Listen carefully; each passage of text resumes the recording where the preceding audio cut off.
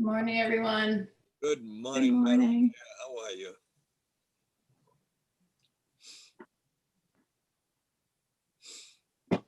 Interns in. Let me just check to make sure I have Chris in. Morning, Doug.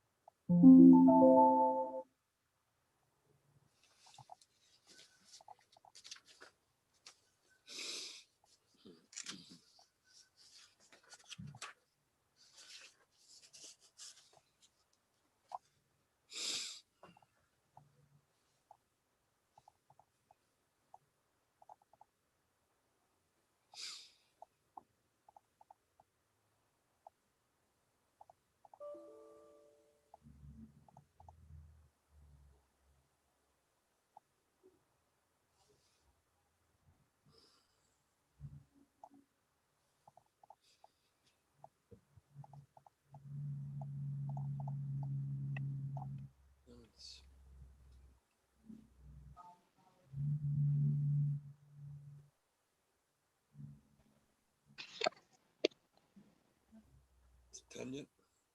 It is 10? Yep. All right, the clock's in Manchester say it's 10 o'clock, so I'm going to convene the meeting of Planning and Development public hearing. We have 53 speakers lined up for the day. As we know, everybody knows it's been very, very difficult to be doing everything online. It's been terrific the way that we've been able to work together as a committee. And in the public hearings, the public has been extremely responsive, staying within the 3-minute limit and so on to allow things to flow. So we've accommodated well to the circumstances that we live with, and we hope we'll continue to do that today. Before I begin the public hearing, I'd ask my co-chair, Madam Chair, we have some opening remarks. Thank you so much, Mr. Chair. It's really wonderful to see you this morning, Senator Cassano and Rep. Zullo and our fellow members of the committee. I look forward to hearing the testimony today. We have a number of diverse issues before us, as we have before. And I know we all enter this conversation in a spirit of openness and curiosity. And I did want to just share one housekeeping announcement, if I may, and we will make sure that our clerk gets this information out to the committee. We had tentatively scheduled a hearing date for the 12th of March. That hearing will be moved. The tentative plan at this point is to move that to the 15th of March. And again, we will make sure that that gets out to you. Thank you very much, Mr. Chair. Thank you, Madam Chair. Mr. Clerk, are we ready to begin? We're just waiting for Senator Slack to come in, but he's logging on right now. Okay.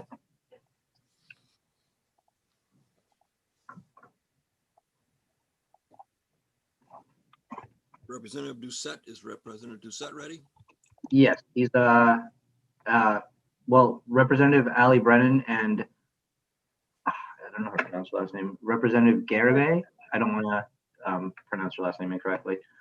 They're here. They're going up with Representative Doucette, but Representative Doucette is not here yet. Wait for Senator Slapp and get things going. Yes, sir. Probable cause, a legal standard which they are not trained to understand, and which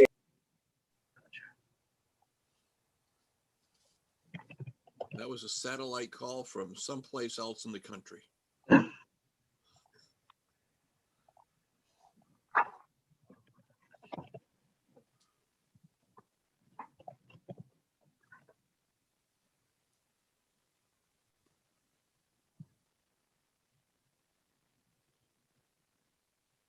See, most of the committee is here. Good morning, everyone. Good morning. Morning, Senator Cassano. Good morning. It's nice to see the sun out there. Good morning, Senator. I'm wearing my Yard Goats shirt for you today. We got notice that we'll be actually able to attend Yard Goats games starting in May, so I wanted to wear my Yard Goats t-shirt in support. Go Goats. I just received a text message from his aide. They're having a computer issue, so they're trying to log on, but I guess we could go forward and go with Representative Garibay and Representative Ali Brennan. But Mr. Clerk, if I may, and Mr. Chair, I just got a text that Senator Slapp is logging on right now. So I know we're all juggling and trying to find our correct links as we get here. So I just wanted to let you know, but I'll turn that back to you, Mr. Chair. Thank you very much. Appreciate that. We can be patient. Senator Cassano, I was like, it's nice to see the sun outside, but when it gets warmer, it will be nice to be sitting outside. Yes. It'd be nice to be able to get together in person. got him. Senator Slapp, can you hear us? Yes, I can. Awesome. Senator Slapp, welcome. You kick off Thank our you. testimony. It's glad to have you aboard. Thank you very much. Are you, I apologize if you were all waiting for me. My computer decided to restart at that very moment. Are you ready for me? We are absolutely ready. Great. Well, thank you again. And thank you, Senator Cassano, Representative McCarthy-Vahey, ranking members, Senator Wong, Representative Zullo. I really appreciate your decision to hear Senate Bill 966, an act concerning the Metropolitan District of Hartford County. I'm testifying obviously in support of the bill, which I introduced along with colleagues in both chambers. Parts of the bill have been enjoying bipartisan support in the past. I'm grateful we've been able to work across the aisle to craft legislation that's so important to residents who live in all the towns served by the MDC. But I do think good governance is an issue that impacts everybody in the state of our municipalities, quasi-publics, and utilities. The bill really has three parts. I'll just touch on them very quickly. Each one, I think, is an integral component of our efforts to improve transparency at the MDC and strengthen public trust. First, the bill calls for the state auditors of public accounts to conduct annual audits of the MDC's accounts and then report those to the legislature. Additional oversight, I believe, is important because there are real financial challenges facing the district. The independent consumer advocate called its recent rate increase unsustainable and part of, quote, a death spiral. Indeed, the business model in which the more people conserve water, the more expensive the water becomes, needs reform. We were told at the time of the rate increase that there were no other options and that the only cost savings achievable included cutting funding for recreational land. Furthermore, the independent consumer advocate identified tens of thousands of dollars in potential savings, including realization of a vacancy rate for employees and associated savings, but the recommendations were dismissed by the MDC. I believe we can do better, and I think the state auditors can help us do that. Second, the bill is going to strengthen public trust by having the MDC adopt a model municipal ethics codes. There are many out there. I think this is a no-brainer. The MDC is legally recognized as a municipality, which is why this committee has cognizance over it. Stands to reason it should operate with the same ethical guardrails. The MDC has the power of a municipality, including taxing, taking land by eminent domain. At a time when there's great skepticism on how the MDC operates, this good government reform is going to help, no question. Finally, the bill creates a task force to examine changes to the MDC's charter. The charter, as many of you know, deals with myriad topics. Some that you might expect, like the appointment of commissioners, budget processes. Many of my constituents feel as though the MDC is not always responsive to their concerns. And part of the problem is that there is a real disconnect between the residents and its governance. Charter reform and the process itself, I would say, would educate people as to how it works, help determine if changes are needed. The charter also desperately needs updating. And I'll give you one example. Section 6-15 is titled Procedure, Property of Infants, Insane Persons, etc. And it begins with the quote, when lands, rights, or other property, or any interest thereof, taken or affected under the provisions hereof, shall be owned by an infant or a married woman or an insane person, or by a person unknown, and it goes on and on. I mean, this is the language that's in the charter. So, I mean, for that reason alone, we need to have, a very transparent process and see how we can reform the charter. And I'll just finish by saying that families in my district, I believe, generally love the MDC's water and its reservoirs. I taught all 3 of my children how to ride their bike at the reservoirs. We love them. They are treasures. And this is not an anti-MDC bill. We believe that these reforms will help the MDC get the benefit of the doubt. It'll help restore and strengthen public trust in the MDC, and it'll be good for consumers. So I really appreciate your consideration of the bill. I know you're going to be hearing from other folks and constituents throughout this public hearing talking about why this is needed, and I'm just grateful for the opportunity to be with you today. So with that, I'll end and hand it back to you all. Thank you again. Thank you, Senator Slapp. Are there any questions from committee members for Senator Slapp? Any questions? Representative Delnicki. There we go. Good morning, Senator. How are you today? Excellent. Yourself? Fantastic. I'd just like to thank you for coming forward to raise the issues pertaining to the district. And I recall working with you on the Consumer Council for the MDC customers. And like you, I thought we would see things adopted, concepts utilized, and quite frankly, the Consumer Council did raise a number of good issues pertaining to how the district could save money and be more efficient. And when you consider the fact that, what is it, about 90 years since the charter was actually created? Was it 1929? Is that correct? I don't know the date, but that sounds right to me. I'll take your word for it, Representative. Well, I think it's a well thought out bill. I appreciate your testimony on it, and I look forward to working with you, hopefully, as a result of this again. Thank you for your leadership on this. You were, instrumental in helping to get reforms passed, Representative, and yeah, look forward to working collaboratively and in a bipartisan way to on this bill. So thank you, Representative. Thank you, Mr. Chair. Are there any other comments or questions? Seeing none, Senator Slapp, thank you very much for your testimony. Thank you very much. Have a great rest of your day, everyone. You too. Enjoy the sun. Mr. Clerk. Representative. Well, we got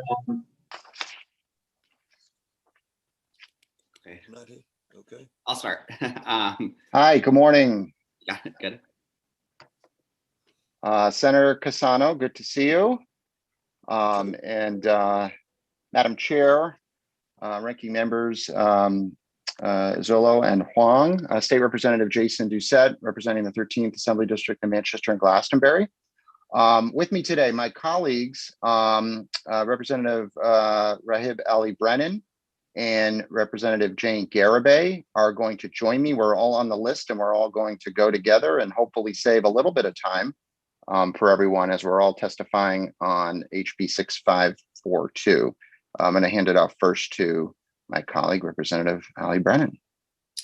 Thank you, Jason. Thank you, Mr. Chair, and thank you, honorable members of the Planning and Development Committee. My two colleagues and I Zoom before you today in support of House Bill 6542, an act concerning municipal restrictions on pet shops. This law would simply clarify that municipalities have the power to regulate the sale of pet shop animals. We know for many years, Connecticut voters want to end the sale of cruelly bred puppy mill dogs, cats, and rabbits, and other animals into Connecticut pet stores. Many already believe that municipalities have this power to enact local ordinances to ban the sale of pet shop animals. However, uncertainty was created by the Connecticut Department of Agriculture regarding this issue of local control. In 2019, the city of Stamford was poised to pass an ordinance to ban the sale of dogs and cats. The Connecticut Department of Agriculture intervened, suggesting rather that their authority over the regulation of pet shops may preempt local control. And so rather than risking legal action, Stamford decided to issue a resolution instead. And so since that time, towns across the state have passed local resolutions calling upon the General Assembly to either enact a statewide ban or clarify that municipalities have local control over the sale of pet shop animals in their local towns. And a handful of Connecticut pet shops source from these puppy mills. It's important to understand that the overwhelming majority over 100 pet shops do not sell dogs, cats, rabbits, or other animals. The largest and most successful chains and thriving mom and pop shops do not sell dogs. And I'll just toss it over to Representative Garibay to talk more about what's going on in these pet shops. Thank you very much. You can tell where the puppies are coming from the certificate of origins, and that verifies that Connecticut stores have sourced puppies from breeders and brokers with abysmal animal welfare records. Every year, the Humane Society of the United States publishes a Horrible 100 report detailing a sampling of problem puppies. Now, again, that's a sampling in the United States. According to the recent information, Connecticut pet stores source puppies from at least 13 commercial breeders and brokers with violations horrific enough to land them in the Horrible 100 report. And that is not a complete list of all the breeders and brokers that Connecticut pet stores source puppy from, but a mere sampling that were identified. This can't continue. I'll hand it over to Representative Duchette. Thank you, Representative Garibay. So we're clear, the intent of this legislation is to address the pipeline of puppy mills and commercially bred animals that typically are most thought of as coming from puppy mills into the state of Connecticut. I wanted to give a little bit of the context and the history to this issue in Connecticut, and more specifically in the Connecticut General Assembly. In 2014, there was a task force that was convened that many of our colleagues, I think Senator Duff is probably the only one in the legislature that remains, but I know Representative Kupchak was involved and several other advocates of animal welfare, together with representatives from the industry, and got together and ultimately passed legislation that changed the regulatory framework of how pet shops were regulated in order to cut down on this practice of the importation of puppy mill animals into Connecticut. What's happened since then is that that process has proven itself to be ineffective, mainly because the USDA changed its operations. Particularly starting in 2016, 2017, the USDA changed its whole regulatory and inspection framework. It stopped enforcing violations dramatically. The number of cited violations went down, and it even got to a point where it started redacting all of its reports. So those reports, which were supposed to be the basis of the Connecticut law to regulate pet shops, were no longer accessible. They were heavily redacted. And again, the enforcement was down, so there were much fewer of them. That has since changed. Those reports are no longer being redacted, but there still exists the problem that this practice of inspecting puppy mills and commercial animal facilities in other states is not as robust as we would like it to be. Therefore, we here in Connecticut are not getting what we need in the spirit of the 2014 legislation to make sure that we're not getting animals from puppy mills. So in 2019, Rep. Ali Brennan and I, along with Rep. Garibay and a lot of other legislators who came on board, introduced a bill to ban statewide the practice of selling commercially bred animals in pet shops.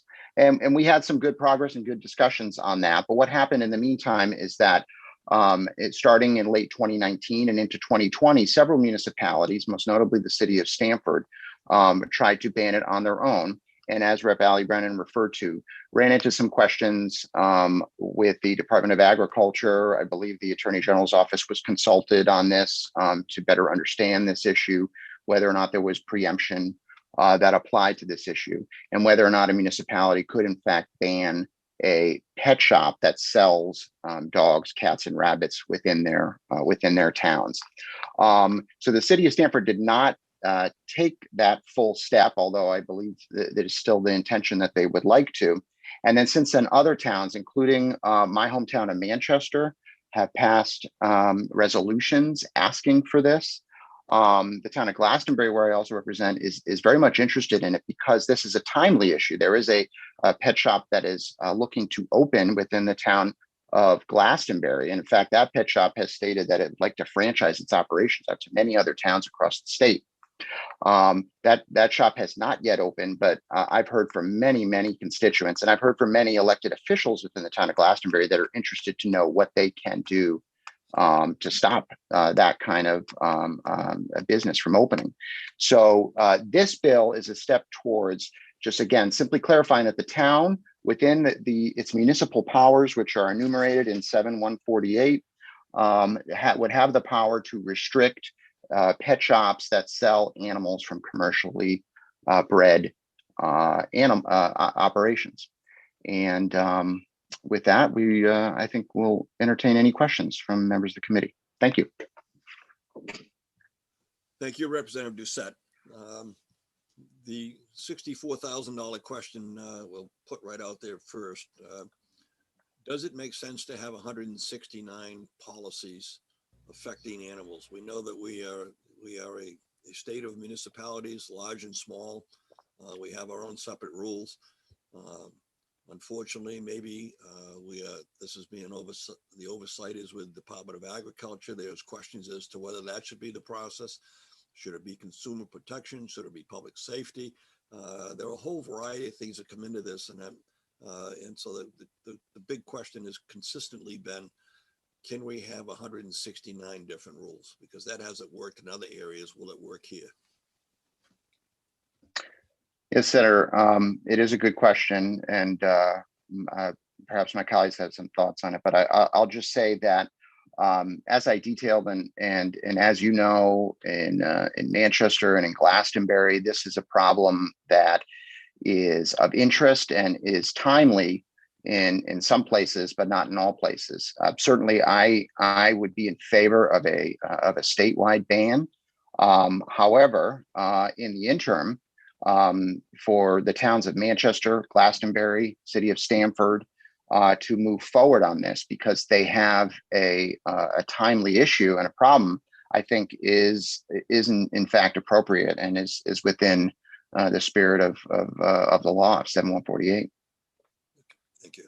And I would just, Mr. Chair, I would just add that short staffing at the Department of Agriculture means that many investigations are largely complaint driven, if they occur at all. And the federal level has also failed to protect these animals and consumers, because Connecticut requires pet shops to only source from USDA licensed breeders without certain violations from the Federal Animal Welfare Act. And this law is largely meaningless and ineffective, as a USDA licensed breeder can still be a puppy mill. So USDA licensed breeders are only required to adhere to basic survival standards. So the state isn't doing its job to enforce this, and neither is the federal level. So that's why we want the towns to be able to make that choice. One additional thing I'll add on this is that the state of New Jersey is one place that has this model. So we certainly think of ourselves here in Connecticut as the land of steady habits and of home rule, but the state of New Jersey does this, and there are many, I think hundreds of municipalities or townships, I think as they more frequently called in New Jersey, that do this. Representative Michelle. Thank you, Mr. Chair, and thank you to the good proponents of the bill for testifying today. I am one of the state reps from Stamford, so I was directly involved and saw what happened in Stamford with an obvious majority of support for such ban. So I really appreciate what you guys are bringing to the table today. Also, I was going to ask you just to establish some ground. Can you elaborate on what a puppy mill is? Because I know that in the previous public hearings, there was this rhetoric that was kept mentioning USDA registered. Maybe if Rep. Ali Brennan or Doucette or Garibay could comment on that. Sure. I mean, a puppy mill is basically a commercial breeding facility that prioritizes profit over animal welfare.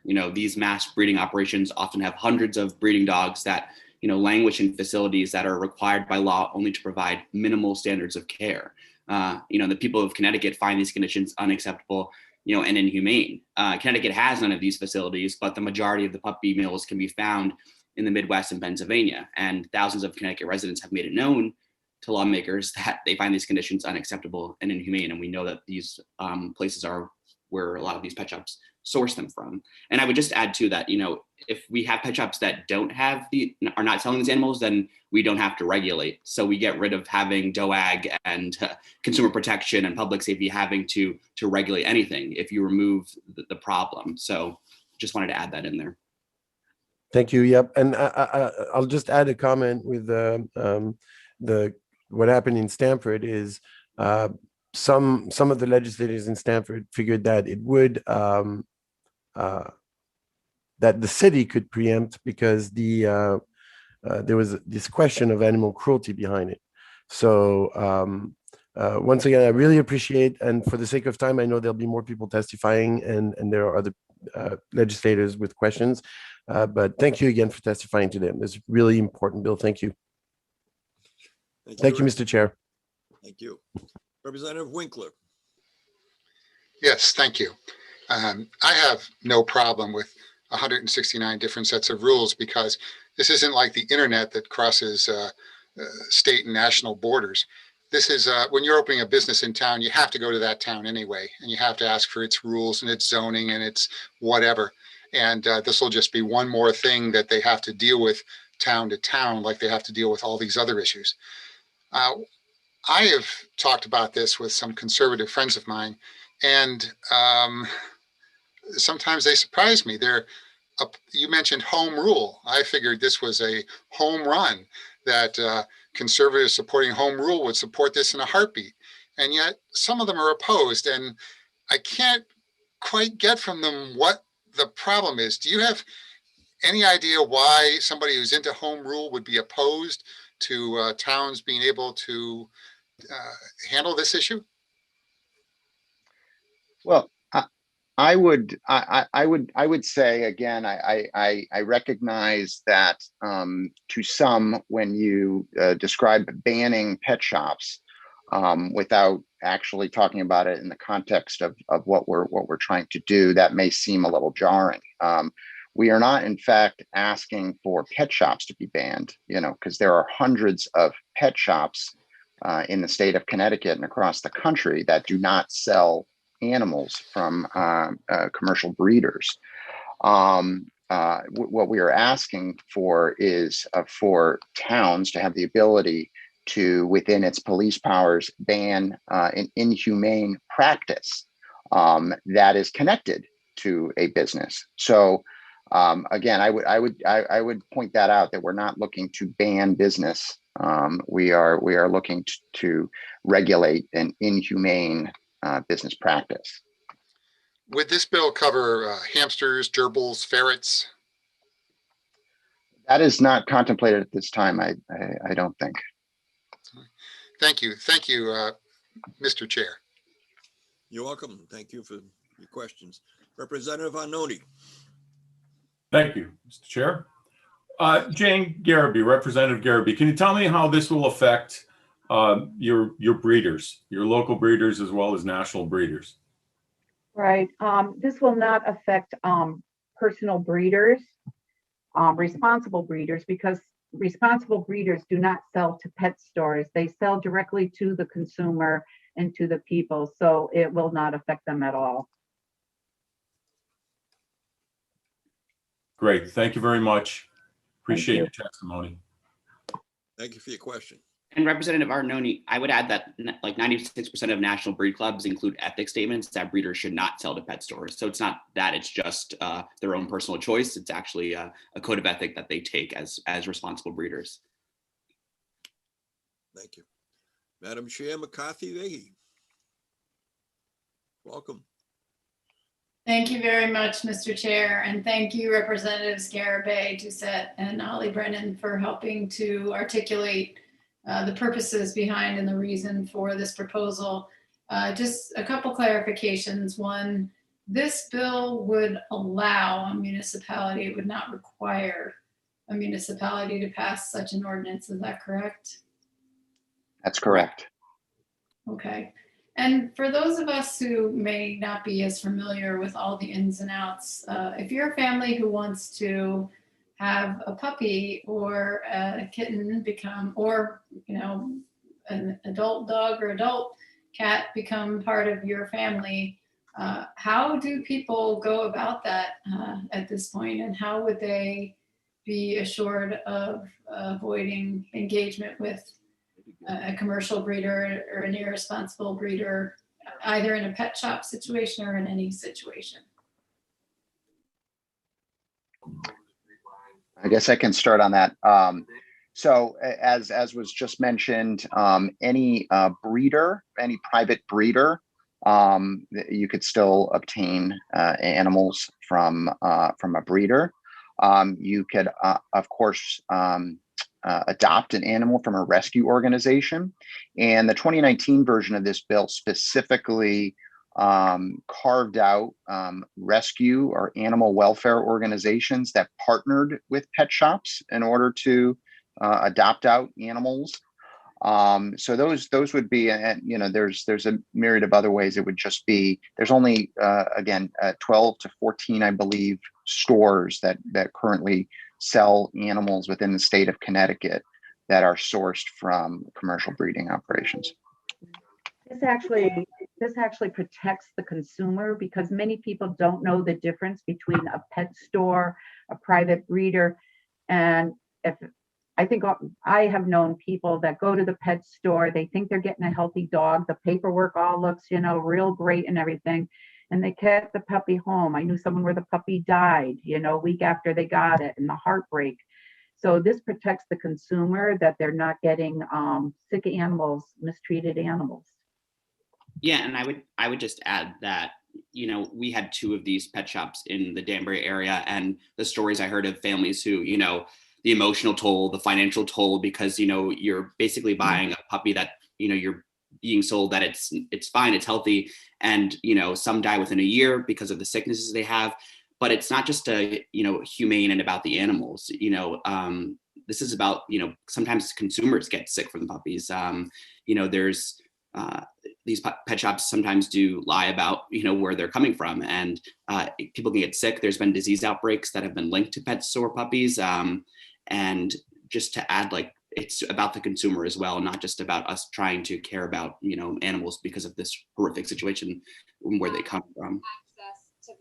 Thank you all for your answers. I think in particular, Rep. Doucette, part of what I was getting at with this question is that there are a number of pet stores who do partner with rescue organizations as well.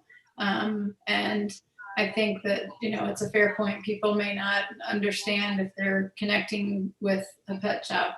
I also appreciate you referencing that it is a discrete number of pet shops that have faced this issue. I think, as you referenced in the beginning with your remarks, the idea of addressing this on a statewide level is certainly something that is appealing, because I think that's the goal, is really to address those puppy mills that you're talking about. But I recognize that there are a number of communities. There are things that we allow towns to do and things we decide as a state, and we make those distinctions every day as state lawmakers. So I appreciate the conversation and having you here today. Thank you, Mr. Chair. And I reserve the right Thank you. to if this comes to the floor. Thank you. Thank you, Senator Summers, and thank you for your willingness. Thank you, Madam Chair. I think we always all There reserve our right. seem no other questions. Processes. Representative Foster. The 3 of you, I want to thank you for your testimony. Obviously, this is an important bill. It affects all of us in Connecticut, and probably we will be getting together and talking with you about next steps. Thank you. Thank you, Senator. Thank you, everyone. Thank you. Mr. Clerk, next speaker. Senator Cohen. Senator Cohen, welcome.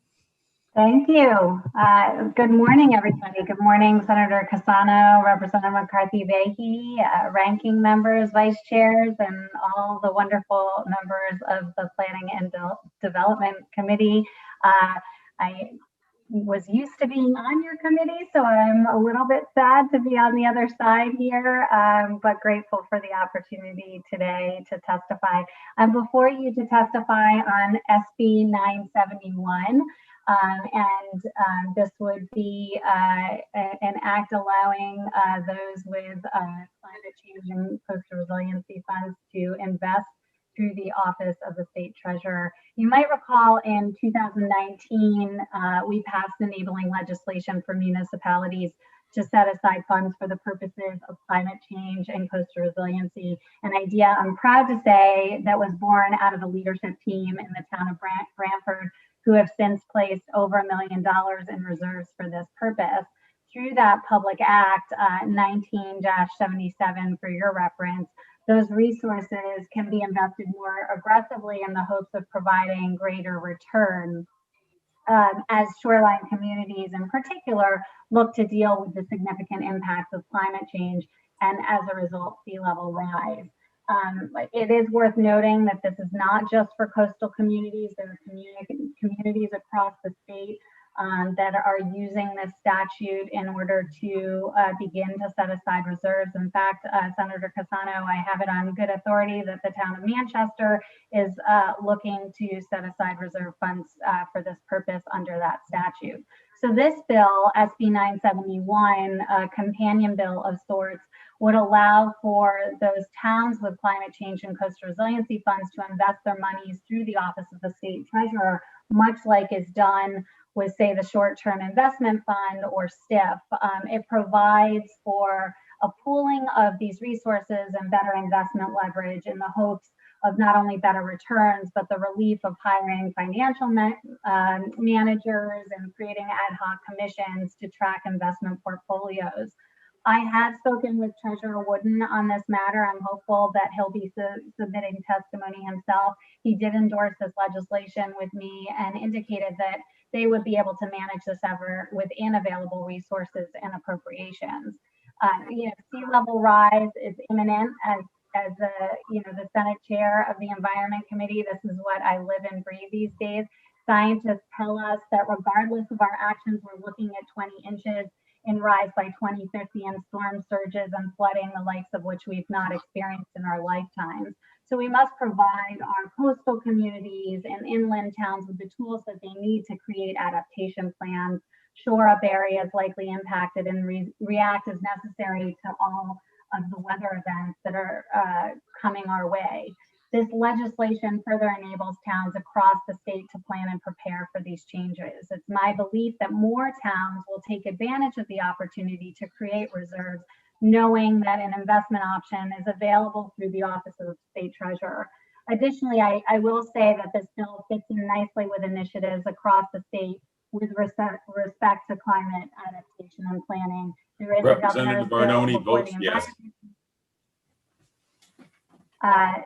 Before the Environment Committee next week that encourages this activity further. So just want to thank you for your time. I have submitted written testimony, though I'm not sure it's live yet, and you can review that further at your leisure. Happy to take any questions.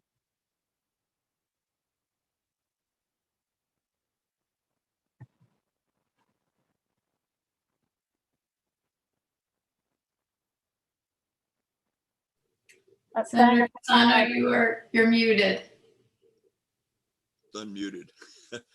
Thank you for your testimony. Clearly, we have a lot of issues before the committee, but there are probably none that of this magnitude that have such a long-term impact. So we look forward to working with you as we move through the session. Thank you, Senator. I have a question from Representative McCarthy-Vahey, our illustrious chair. Thank you, Senator Cassano, and thank you, Senator Cohen, for being here and for your work on the Environment Committee. And I know that we've have conversations ahead of us with the Coastal Caucus as well, which I know we will be returning to. I am appreciative of this opportunity for communities to have another option and another means to be able to invest and address any of the funds that they have received. Do you have any sense of how many communities are have taken advantage of the legislation and might be interested in working with the treasurer's office? I can tell you, I don't have a number of towns, and that's certainly some information that we can gather and is worth gathering. But I do know that there are several towns that are interested, have the means to invest reserve funds, rather have the means to set aside reserve funds, but don't necessarily have the means to invest. It is an encumbrance to these towns to have to set up, a separate review board for the purposes of, watching these investment portfolios closely. Oftentimes they have to have a financial manager on staff and pay somebody separately to invest, which, again, comes with a price. And so while Brantford, for example, has over $1 million in reserves, they have not done anything with those dollars at this point. I know other towns that I represent are interested, and as I mentioned, some of the inland towns, I know the town of Manchester is looking to set aside about $250,000 in reserves to begin with. And so I do suspect if we can pass this legislation, that you will see more and more towns wanting to pool those resources that they have, set aside those reserves and pool those resources within the Office of the State Treasurer. Thank you, Senator. And again, this would be a municipal option, just another tool for municipalities. That's correct.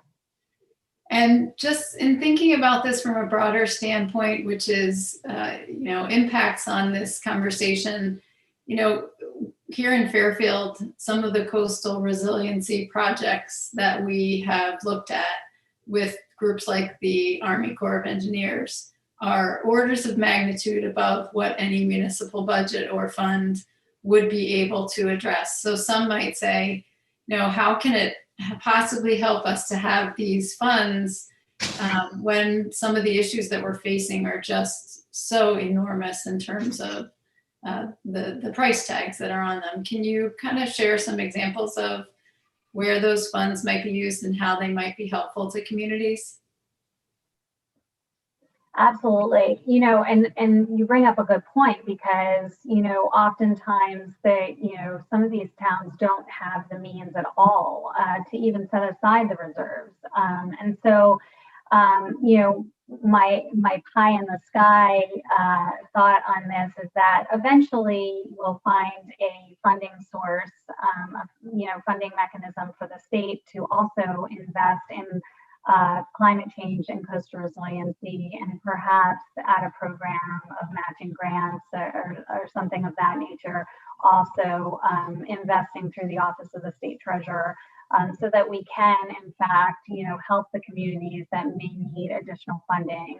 States like Massachusetts do this already through a grant process, and we absolutely need to be looking at this.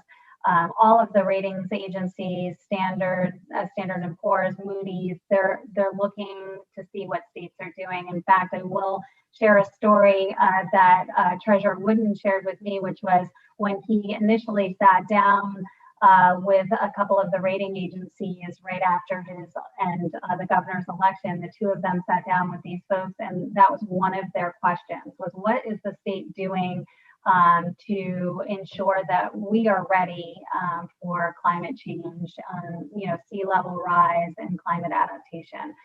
So we need to be looking at that. Towns are being rated on this as well. So, this is really important as they go through that rating process to say that they are in fact setting aside these reserves. They can be used to answer your question for various infrastructure projects. If there is a disaster such as Superstorm Sandy, it can be used in conjunction with some of the FEMA funds to help, rebuild and create, structure. Obviously, we want to use them in more of a preventative manner rather than a reactive manner, but there's just so many uses. Berms and creating living shorelines and coming up with coastal resiliency plans for climate adaptation plans if you're an inland community. So these are all, and this is how it marries up nicely with the governor's bill, which is obviously yet to pass.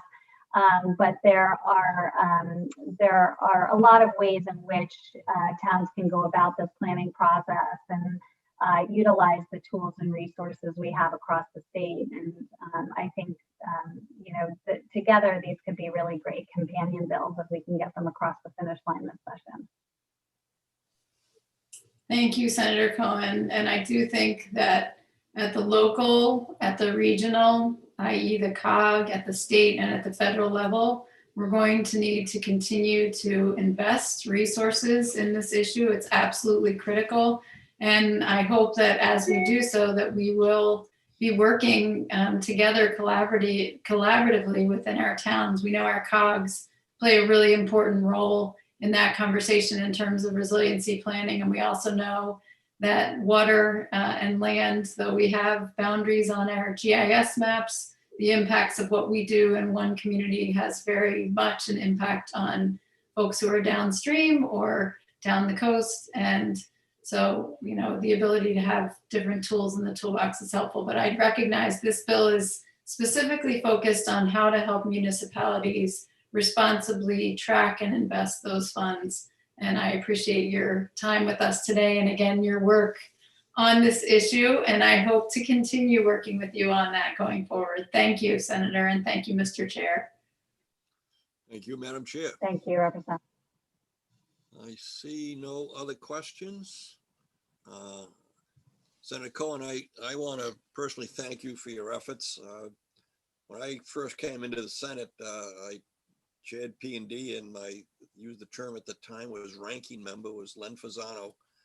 And in that first year, we had Storm Sandy, Hurricane Sandy, which was devastating. We were not prepared for it.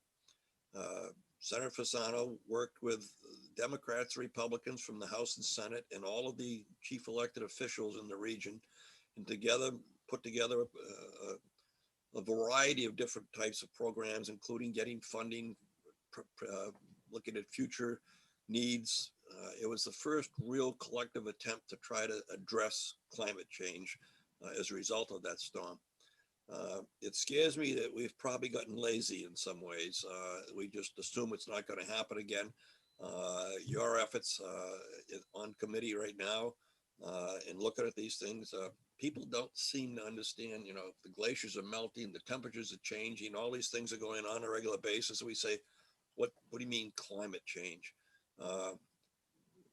If you continue as you're going, we'll be prepared for the next kind of disaster. They will happen. We know that. And so from all of us, I want to thank you for your efforts to have us at least prepared. Thank you, Senator. Yeah, I think Connecticut has a real opportunity to be a leader here, and it's proven to be a leader in the past. So I appreciate it, and I appreciate the committee listening today. Thank you. Okay, moving on.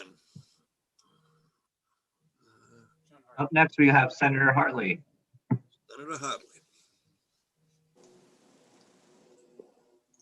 Good morning, all.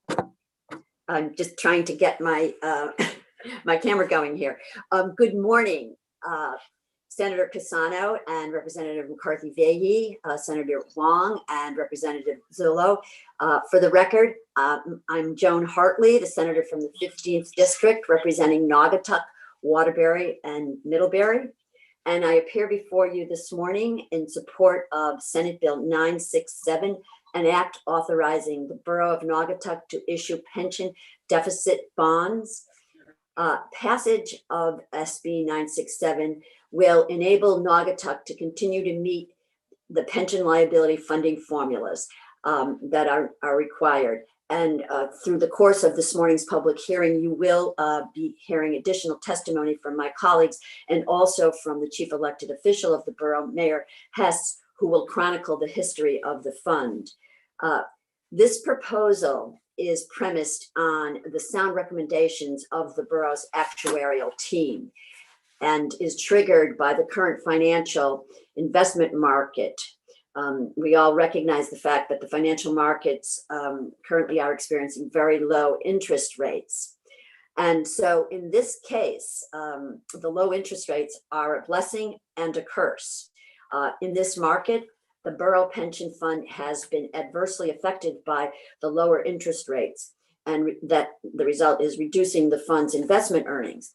And this, coupled with the 2021 mortality rates, which are increasing, and that's good news for all of us, but in this instance, it results in an adverse impact on the fund, which could and will ultimately result in an untenable situation for the borough, and for sure increased property taxes for taxpayers. And in particularly at this time when we're turning the corner and standing back up, our communities, our businesses, our families, this is clearly not the time for increased property taxes.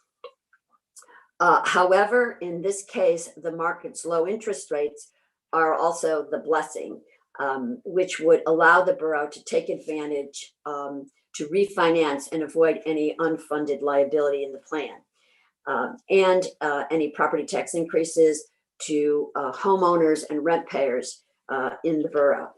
I would like to thank the leadership of this committee for recognizing the importance and the immediacy of this issue, and also for the opportunity to appear before you today. And I also want to tip my hat to the work that this committee does, because it has exponential effects upon all of our communities and the state as a whole. So my thanks for all of that. And of course, I urge adoption. Thank you very much.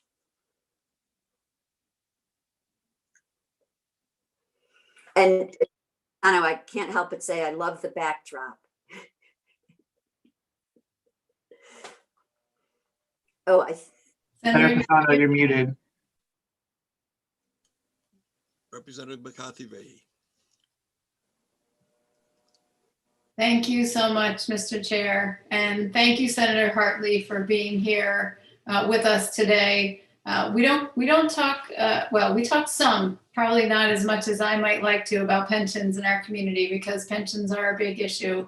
In this case, you mentioned that, well, first, we don't have any written testimony on file at this point yet. So, and that may be because it's just not quite in the system yet, but I appreciate you sharing that the folks from Naugatuck are supportive of this and that the request came from the actuarial folks. I'm wondering if that's an internal consultant, or a lot of times towns and cities have external actuaries who are doing that work. I assume that's the case here. Is that correct? Yes, Representative McCarthy-Vahey, that is the case. The borough is a smaller community, and to have that kind of staff full-time on board does not translate into the overall budget. Right, exactly. And that's true for most communities. And just to walk through this, if you don't mind a little bit, what you mentioned were a couple things that for those in the public and those who don't do pensions on a regular basis, as the returns, interest rates are low. So the returns on the investments are lower. And I'm presuming, like most municipalities, they have in Naugatuck lowered their discount rate to reflect a more accurate rate of returns. And when you talked about the mortality tables changing, meaning that we are living longer, which again is a good thing. And of course, some of us living longer than others, but that's another committee's work. What that means is that the liability has grown on the pension, and what they owe has increased. Is that correct? Yes, that's exactly probably the best layman's explanation of it that I've heard in a while. And so working with, doing your valuations annually, it's very important to track this and quite frankly, to stay in front of these market changes and these curves. So these two situations combined will put this fund in an untenable position, which is going to there's no other recourse but then to go to the property tax. And, this community nor any other right now, I don't think is ready and able, or is it appropriate, to have these kinds of increased levies. And thank you for that clarification. I was going there next. As that liability grows, each year the actuary will recommend the ADEC, the actuarially determined employer contribution, that a town would need to fund that liability in order to avoid further compounding and actually paying more money over time. I just wonder, do you happen to know, and I know this is something probably better addressed to the municipality, what the discount rate in Naugatuck currently is that's being used for the pension? I'd be guessing, I know it's being reduced and probably by 2 to 2.5 percentage points, but I don't have those exact numbers in front of me. But, the assumptions are not happening, and therefore, the fund is not earning the investment dollars that had been calculated to keep it fully funded. And I know, a lot of communities are trying to lower it, but when you lower it, certainly adds a huge liability. Again, one of the reasons that we're seeing communities look for this option is because current interest rates are so low. What a community is paying on that bond is significantly lower than what the current, even the lower discount rates are. And this is another mechanism that, again, it continues to obligate the community to meet the needs of paying out those pensions, but it allows for a significant savings. So I appreciate you taking the time to be here and testify. There may be others I know, so I didn't mean to put you on the spot again with questions that are probably better suited to the municipality, but I figured right here at the top of the meeting, it would be good to get some of that out on the table. And I thank you for your support of this. Thank you very much. And I so appreciate the recognition of the leadership of this committee on the importance of this subject and also the timeliness. Thank you. Thank you very much. Thank you. Thank you, Mr. Chair. Thank you, Madam Chair, for your testimony, your questions. Let's see, Representative Zullo. Thank you, Mr. Chair. And Madam Chair asked a number of questions that were on my mind. I just have a very couple of follow-ups.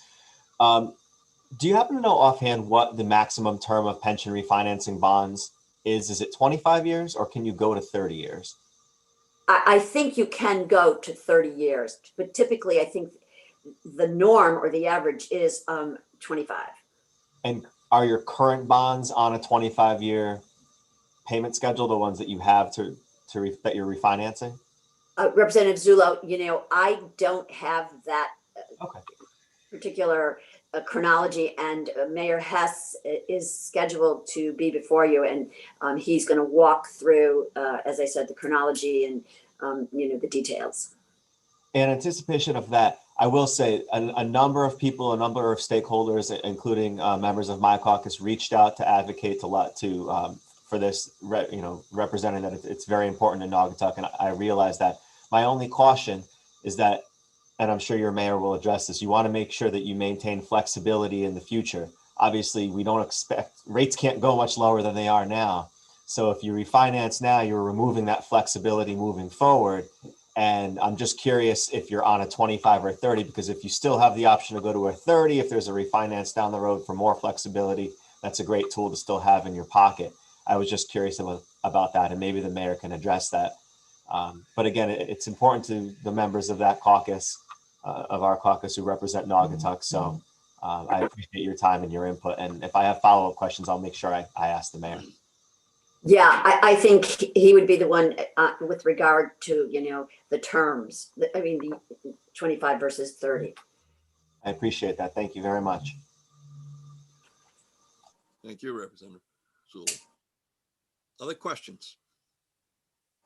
Seeing none, Senator Hartley, thank you very much for your testimony. And thank you, Chairman Cassano and Representative McCarthy-Vahey and and planning and development team. Thank you. Mr. Clerk? So Senator Formica is not going to be able to make it. So up next we have Chris Stone, who should be coming up with William DeBella from the Metropolitan District Commission. Okay. Chris, can you hear us?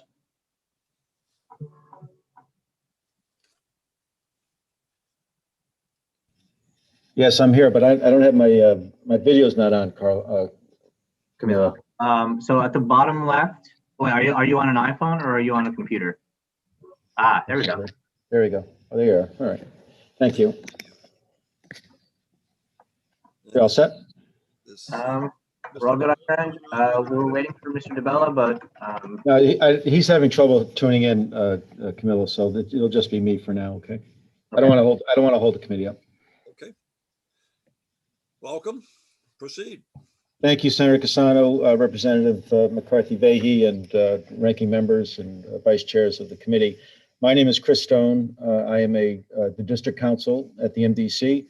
MDC, as you know, is the Greater Hartford's water and sewer authority. We serve 400,000 customers in the Greater Hartford area.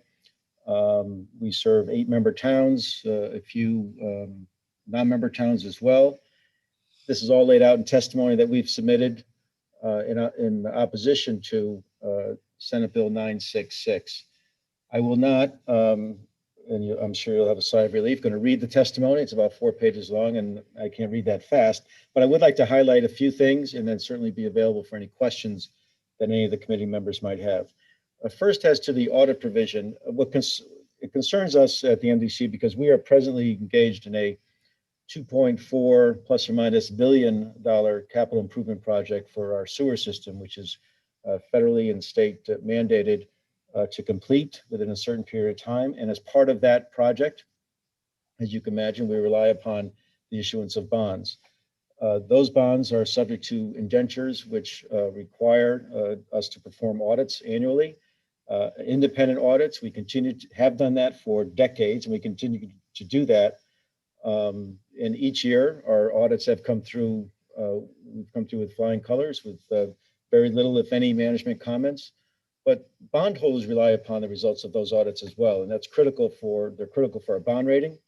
They're critical for the cost of the interest rates on the bonds and the cost to our customers.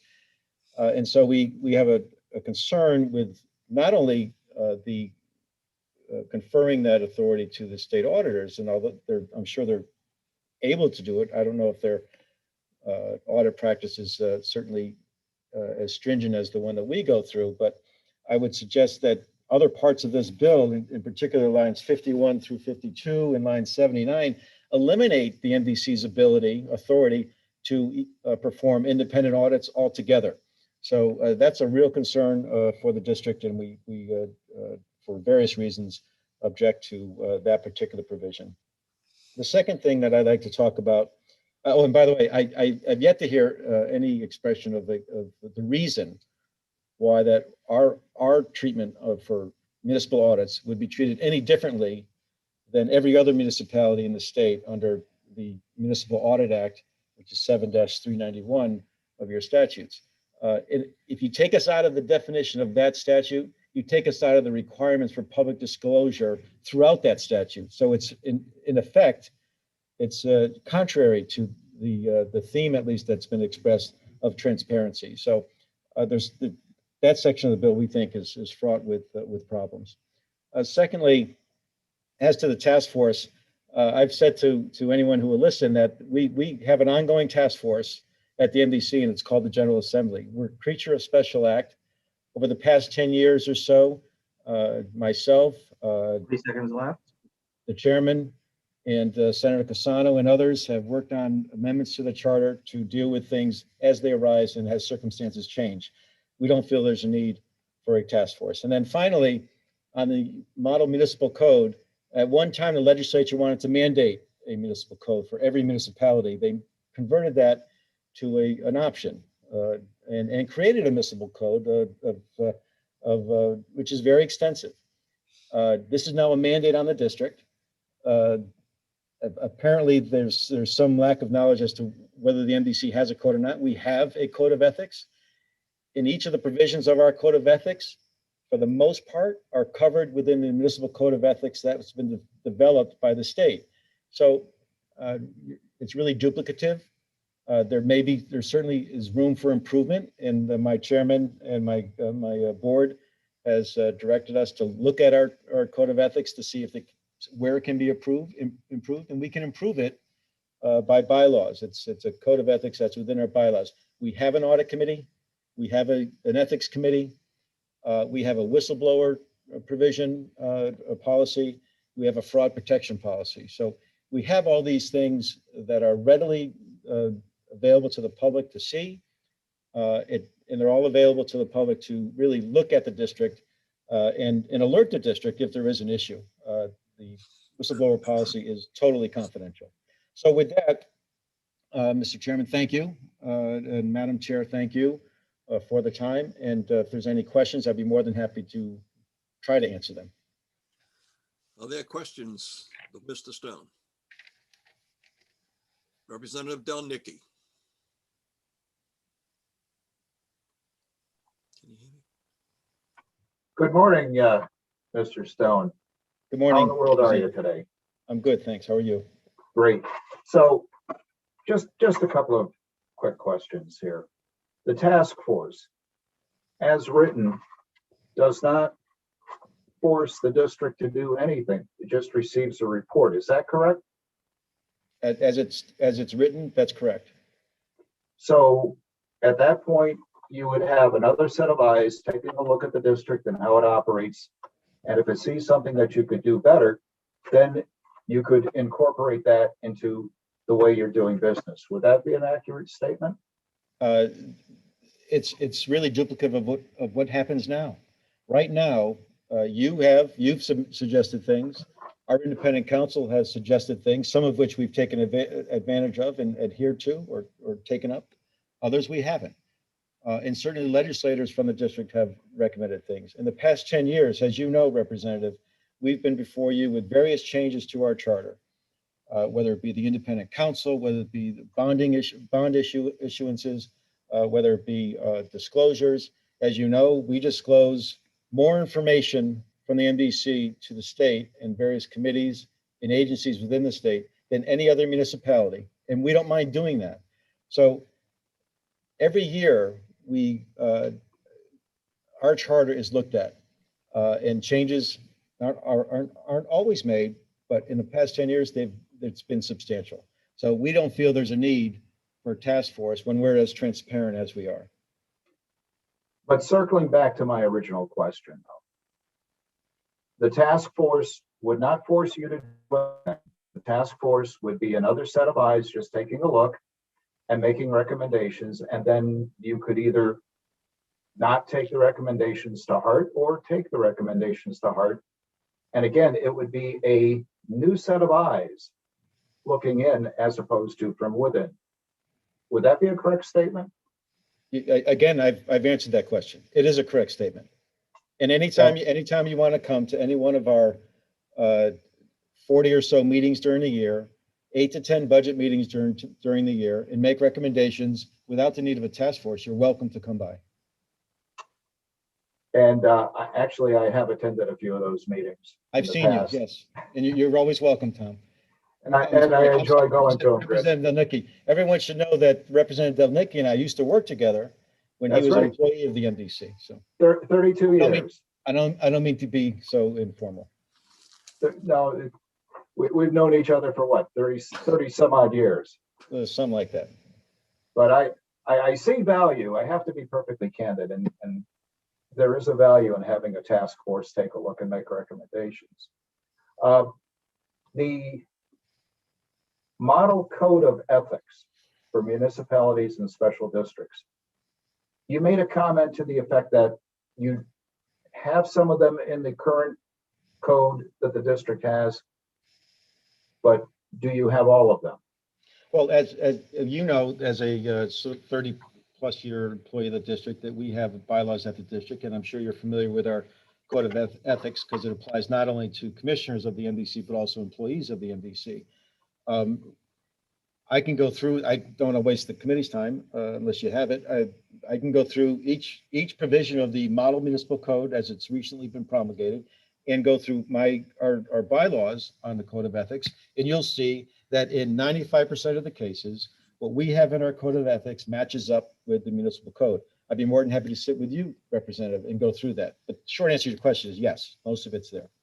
Most of it's there, but it wouldn't be a difficult task to add that extra 5% then, would it? No, and that's why my chairman and my board have asked me, and when we saw this and we compared the two, we see some minor deficiencies, and they've asked me to address those. So and we can do that. We can do that without legislative intervention because they're bylaws of the board. So that's a fairly easy task to take on, the recommendations and the code of ethics. It is, sir. What in the act prevents the district from also having its own independent audit, as you indicated, pertaining to the bonding issue? So you would have the public auditors and you would have your own independent audit, because there are a number of organizations that actually do that. I don't know of any, but I'll take your word for it. I would suggest that the audit that we perform is at least as thorough as that which is performed by the state auditors. I know that they're very busy. I know that there would be a cost to them. I'm at a loss as to why you would want to duplicate that effort. That being said, lines 51 and 52 of the bill take out language that presently exists, starting with shall make provisions for proper auditing of the district accounts. It takes that language out. On line 79, under the authority of the NDC, it takes out our authority to pay for, quote, cost of audits. So between those two sections, my ability to go to an independent audit, or I'm sorry, the NDC's ability to go to an independent audit is removed. So by reinstating the lines that allows you to pay for an independent audit, you could also have your independent audit along with the auditors of public accounts.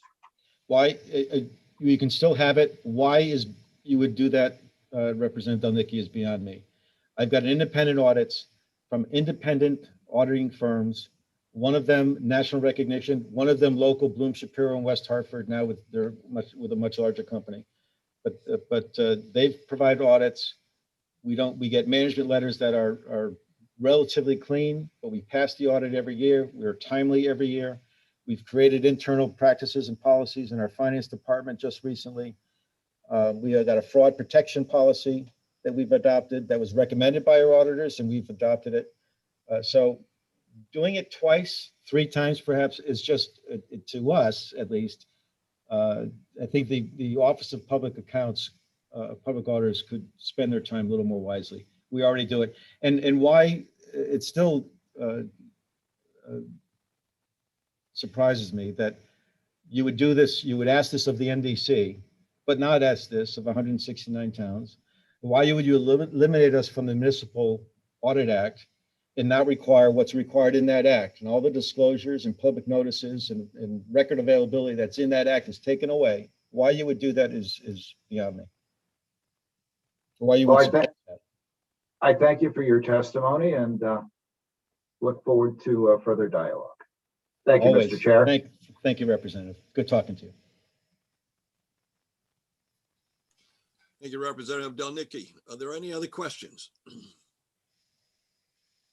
Any other questions? Representative Goupil. Hi, thank you so much, Chairman.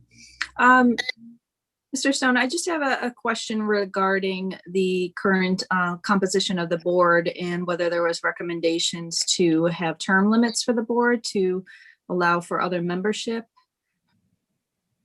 I'm not aware of any that may have there may have been discussion within the committee, but I'm not aware of any term limits for the board members. As you know, the board is made up of 29 voting commissioners, 4 non-voting commissioners, all representative of our 8-member towns.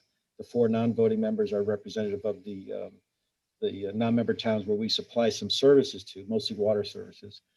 And they're appointed by various appointing bodies, not unlike South Central Water Company, another public a company that's created by special act like us, or Southeast Connecticut Water Company, which is another public water company created by special act. Appointments are from either town councils, the General Assembly, or the governor's office. Yes, thank you. We have Connecticut A Water. long answer to your yes or no question, sorry. No, that's I appreciate it. Thank you. We have Connecticut Water down here, and we have a very similar structure. I'm just trying to get a little better understanding of the that internal oversight that you have through the board membership, and whether or not there was some questions there as well. Well, in fact, we're overseen not only by our board, but our board members, based upon their appointing authority, have people to answer to as well. So if you're a commissioner from Newington, you know, we have commissioners from Newington that are very, and they all are, but I'm picking them, calling them out as very active with their town council and in their community. Commissioners appointed by the governor's office that speak regularly with the governor's office, and commissioners who are appointed by the General Assembly, one each by each caucus, the Democratic caucuses in the Senate and the House, and one by the Republican caucuses in the Senate and the House. And they interact with their appointing authority as well. Thank you. And just one more question. Are you aware of any other water authority or structure by which that they are required to have this additional level of auditing? No. Thank you for your time. Thank you.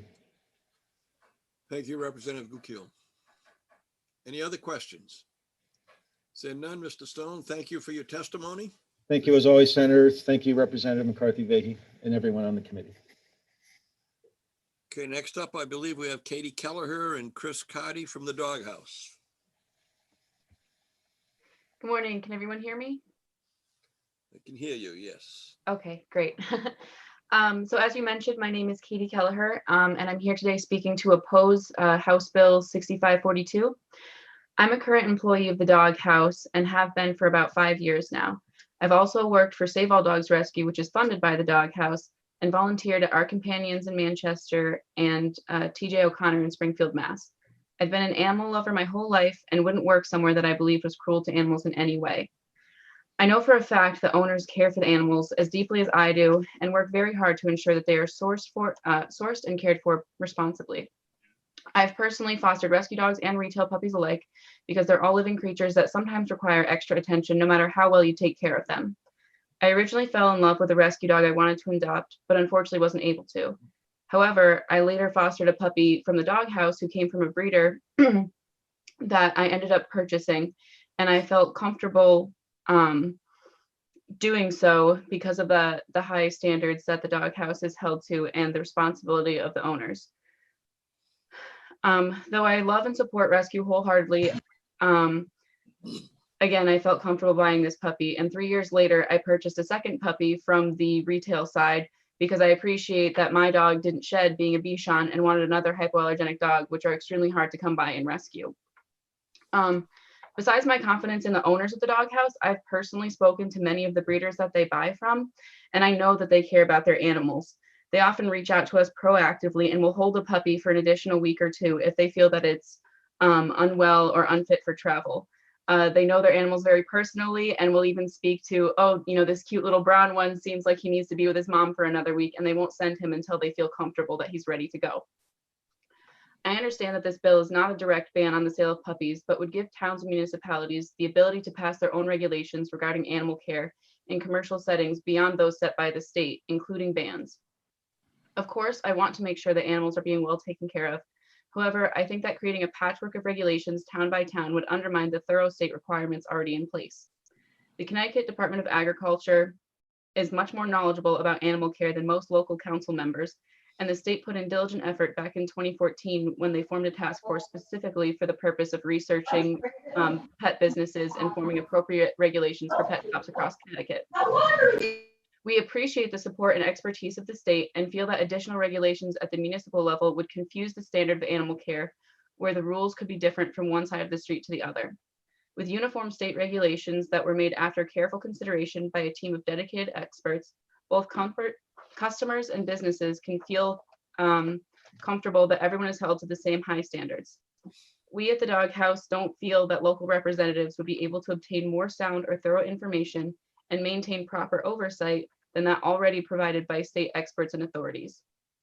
Additionally, without further discussion and edits, the bill as it stands could result in ordinances that conflict with state or federal laws and could also result in unintended consequences. In summation, it's my feeling that allowing new town level regulations for pet shops would add an element of confusion that is not necessary given the excellent work that the State Department of Agriculture already provides. Thank you very much for your time and attention. Thank you for your testimony. Are there any questions from committee members?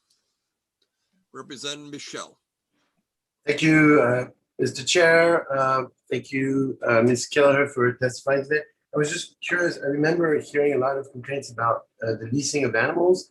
Was the dog house involved in leasing animals? Missing? Leasing. Oh, leasing. Okay. So that was a misunderstanding a few years ago. We offer financing option to our customers since a lot of them can't afford to, outright pay the full purchase price of a puppy. So we were working with a company and, technically on their documents, it did say leasing. However, it didn't work like a lease whatsoever. There was never any repo of puppies.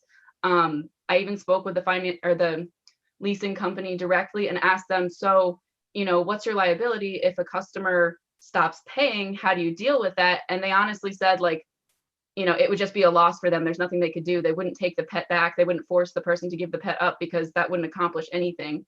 So we did stop doing that because it was raising so many concerns, but it was really just meant to be a financing option for customers so they could take their puppy home right away and then pay for it over time instead of putting down a large chunk of cash immediately.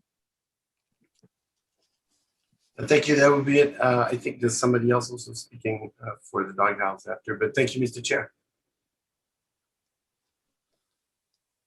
There are other questions? Seeing none. Katie, thank you for your testimony. Thank you. Chris Carty.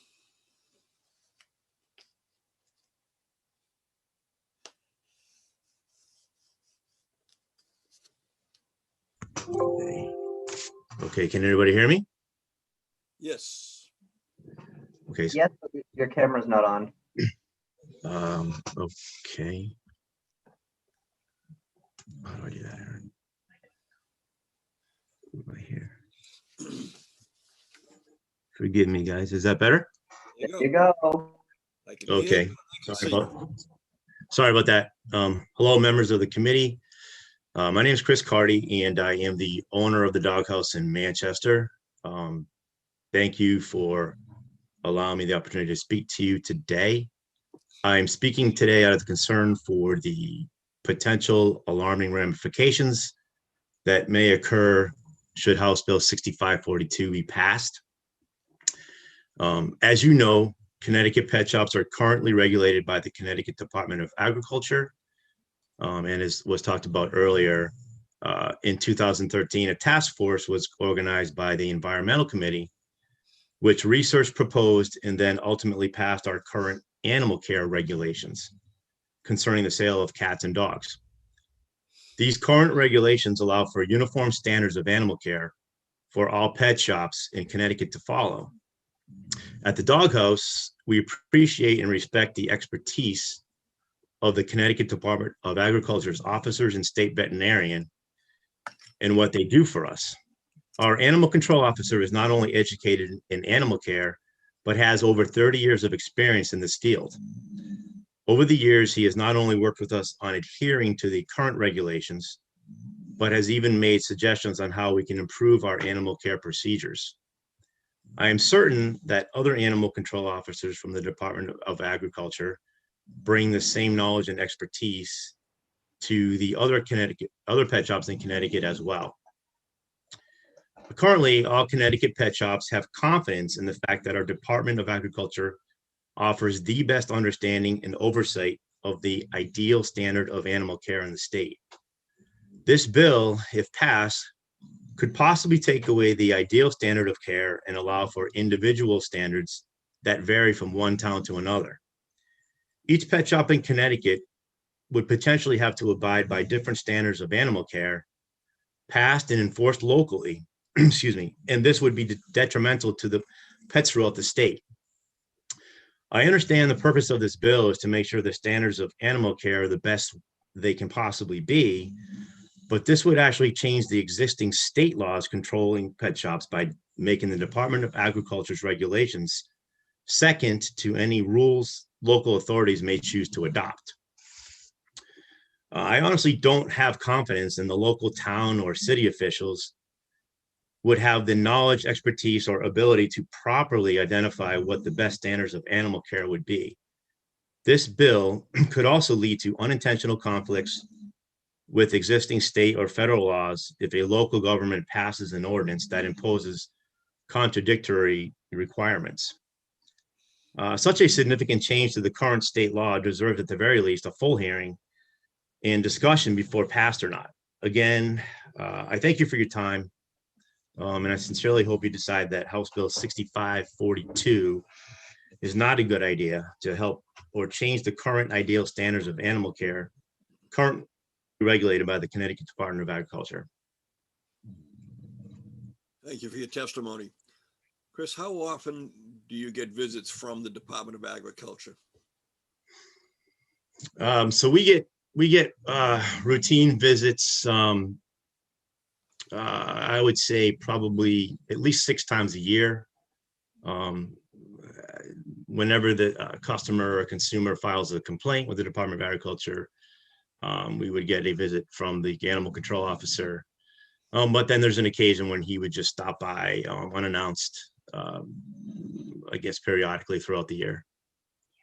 And do they have a checklist of things that they look at? Where I'm coming from is I'm just wondering, is it the Department of Agriculture that should be overlooking you? And what is done in other states? Is it ag or is it some other organization? Yeah, so I own a pet shop in Massachusetts as well. In both states, the Department of Agriculture they do actually have a checkoff list that they bring into our facilities and use that for their inspection reports. And those reports become public. All right, questions of committee members? Representative Michelle. Thank you, Mr. Chair. Thank you, Mr. Carty, for testifying today on the record. I've been working on this for a few years, and there's been some investigations made throughout the state of Connecticut. And there have been some reports that mention the doghouse as far as enclosures with wire floorings, with solid walls. So I appreciate when you're talking about standards, but there's been evidence of wire floorings for the puppies in the cages, and then USDA number and a number that actually was not a USDA number next to the letters USDA. But were more of a reference for your own personal numbers, I think part of the book or some binder or something. And also, there has been some investigations also showing that some misinformation about the origin of the puppies in terms of how those puppy mills actually take care of their dogs. And so I just wanted to see if you had any comments on that kind of stuff, and I'm more than happy to share some of that information by email with members of the committee as well as with yourself, sir. Thank you, Mr. Chair. I'm not quite sure I remember the issue with the wire floorings. However, I know that, when our animal control officer comes and inspects us, he approves of the flooring that we currently use. We do have for smaller breed dogs, we have rubber matting that the puppies can lay on, so that if the wire flooring is uncomfortable on their feet, we use that as sort of a bedding, so to speak, and something they can walk on.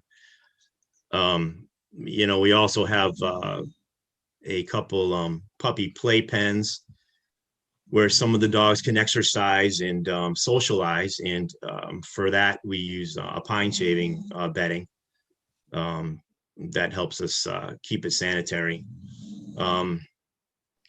as far as, I'm sorry, you had a question about some of the breeders that we use? Well, first, it seems to me that according to some reports, that some of the information that's supposed to be made public is sometimes not really in sight or in good sight of the members of the public. And I believe that some of the, there's videos showing that some of the employees assume certain facts about the places of origin of the puppies, which actually doesn't match other investigative reports. And also, I'll add another question to this. Also, are there any complaints against the doghouse in the state of Connecticut? And if so, what are they about? Well, I'm trying to think if we've had any. Well, we haven't had any recent complaints. I do have I have a unique kind of situation where within my doghouse facility, I also have a dog rescue. I founded it. It's called Save All Dogs Rescue, and believe it or not, we've had some complaints about that. But we literally have rescued at this point over 3,000 dogs and cats, and these dogs and cats we get mostly from down south from kill shelters.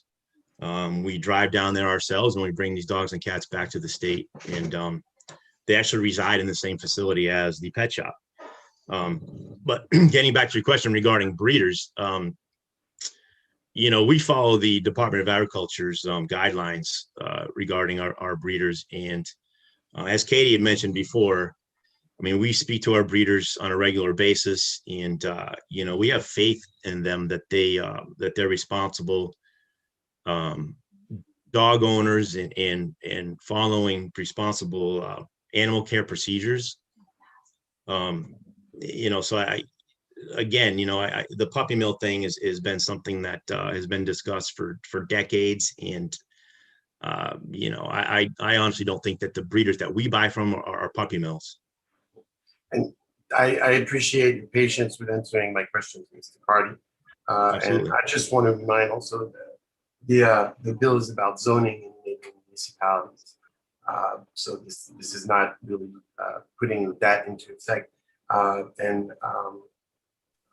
appreciate your answers, and we'll continue the discussion. Thank you, Mr. Chair. Thank you, Representative Michelle. Representative Winkler. Yes, I was listening carefully, and I just want to make sure I heard correctly. You said that the Department of Agriculture sends someone to inspect your shop 6 times a year. Is that accurate? I would say that's about an average. It depends.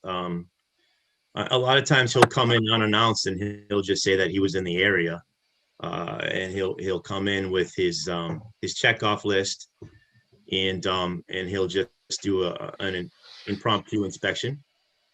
Where we're open for potential violations, but thankfully we've been doing this a long time, so we've got a pretty good record. And you said when there is a complaint, the animal control officer comes in? Yes. But the Department of Agriculture does not, handle complaints? Oh, I'm sorry. The animal control officer works for the Department of Agriculture. So it's a state official that comes in. He's the same inspector that inspects us annually to issue our pet shop license. And he's also the same person that would investigate a consumer complaint. And that explains part of my confusion, because in Vernon, the animal control officer is a municipal employee. And you're saying that the animal control officer you're referring to is a state employee. Yes. Okay. Thank you. Thank you, Mr. Chair. Thank you. And I appreciate your question. I'd like to follow up. So the animal control officer for the town of Manchester has no role as far as the doghouse. Is that correct? Correct. I was confused with that as well. Thank you for the explanation. Sure. Other questions? Seeing none, Mr. Cotty, thanks very much for testifying. Thank you very much. We'll move on. Bill DeBella is not available. Jim Paris. He's coming on right now.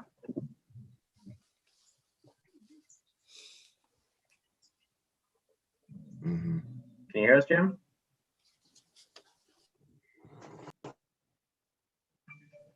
Okay, I think you can hear me now. Is that correct? Yep, but can you get your video on?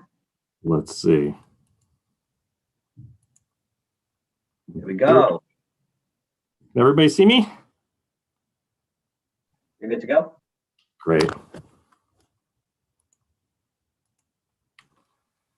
So, chairpersons, Representative McCarthy, Senator Casano, ranking members, Representative Zullo, Senator Wang, and distinguished members of the Planning and Development Committee. My name is Jim Paris, and I'm the CEO of the HBRA of Connecticut. And the HBRA represents roughly 800 business members across the state involved in residential construction industry. Thank you for raising Senate Bill 970. Simply put, this bill would extend by 1 year the final expiration date of any land use permit or inland wetland permit approved on or before the effective date of this bill that had not been that had not expired prior to March 10th, 2020. This bill, simply put, is incredibly important. It's a simple bill, but it will help instill builder confidence while our industry is experiencing a time of great activity and volatility. Due to the demand outstripping supply, along with the hurricane, tariffs, and other factors, and skyrocketing costs of materials, particularly lumber, has reduced home builder profits to a fraction above costs. On top of the pricing increases, we're also facing delays with deliveries with everything from lumber to appliances. The National Association of Home Builders reports that delivery times for even standard building products have been extended well beyond typical curations. In some cases, we cannot even be sure what lead times will be in regard to some specialty products. On the material side, copper prices rose for the 7th consecutive month. Carbon steel pipe heat exchangers, pumps, and compressors also saw significant increases. Meanwhile, labor costs increased in the Northeast, and costs are expected to rise for the next 6 months for labor and materials. According to the National Association of Home Builders, spikes in softwood lumber prices in the wake of the pandemic have caused the price of an average single-family home to increase nearly $16,000. That's a national average, so I presume that that increase is likely higher in the state of Connecticut. We don't know how long builders and developers will continue to bear these costs and delays before construction begins to slow. And your efforts, again, to pass a 1-year extension for all land use in inland wetland permits will go a long way to temper fears and drive builder confidence. As such, the HBRA Connecticut strongly supports Senate Bill 970, and I'm happy to answer any questions.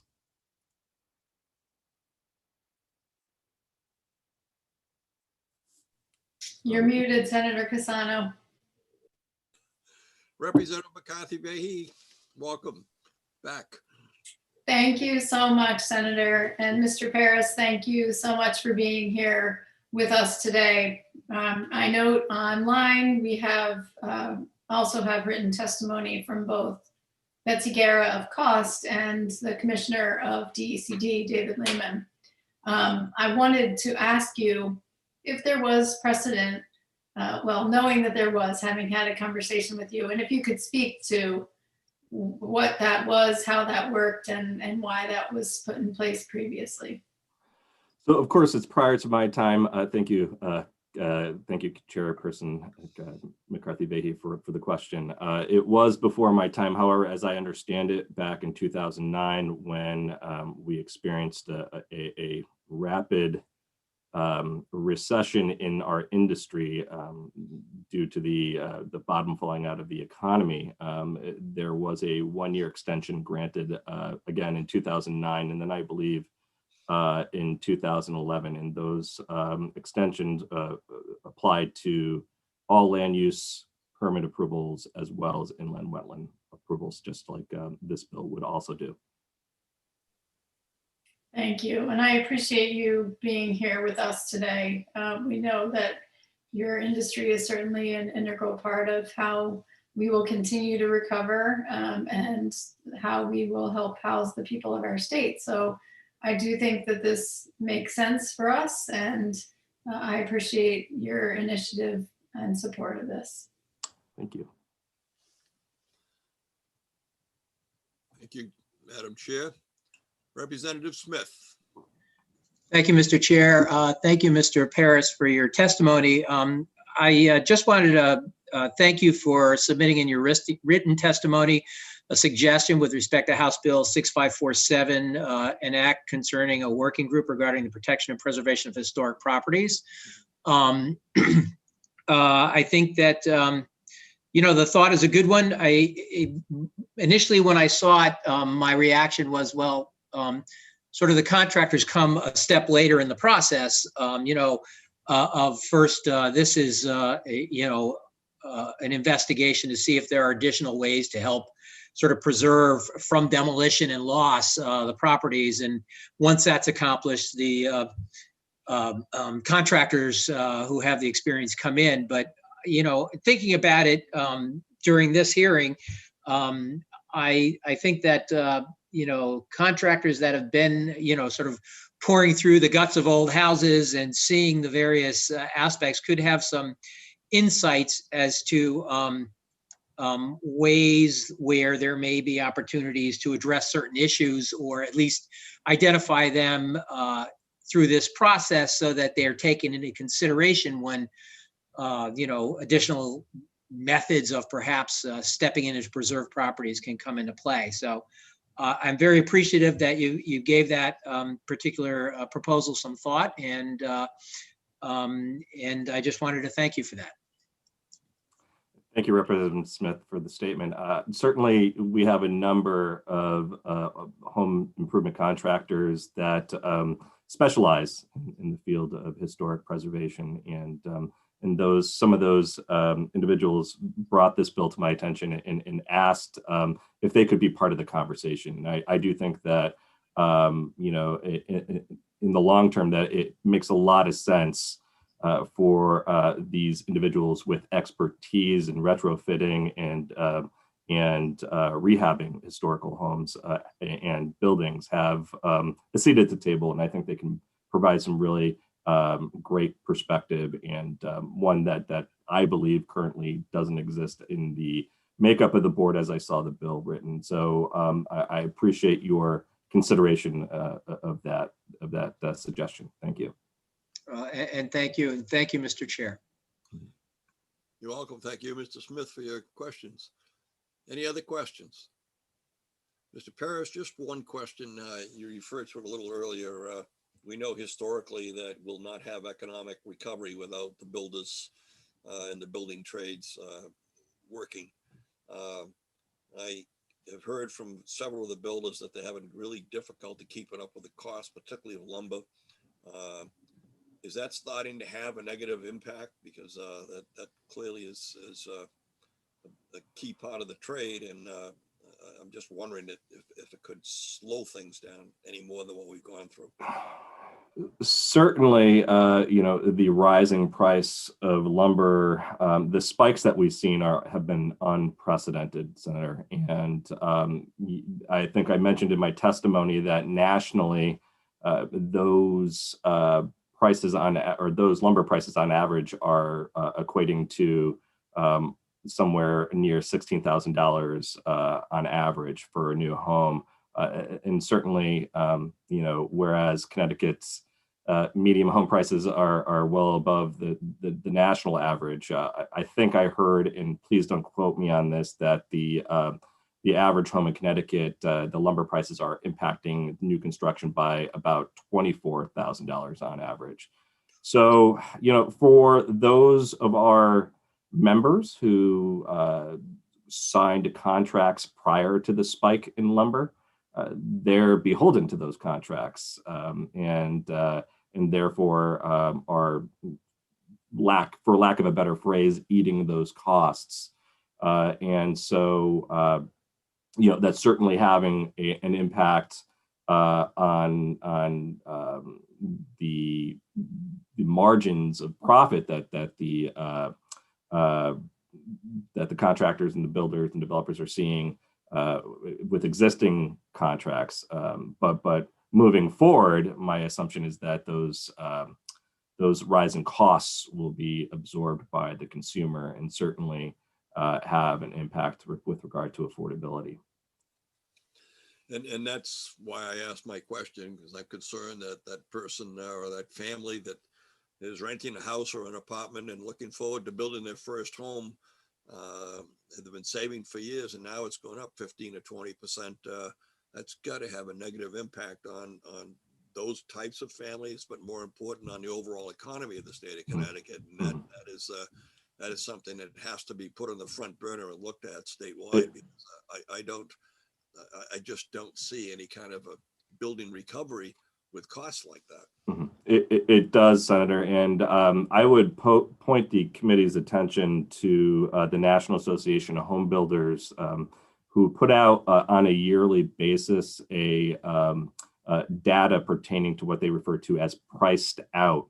And in the state of Connecticut, for every $1,000 that you raise the price of a newly constructed median home, you're pricing, and again, it's upwards of 900 households out of the ability to purchase a home. So if you're talking about a $24,000 increase in the average cost of a newly constructed home, you can certainly do the math from there and understand that we're talking, tens of thousands of Connecticut households that are priced out of the ability to purchase that home. That's a terrible statistic to have to deal with. It is. It is. So, thank you for your testimony. Appreciate it very much. Thank you, Senator.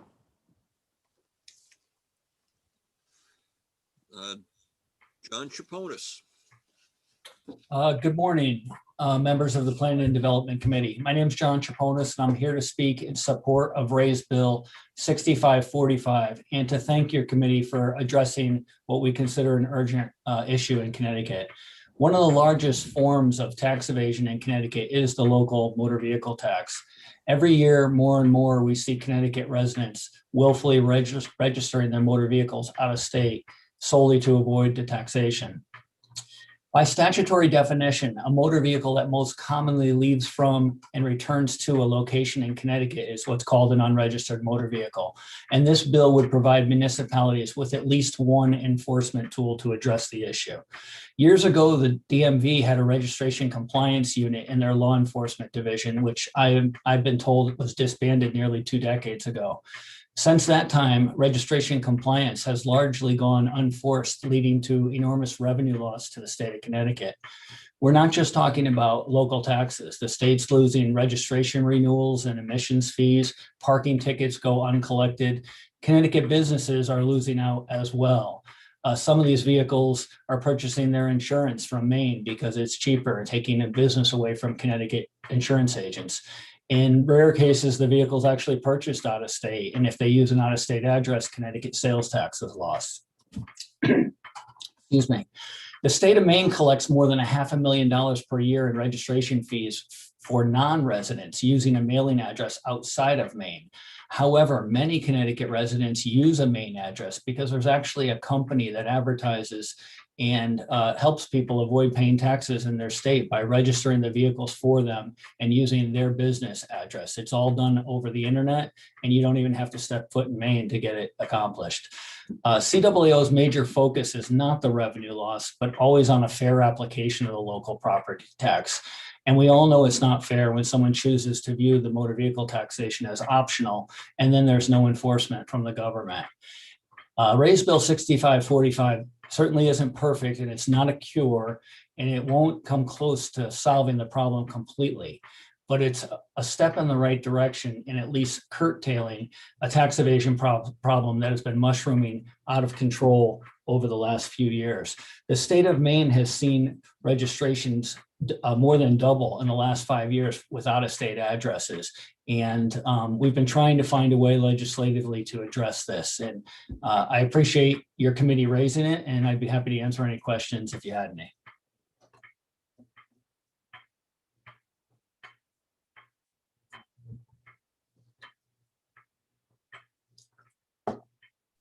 Good timing.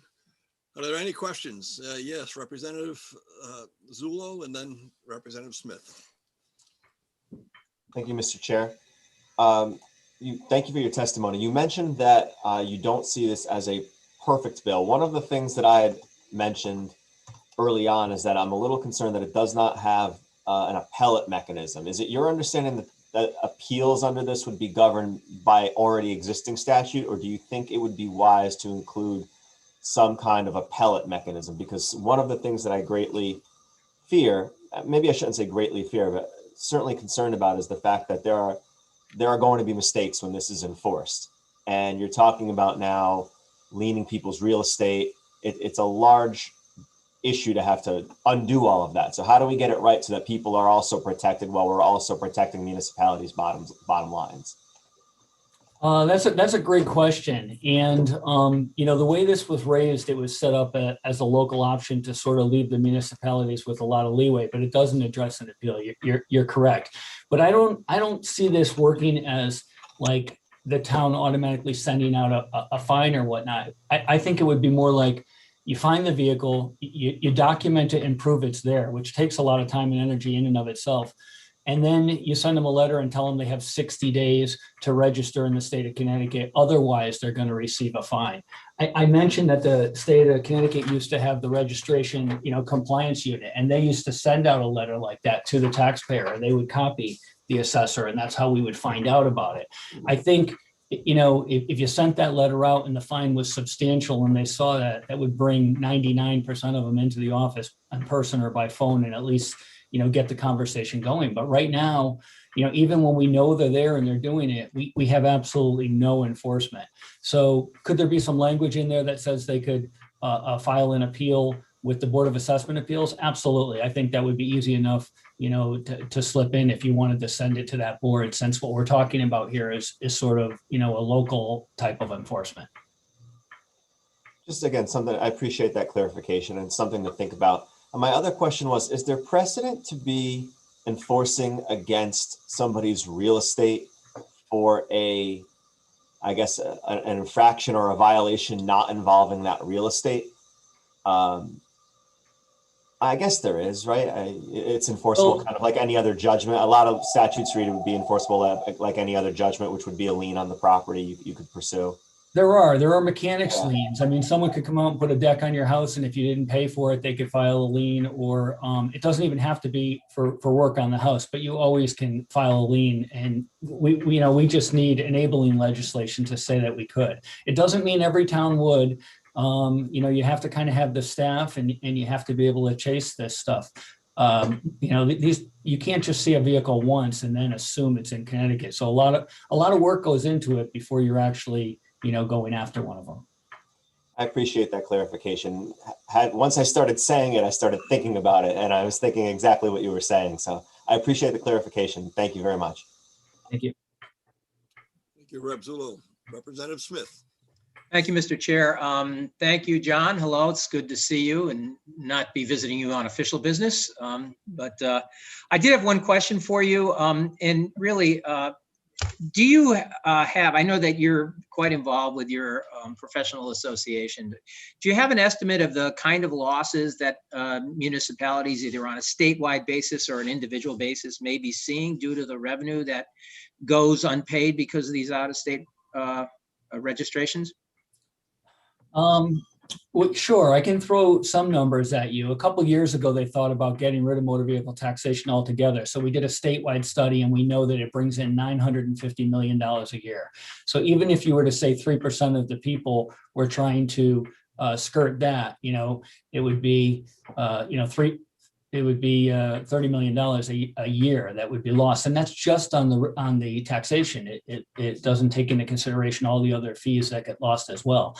But the city of Waterbury actually went out and hired a company that drives around at night with retired police officers that have plate readers, and they've been trying to run the plates, find out the name of the person, see that it matches up to the real estate, and that way they know the person belongs in their town. Over the last 3 years, they brought in $5 million, but the company who did the work takes a third. So, I mean, they gave $1.5 million over to the company, and they were able to pick up $3.5 million. Now, not all of Waterbury's cars were out of state, but a lot of them were in New York. Some of them were also in other towns because people were what we would call, mill rate shopping. Let me register at my friend's house in Watertown because the mill rate is, $20 less. But there is a lot of money at stake here that is leaving Connecticut. When you look at, Maine's out-of-state registrations doubling, going from 7,500 to 17,000 in 5 years. And, there was an article that ran in the Boston Globe regarding Providence, Rhode Island. They found like 4,600 cars registered to a single address in a vacant plot of land in Maine. And they actually picked up on it and caught it because no one was paying the parking tickets. They all had the same address, but they were all different owners. So Connecticut's not alone in this problem, and Maine actually has called it economic development for them. They're happy to, take the fees. And when I said they made over $500,000, their fees are really cheap. They're something like $28 a year or something. I forget what it is. Whereas I think we're like 140 for 2 years. So there's definitely a lot of money here, but it's the fairness. I've got people coming in my office saying they got an Audi and a Mercedes across the street with Florida plates. It's not only Maine, it's all over, it's every state, really. Yeah, I certainly can understand the fairness concerns that people have. Everybody's looking for a level playing field. Thank you for your answers and for the good work that you do. Thank you, Mr. Chair. Thank you, Representative Smith. Representative Goupil. Thank you very much for your input on this one. And just to Rep. Zullo's point about making sure that we are being, equitable, perhaps providing them guidance on the whole process with the Board of Assessment Appeals in the different municipalities, and that is an opportunity for them. From my previous experience with my local municipality, we ran into an issue where mobile homes were being registered in a holding company out of state. And ultimately, those mobile homes were parked in our municipality, but they were in another state, and we were able to determine that. And so it took a significant amount of time for some of the smaller towns, especially, to go through the process of looking into it and documenting it.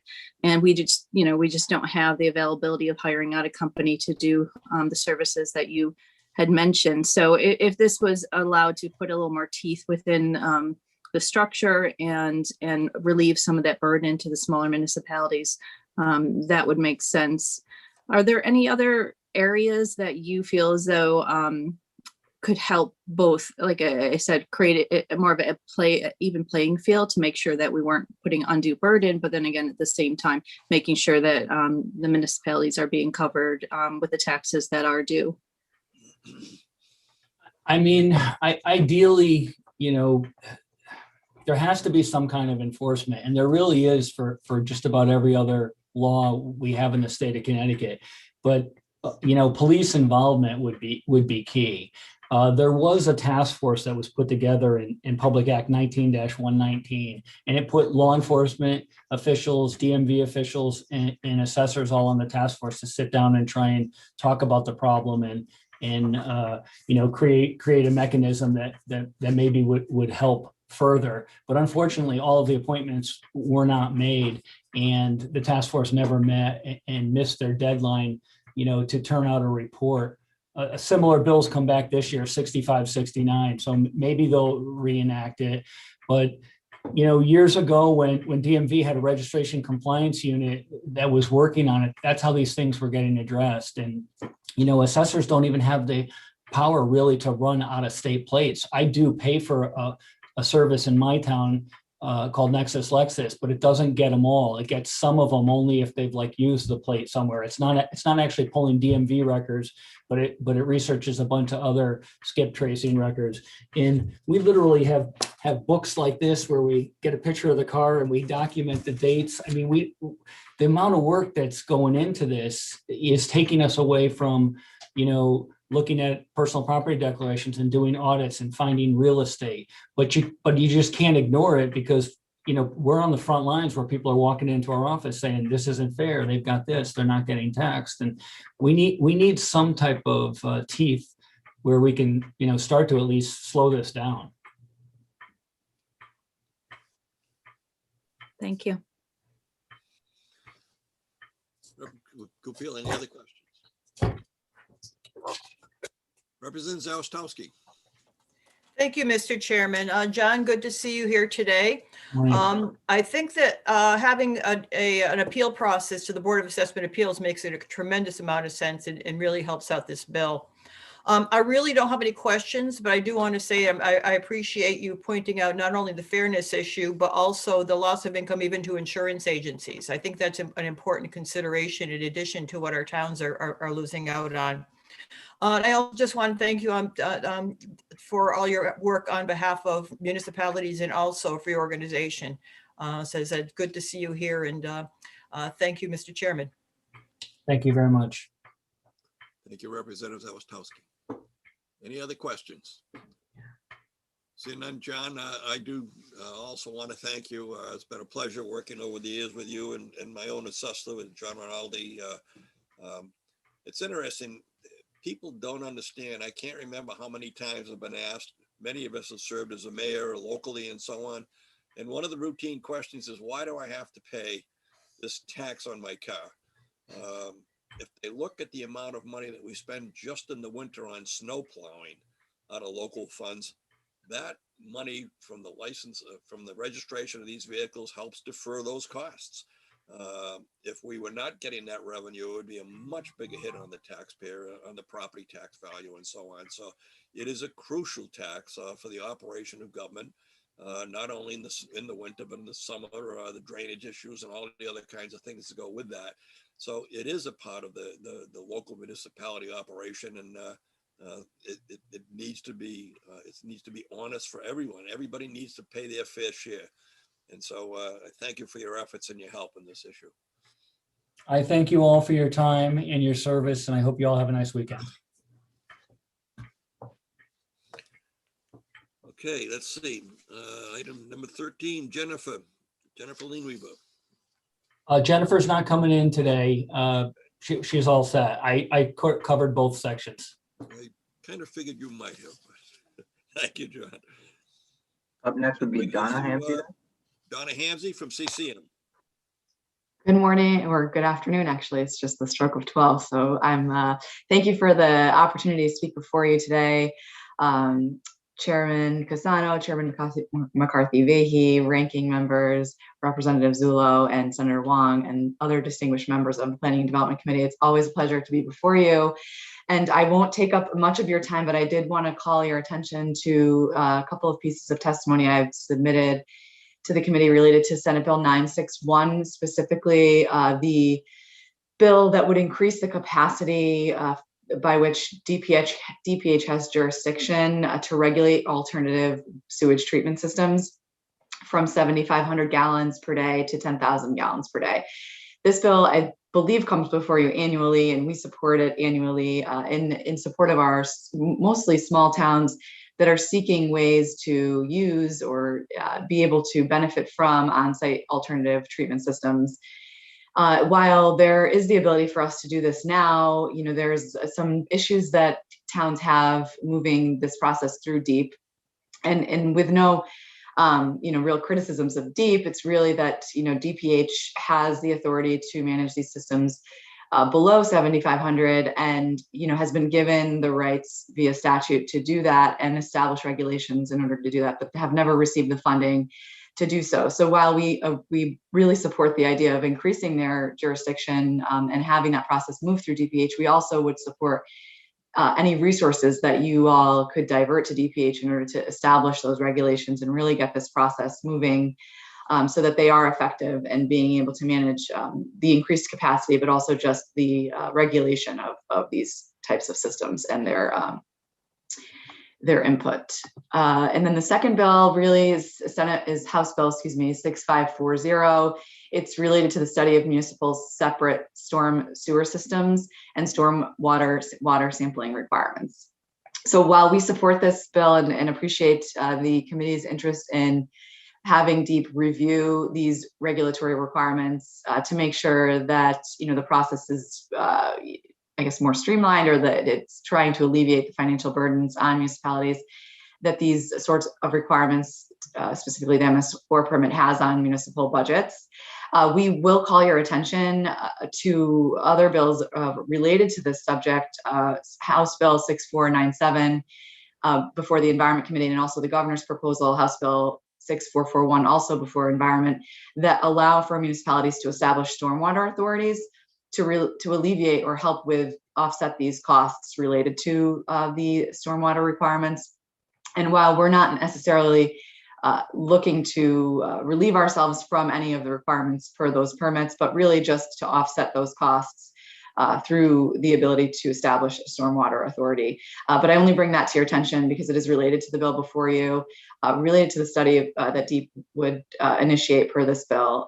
And we just wanted to highlight that just to make sure that you're aware of it and that we could garner support for those proposals as well. And that's all I have for today. Happy to take questions. Thank you, Donna. We do have a question, Representative Dubitsky. Thank you, Mr. Chairman. Thank you for coming in. I wanted to talk to you about raised bill 6545, an act concerning unregistered motor vehicles. I saw that CCM put in some testimony supporting that. Are you familiar with that bill? Yes. Okay. My concern is that at least in Eastern Connecticut, there are considerable number of farms, and many farms have multiple unregistered trucks that they use on the farm. Under this bill, and they do pay property taxes on them because they use them in their business. Under this bill, it would appear that the town could compel the farm to register these trucks, many of which are not in any are not registerable. And if they don't register them, they can fine them and put a lien on the farm. Have you considered that possibility in your support of that bill? Thank you for the question, Representative Dubitsky. And I have not actually heard of this concern until you just mentioned it, but I don't believe that proponents of this bill had the intention of including those vehicles under this bill. Although I, could be mistaken. I really do think it's really to mitigate the issue of folks who are not registering their vehicles in state, but instead registering their vehicles out of state. So I will bring that back to the proponents, and John Traponis, who just spoke right before me, I believe is having his association is having their own discussions related to this issue. And I will bring this or highlight this for their attention during those conversations. Okay, would you agree with me that seems to be a problem that unfortunately would be created by the text of the bill as it's written? I think you're right, yes. Okay, well, thank you for your time. I appreciate it. Thank you for the question. Representative Dubitsky, thank you for raising that point. We can, let's stay on top of this. And if we need to make an amendment to protect those farmers, then we should be doing that. Thank you. Thank you, Mr. Chairman. Representative Goupil. And just to Representative Dubitsky's question, my understanding that they do get assessed under the agricultural property tax, and there are, for the farms specifically that are exempt, some of that property does become exempt. But again, I think we should look for clarification on that as well. Thank you. Other questions? Seeing none? We Oh, there we go. There's two more up there. Representative, Madam Chair. Thank you, Senator Casano. Mr. Chair, I was a last minute addition. I want to thank Donna. Oh, there she is. I was looking for you on the screen. It's nice to see you here, and thank you for your work and input on so many of the issues that come before us today. I just will take this opportunity with the discussion around 6545 to note that there is also a bill before the Transportation Committee, which will be heard on Monday, related to unregistered motor vehicles. And sometimes that happens where various committees have bills that have overlap. There are a couple bills in transportation that do. So what I just wanted to note is also a thanks to you for highlighting for us the two bills that are in environment related to 6540. And just to note that I think it would be helpful, and I have already been in conversation with Rep. Lamar about working together on the unregistered motor vehicles. And I would imagine that Senator Casano and I would also work together with the Environment Committee chairs to address the issues related to the Stormwater Authority. And I appreciate again you flagging that. Thank you, Mr. Chair. Thank you, Madam Chair. Donna, no other questions. Donna, thank you for your testimony and look forward to continue working with you. Thanks, everyone. Have a good weekend. Stay safe. Joanne Basile. Thank you, Senator Casano. Thank you to the co-chairs and honorable members of the Planning and Development Committee. I'm Joanne Basile, the Executive Director of Connecticut Votes for Animals. On behalf of the over 5,500 supporters of Connecticut Votes for Animals, I'm submitting a statement in strong support of HB 6542. Without a doubt, pet shops and the sale of these cruelly bred animals is our single largest issue. Year after year, stopping the puppy mill pipeline is the issue Connecticut Votes for Animals supporters care most about. But I'm not here to debate the good or the bad of pet shops. That, we hope, will be a topic for another day and place. Rather, CVA is here today to give voice to the many people in Connecticut who are frustrated because they can't have a conversation about this issue, because even when it gets close, it gets stopped. It happened in 2019 when over 90 House members offered support for a statewide ban on pet shop sales. Yet even with those 90 assured votes, the bill never got called. The pet shop lobby got to their friends who cleverly erected major obstacles to getting that bill called. Clever tactics allowed under the rules, so they win. But in the end, it was the people who lost. What HB 6542 asks the legislature to do on pet shops is basically very little. You don't have to take a position on their value one way or another. You just need to let others at home have that discussion and make that decision. It's what over hundreds of municipalities do across the country, already 125 of which are in New Jersey.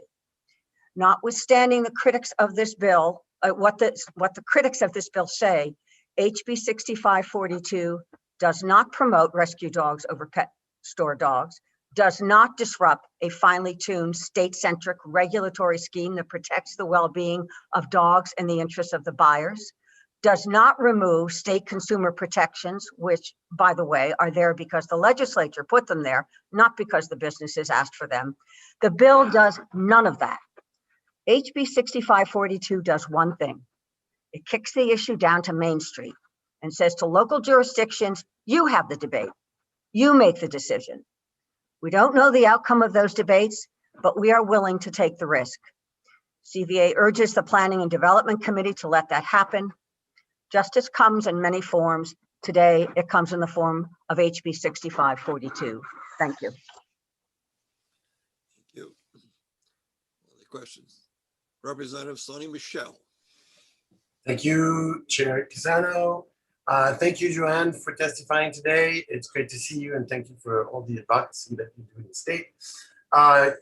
You referred to a 2019 bill when a majority of House reps were ready to vote on a statewide ban, but it never happened. Can you elaborate?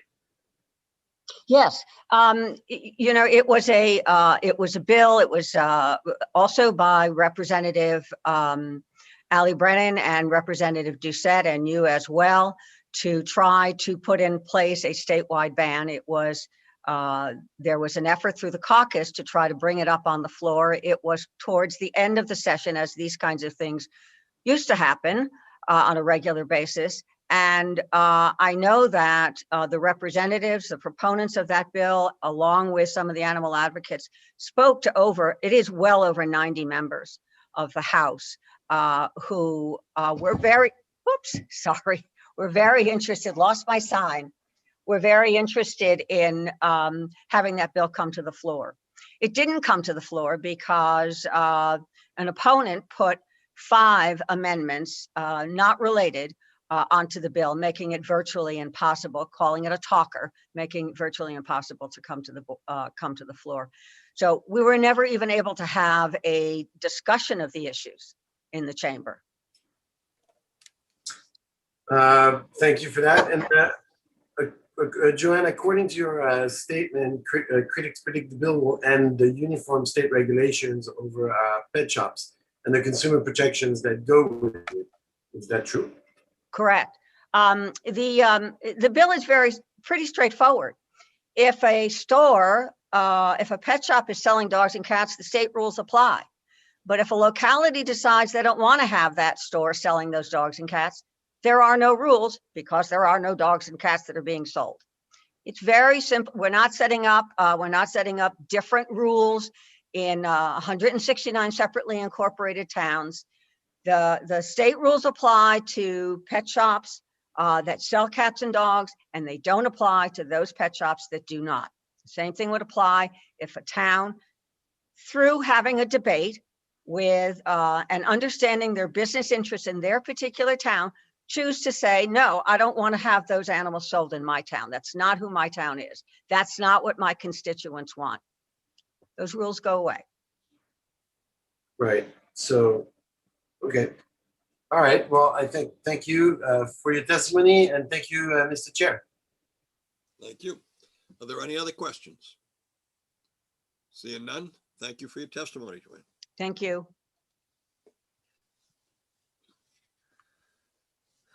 Here we go. Jeffrey Gents. Yes, I'm here. Good afternoon. Afternoon, Senator. Jeffrey. Welcome. Thank you.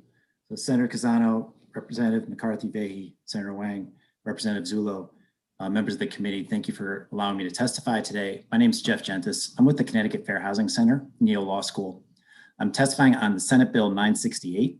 It's the bill involving sewer lien foreclosures. It was a bill that started off as 549, introduced by Senator Looney. I think it was then raised as a committee bill and changed numbers in the course of the process.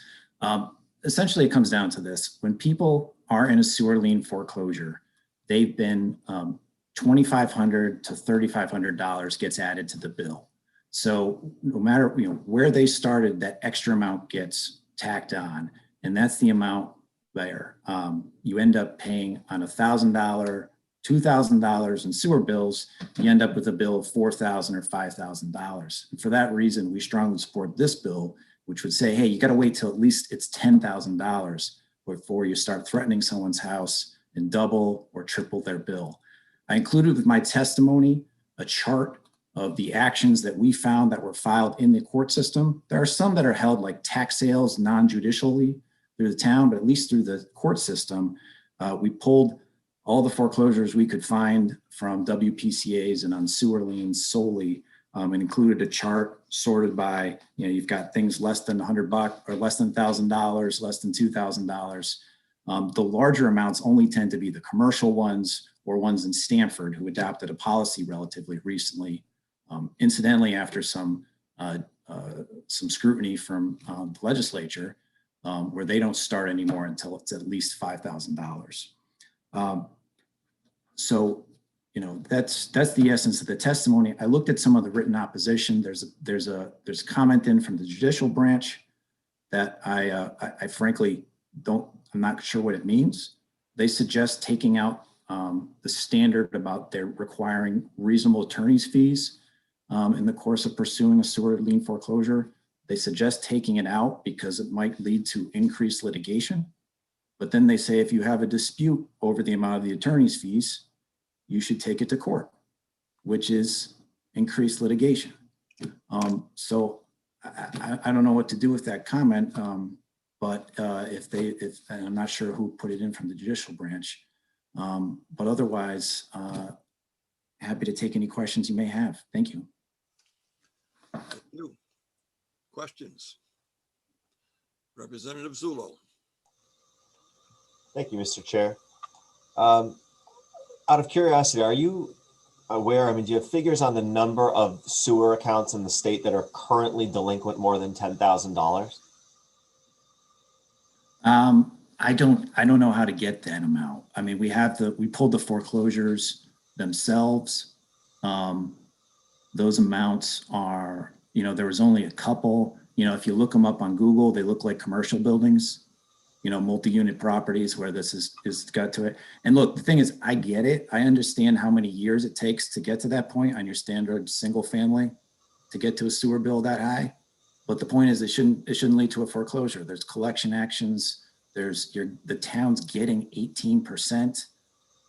There's other ways of raising the money for the WPCAs other than, what I think is, it's abusive to take someone and jack up their bill by that much just in the course of the foreclosure, especially when the municipality is not the one that gets that extra $2,500, $3,500. What other ways are there for sewer authorities to raise capital to perform the improvements that they need to do to provide the service they provide? They bond. They go out and bond. And how do you propose to pay those bonds if they don't have fees coming in?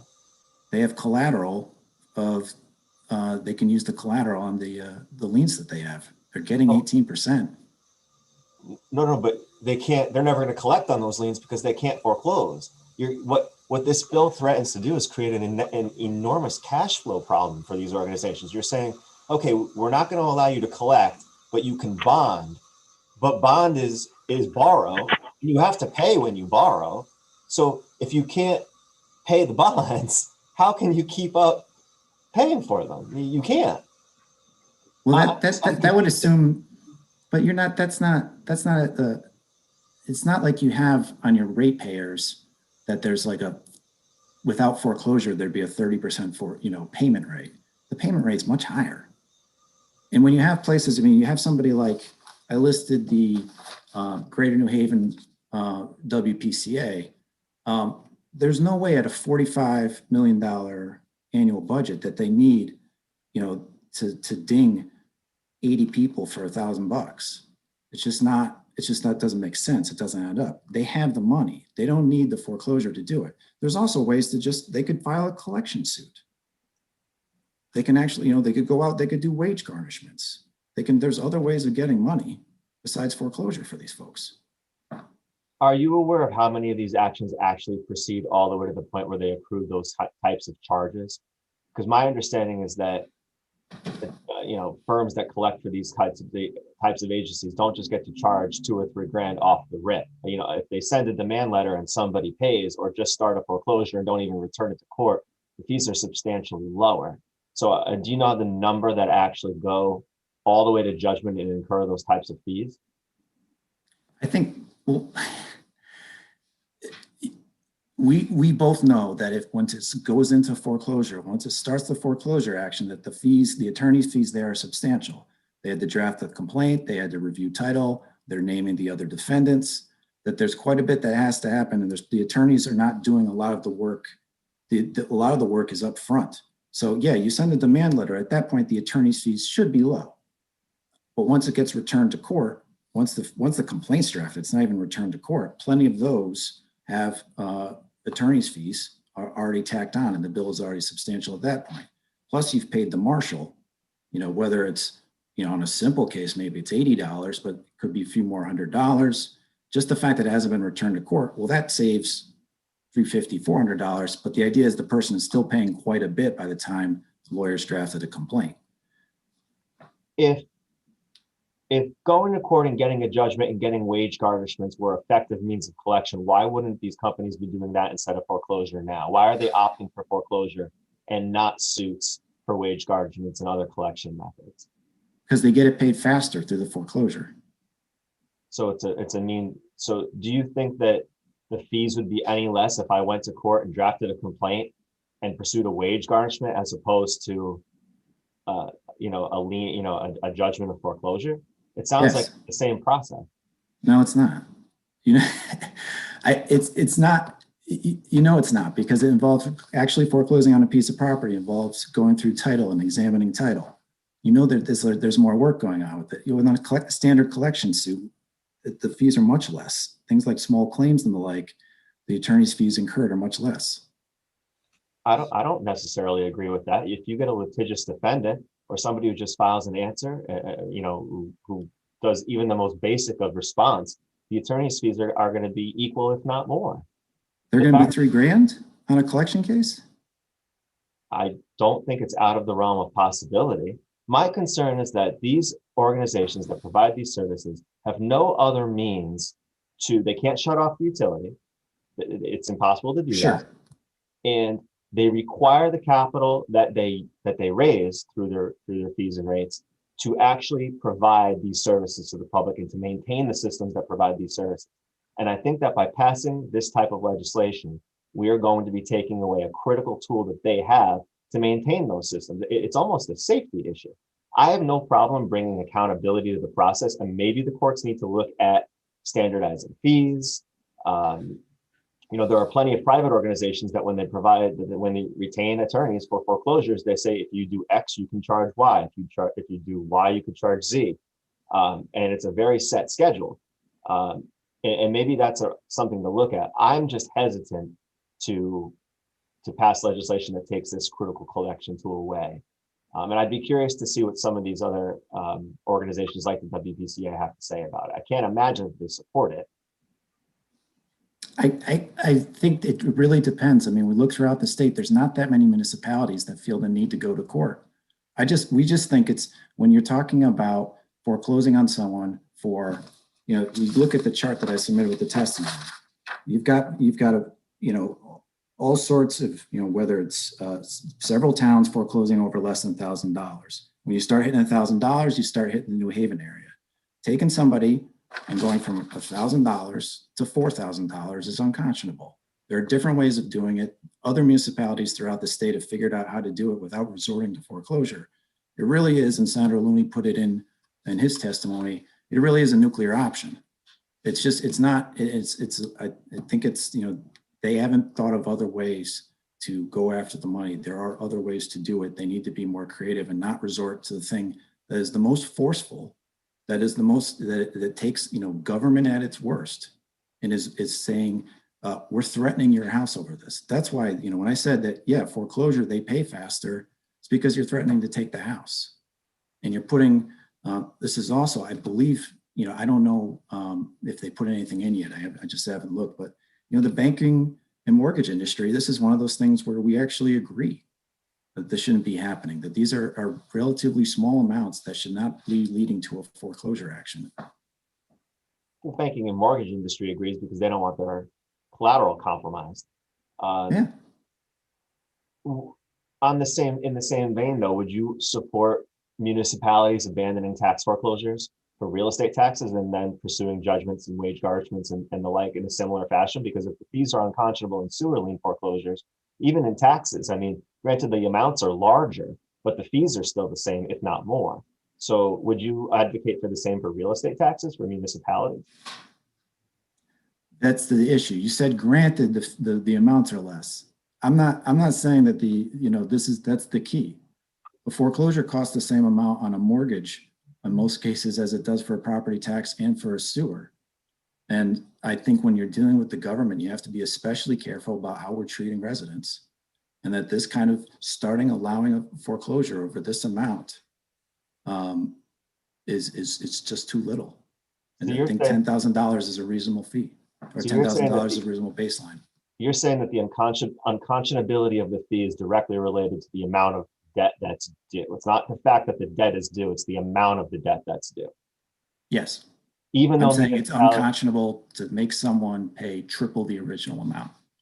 even though municipalities can go out and bond the same way sewer authorities can, and even though they actually have more taxpayers to spread the loss over, you're saying that it's a different scenario. Yeah. I mean, again, it's a $45 million budget, $43 million budget for the largest and biggest abusers of this process. They've got their ways. They've chosen the worst way to collect money, and they shouldn't be allowed. I appreciate the exchange. You know, it's certainly a lot of things to think about, and I'm going to reach out to my WPCA and see how they feel about it. And you know, again, I really do appreciate the exchange. It's a different viewpoint, and that's the whole purpose of these hearings. So I appreciate that. I get it, and I'm coming in with this also, you know, knowing that you're a lawyer and and debating is fun. So I hope you take that in the spirit's intended. And I don't expect, and I especially know with this committee, I'm not expecting, and the focus on municipalities, I'm not expecting unanimous consent to this, but I appreciate you raising the attention to this. Senator Looney, of course, is very familiar with the New Haven WPCA as well, and has been hearing from his constituents with it. And we thought that it's a good time, especially in the pandemic when sewer liens, I mean, the New Haven WPCA has backed off a little bit with the number of foreclosures they're pushing through, but these are these, for the most part, these types of foreclosures have continued unabated. There's no moratorium. You know, once the courts open back up, they've been plowing through. We just think there's got to be a conversation about reforming this practice. So thank you. Well, thank you. I appreciate it. Chairman McCarthy-Vahey. Thank you so much, Mr. Chair. And Mr., is it Gentis? How do I say your name properly? It's Gentis, but it's okay because I don't care. Gentis, okay. I do certainly appreciate your caveat there about debating with a fellow attorney. Having been raised by one, I tend to enjoy that vigorous debate as well. And was just going to comment that, you know, many people don't know how things work. And I think it's important for, you know, as we're talking with members of the public listening in, to just be sure that everyone is clear. So I just want to take a few moments actually to walk through some of that and to drill down specifically on the difference between an authority collecting or if those liens are sold and who then collects. So specifically, are you speaking to when an authority themselves is collecting on these bills? Yes. So it actually, the bill is drafted would apply in both situations, affect, you know, more or less.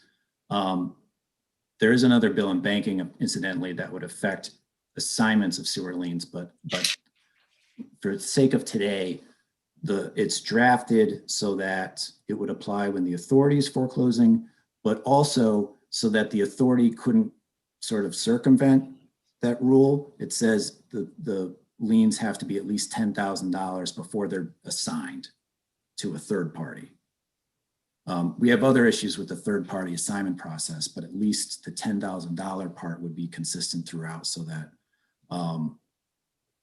in either situation, your homeowner would be protected from a foreclosure over a relatively small amount. So thank you for that clarification. Just currently, how does Water Pollution Control Authority go through that bill collection process, and what kind of legal notices and communication is required, both with respect to the authority themselves collecting that lien and then with respect to any company that it's been sold to? My understanding from a conversation with my tax collector here in Fairfield is that there isn't actually a current notice requirement once that's been sold. If you can speak to that, that would be wonderful. Yeah, it's a real problem. Once they're sold, there's a few issues that happen, and the really the problem is you've sold the lien to a third party that under current law is not licensed or supervised by the Department of Banking. It's not subject to any of the rules, and it's even worse because it actually steps into the shoes of the municipality. My usual MO, and I referenced it in discussing with Ranking Member Zullo, is you know, what do I do for a living? I sue banks. And you know, if the bank is doing something wrong, I can sue them under basic consumer protection laws. If the buyers of these tax liens or sewer liens, though, they step into, I can't sue a town for those consumer protection laws. The problem is the buyers of these liens, as the current law stands, actually step into the town's shoes and get that immunity from consumer protection suits that towns have.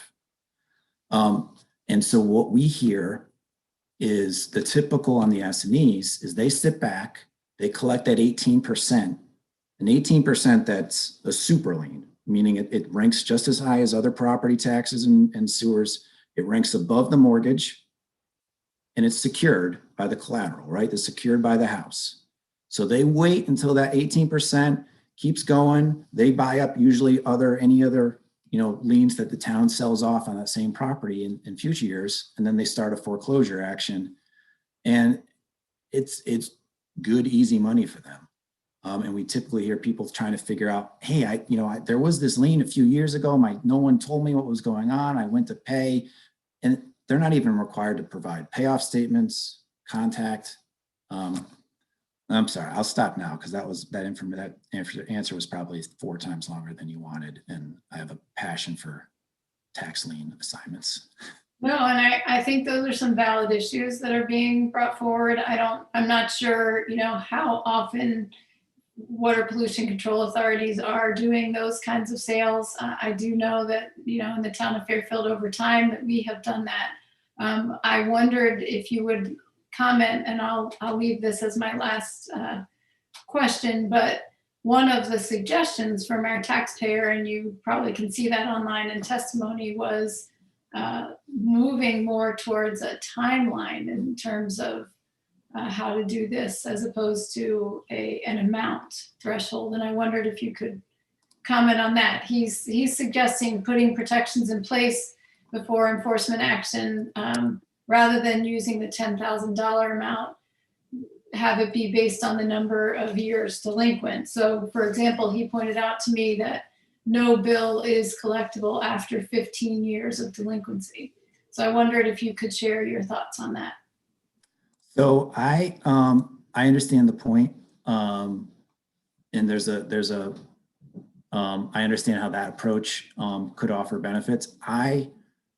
There are times when I or my organization reach out to a legislator and ask for a bill to be drafted, and maybe even draft a bill, and maybe even are told, hey, work it out with the opponents. And I don't, given that this is Senator Looney's proposal, and I know that since he's even weighed in on some of the language, I don't have negotiating authority. So I don't want to weaken this bill. No, I think I'm not asking you to negotiate a bill, just to say, you know, in your experience and given the work that you do, sure, do you think that that's something that could help get at the issue?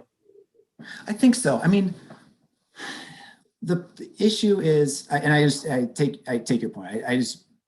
I feel less empowered than usual to opine on alternatives. That's all. It is often with sewer liens that even $1,000 though might represent 3 years of non-payment as it is. So if the issue is that it's uncollectible after 15, then I could understand an approach that would push that out further in order to accommodate this sort of legislation that would, you know, essentially require a longer run-up on the balance. And the thing is, it's like the municipalities and the authorities are the ones earning that 18%. There's just no, beyond, you know, what Representative Zula and I were debating about the cash flow impacts, the municipalities don't benefit as much as they could from this system either. So I'm happy, you know, I'm not looking to see sewer systems go ignored, but I just think there's just a better way to do it. Well, and I think that it's important for us to focus on the impetus behind this, which is, and I appreciated the exchange with Rep. Zulo as well, because what you're saying basically is not that an authority shouldn't be able to collect taxes that are rightfully owed to an authority. It should. It's that we should figure out if there is another mechanism for them to do so that does not then provide such incredibly onerous fees due to the use of the foreclosure mechanism. And I think it's a little bit of a complicated issue, not being a lawyer and not being in banking. But I think it's something that we should continue to talk about, because you're right. We don't have the ability to, or I should say, an authority doesn't have the ability to do what our power companies and other utilities do in order to help get people to be motivated to pay those bills. So this is one I think will be an ongoing conversation about. I look forward to working with you and Rep. Zullo and others, and of course, Senator Looney. Thank you so much, Mr. Chair. Thank you.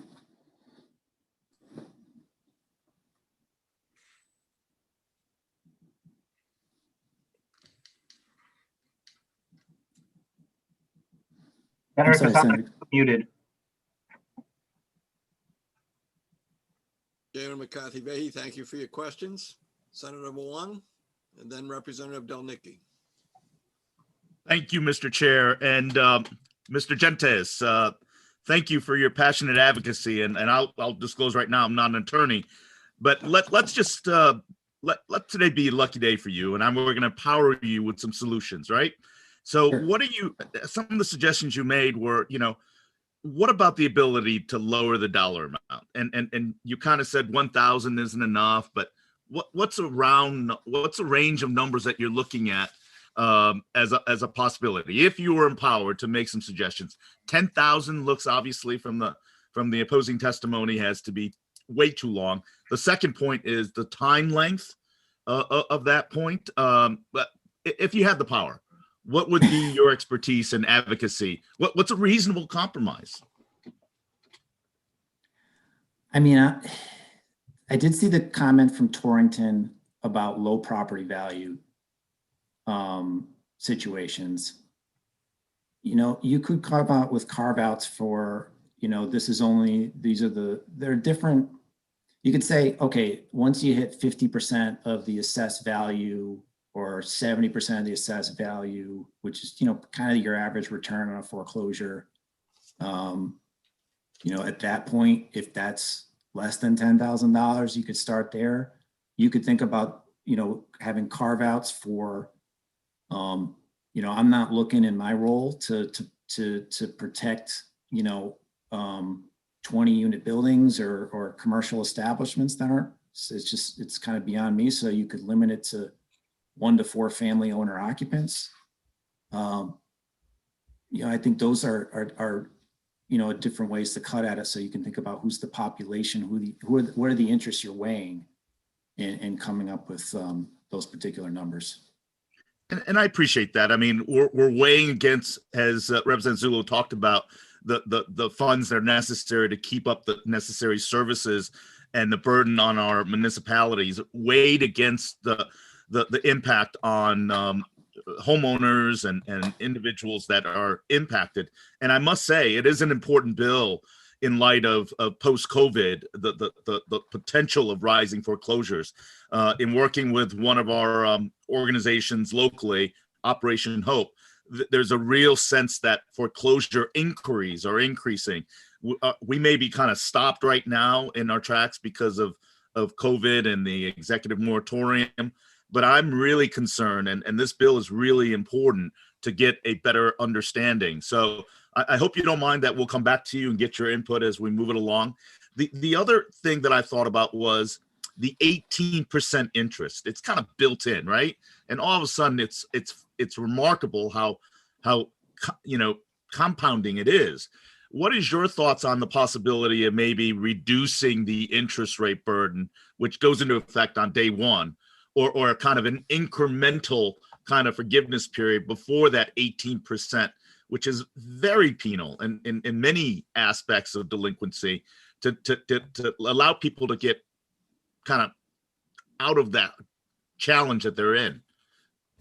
Yeah, thank you, Senator. I would be delighted to keep talking and help in whatever way we could.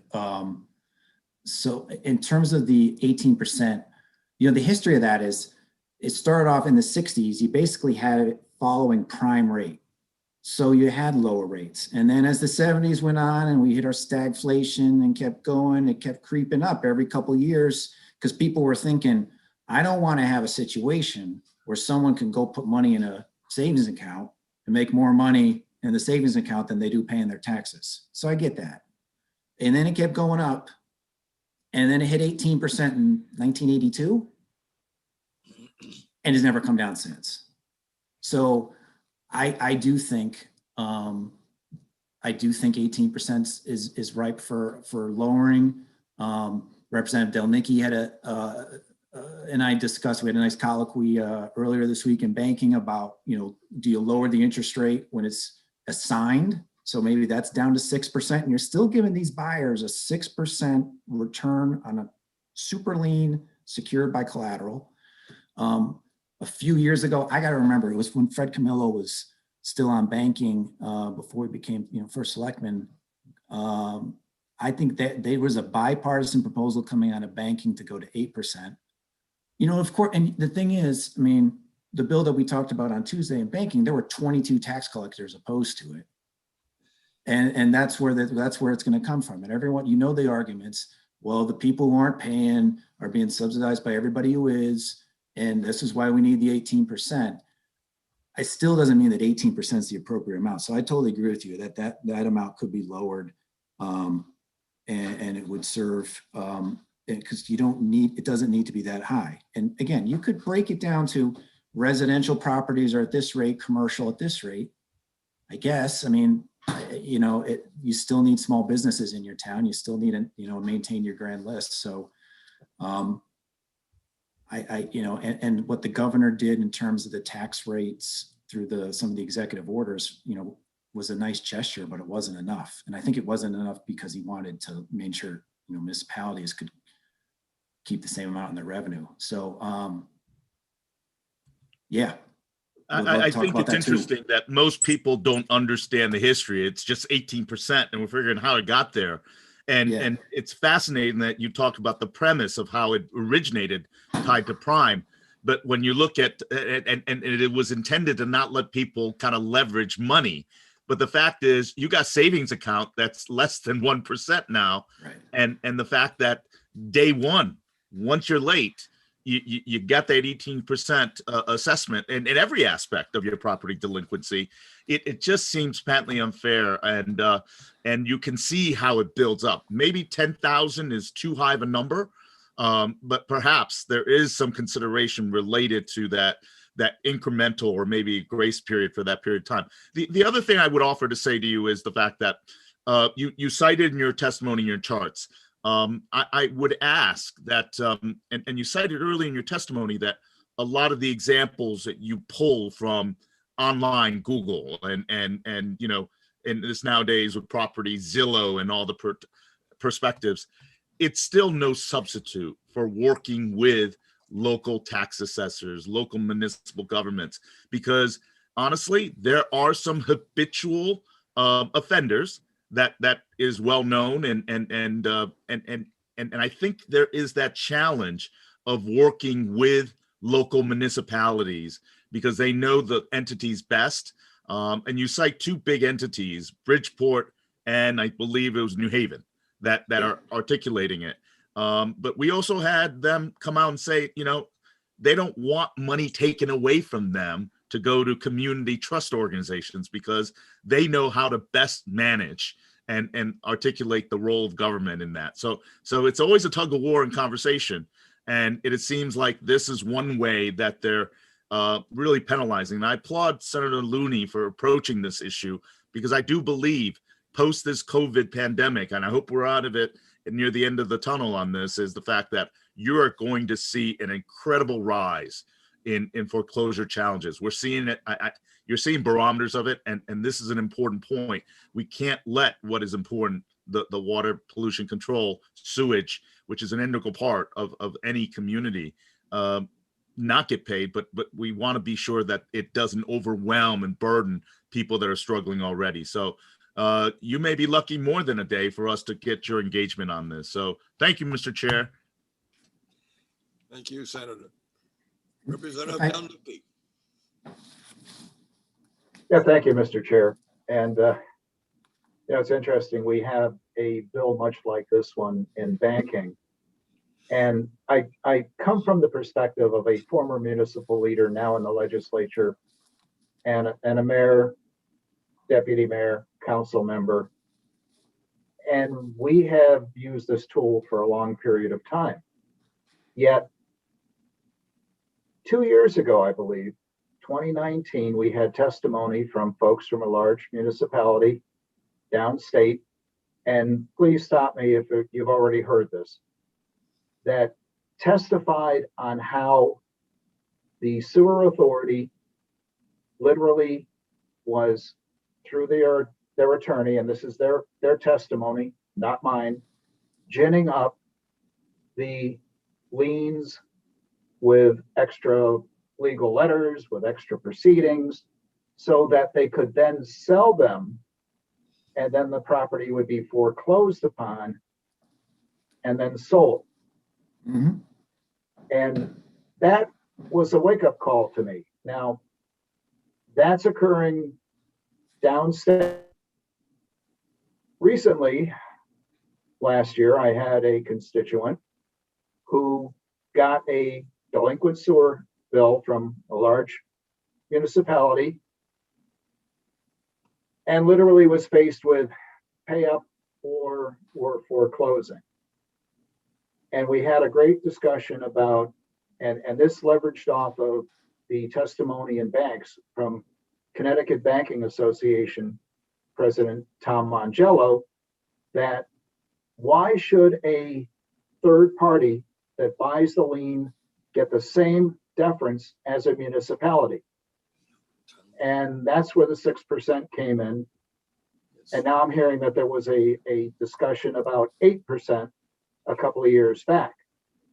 The point being, and Tom Mangello pointed out succinctly, that at 6%, secured as it is, that's a great investment for people that buy that document, buy that tax lien, and they've got a super position on being able to collect. Now, Mr. Gentis, what have you actually seen? And if you've already answered the question, please stop me, because I have to go to another meeting and I just came back and I probably missed a good portion of your testimony, and I apologize for that. So the testimony we heard is like on sewer tax liens, there are no guardrails. Is that pretty accurate from what we heard in banking? On the assignments, for sure.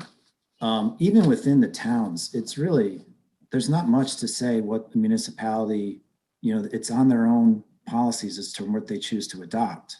The General Assembly passed a bill a few years ago, I want to say 2018, that gave some, I would call it some extra scrutiny to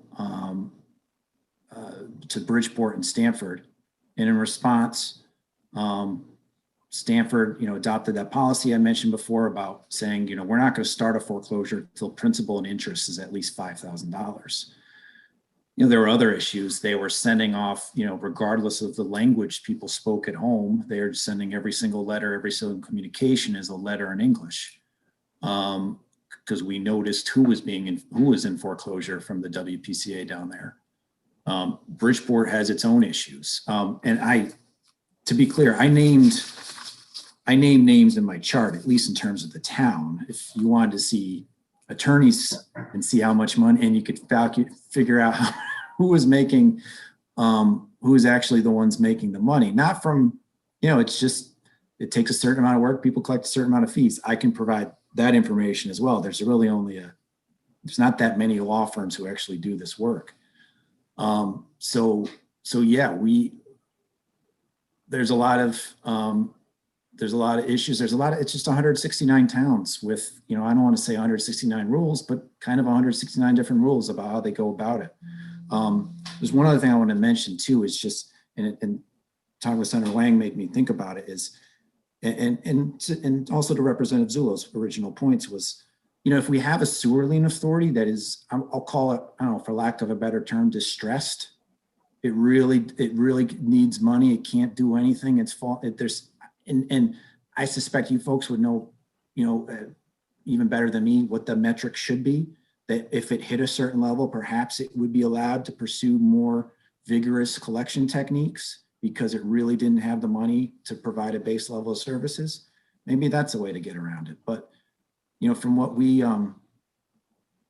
yeah. So it's another idea, another way to accommodate the you know, the competing interests here. Another thought on this entire issue and pertaining to the 18% and how that is such a high rate. The towns are not permitted any leniency or latitude when it comes to negotiating a settlement with a delinquent taxpayer. It's 18%, period. Correct? Right. And it's to prevent. It's the no. I think I'm pretty sure the notion is giving the towns discretion would let some people get a deal that maybe they weren't entitled to by virtue of who they know or what have you. And if that ability to negotiate were held in public forum without, say, the person's name being divulged, to have a supermajority of a town governing body make a decision to work with the taxpayer if the state was to allow it through legislation, would that be a help to try to keep people from having their homes foreclosed upon for a $10,000, $20,000 bill? Absolutely. And you know what it is too, and it even, you know, we mentioned what's going on. Banking aging is often had, and they JF'd a bill involving a revolving loan fund for the elderly to deal with property taxes. The people who are facing these kinds of bills are most commonly seniors who've paid off their mortgage, people who don't have, you know, this is on tax bills as well in particular, but it goes to sewers as well. You know, people who are cash poor, but let's say equity rich, or at least have some equity, those are the folks at real risk on these kinds of things. And we also hear it, you know, for what it's worth from small landlords who are often trying to scramble to stay current on all these bills, and they're getting whacked with, you know, the 18%. Especially small landlords, when you think about the fact that they have had forbearance placed upon them on collecting rent, yet they still have to pay the municipal tax because there was that deferral or interest reduction back for the June, July. But now I believe that's run out, and I don't believe that they have that latitude. And you're looking at a lot of small landlords that are in a jackpot on trying to pay their taxes and pay the bills and keep the building open. And of course, they've got to provide heat and utility to many of the folks that are renting. Yeah. Well, I think this is a conversation that has to go on. And again, it was an eye-opener to me as a former mayor to have somebody stop who lives literally up the street from me, who's fighting cancer. He's got a child that's in the hospital, and now he's being foreclosed upon. And that's like the worst of all worlds. So thank you, Mr. Gentes. Thank you, Mr. Chair. All right, thank you, Representative. Good to see you in this format. Thank you, Representative Delnicki. Representative Vanoni. Thank you, Mr. Chair. I came in a little late. I had another public health, so I missed a little of this conversation too. So excuse me too. This has already been asked, but just on the predatory, I look at it as collection agencies. You know, shouldn't we have some legislation to stop municipalities from using these practices? That'd be great. We'll have to talk then. So as a former town councilor and 37 years in the sewer business, I get it. The last thing we've ever done in our municipality was go for foreclosures. We've always been shy on that, and I think that's been a good thing. And when I hear these kind of practices going on, I think it's appalling. And I think the municipalities should do everything they possibly can before they actually take any properties away from their citizens. And the same for the wastewater treatment end of it. Also, they're very cash strapped because you can't shut the valve off to the sewer line. So these bills normally go on the very bottom when people are really stressed. They're under the utility bill. They're under the very last to be paid. So so difficult for the authorities in this matter to get paid. But even then, in my 37 years experience, have we seen little of this predatory selling of liens. And I commend you for being here today, and I appreciate bringing it to my attention. Thank you. And if I could, Representative, yes, please. The thing is, and I know what the WPCAs will say, is that we never take possession of property as a result of a foreclosure. There's two things wrong with that. One, because they're threatening someone's house, they often scrape up the money somehow to pay it off, robbing Peter to pay Paul. Sometimes their lender jumps in and pays the bill because the lender doesn't want to get knocked out. And then the lender turns around and starts threatening its own foreclosure. So that doesn't show up as a WPCA foreclosure because it's instead a mortgage foreclosure. The other second part of that comment of we don't take any properties, we don't take possession of any properties. Well, of course you don't, because you hold a foreclosure sale where someone else comes along, bids on the property and takes possession. So it's anyway, I know they're coming after me. It's a part of the issue with the earlier number, but that's the response if that argument gets made. So thank you. Thank you.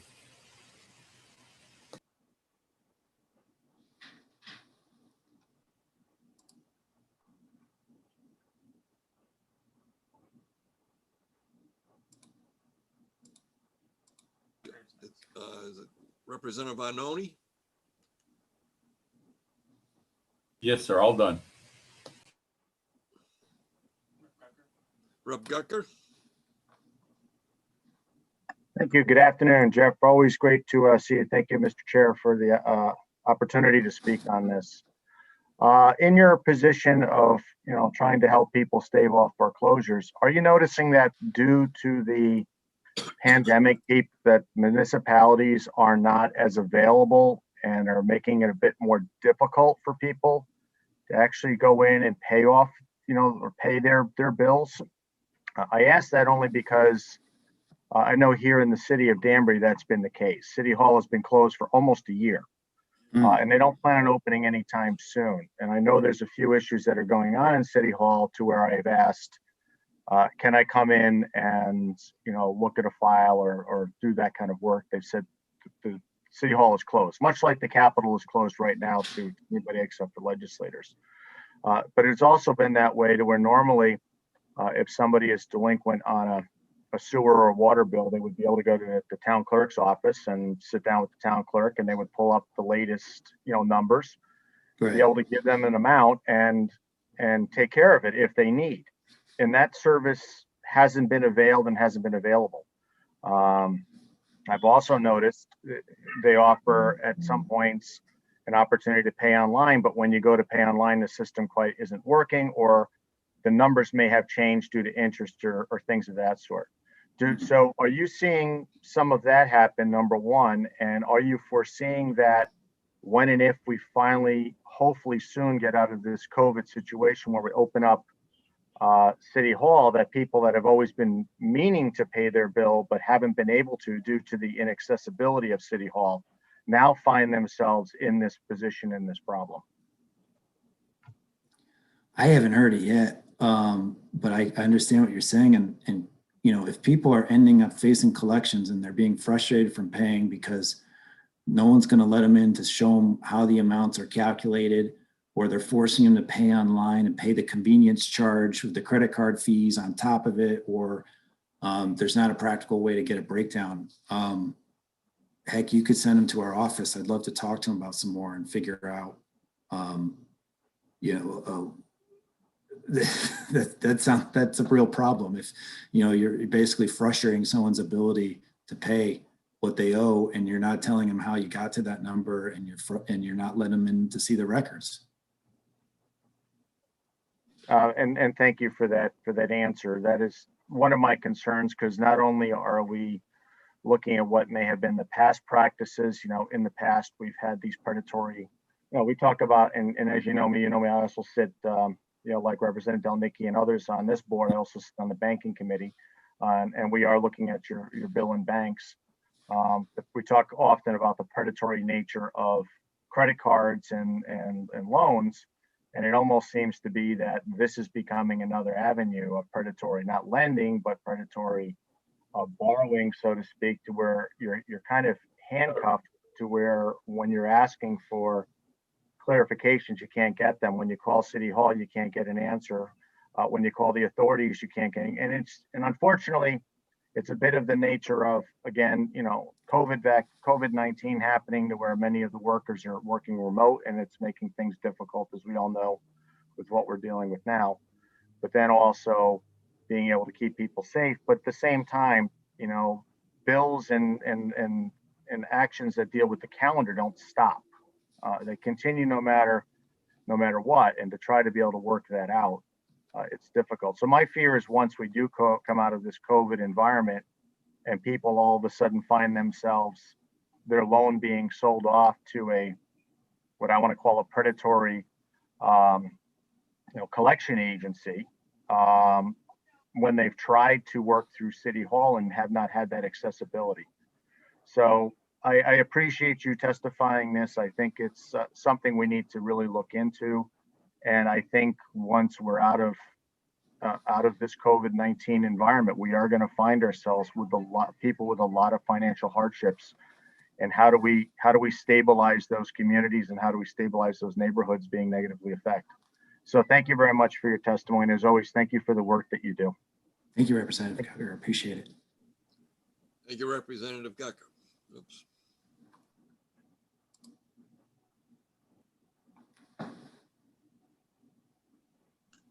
Mr. Chairman, I think you said Representative Smith. I couldn't hear you, but nobody's stopping me, so. Can you hear me? Yes. Awesome, thank you. Thank you, Mr. Gentris, for your testimony. It has been very interesting to me, and I think we're dealing with what has been a spider web all along that has just grown exponentially due to the COVID situation that we've been in for the last year. But I think if I heard you right in your conversation with Senator Wong, and this has been my belief all along, the root of all of these problems starts with that interest rate at 18% on all these municipal fees, taxes. It's pretty much standard across anything that you owe to a municipality. So I believe personally that the solution starts there. I, for one, had submitted a bill to lower that rate and went back and forth at the time as to what it should be, and ultimately went back to my initial instinct, which said 3%. And I had heard that there had been an 8% movement previously.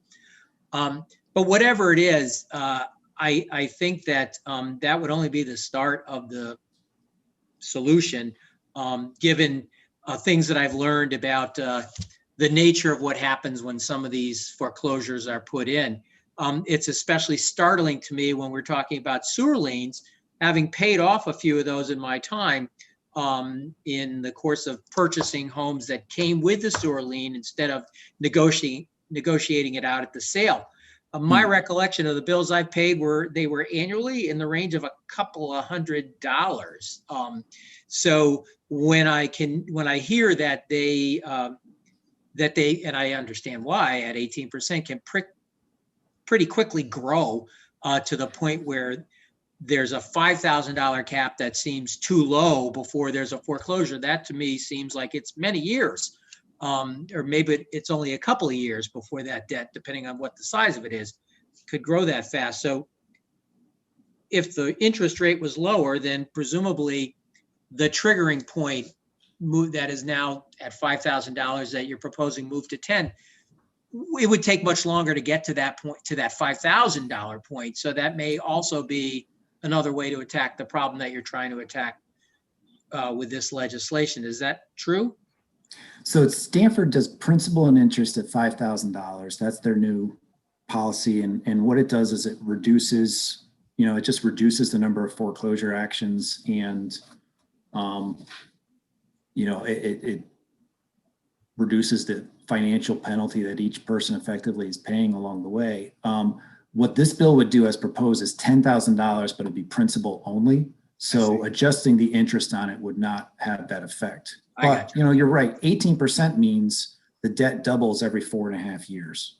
Right. And so it does add up quickly. And a lot of our conversations, including immediately before I started speaking, I'd gotten off the phone with somebody. I'm watching the Zoom here to make sure I wasn't up. It was still someone talking about pet stores, so I was good. But I was, talking to someone who didn't understand how, the 18% on a few $600 bills meant she had to pay 10 grand in the foreclosure that she was facing. And it was from a tax lien buyer, but she's sitting there saying, they're gonna, sell my mobile home, and just over, a few years, and she's paying back years, didn't realize she had to pay. It was just a mess. And I agree that the 18%'s a big part of this. Yeah, the other aspect of this that I find intriguing is that when you talk to an individual tax collector and they're dealing with somebody that's having a problem with one of these bills, and their hands are tied, has been discussed as to what they can do, put somebody on a payment plan, but that interest continues, so that even if you're putting $100 a month down or whatever you can afford, it's still taking so long to having any meaningful effect because of that interest rate. And yet on the other side, they've got this desire to help. And on the other side of it, they are also budgeting in that interest when they put their projections, so that we've created a situation where our municipalities are in some respects dependent upon that as an income stream to keep their mill rates down. And yet the flip side of it is it does such a disservice to their residents that I think that we need to look at every aspect of this problem. And even if it's chip away a little bit, so reduce the interest rate a little bit, make some of these other changes here, maybe come up with some process where there can be some sort of a hearing where somebody that is behind can plead their case and maybe get some other type of relief through a municipal or a state hearing board or something like that. I think we need to look at all options and not try to go after any single one, because the nuclear option is to just reduce that tax rate down, and that's just going to make it harder for our municipalities or put more burden on the state having to come up with more money to share. So this has been very educational for me personally, but I do think we need to look at a war on multiple fronts to solve these problems. And I want to thank you for bringing that to my attention, at least. And thank you, Mr. Chair, for letting me make that comment. Thank you, Mr. Gentis. Thank you. I really appreciate everybody's time and interest in this. I know you have a long day ahead of you, and it's Friday, and it's that time of year. So appreciate everybody's back and forth with it. Thank you. Rep. Smith, thank you for your time. Is there any, Sanders Champagne was on? Anyone else that I have missed?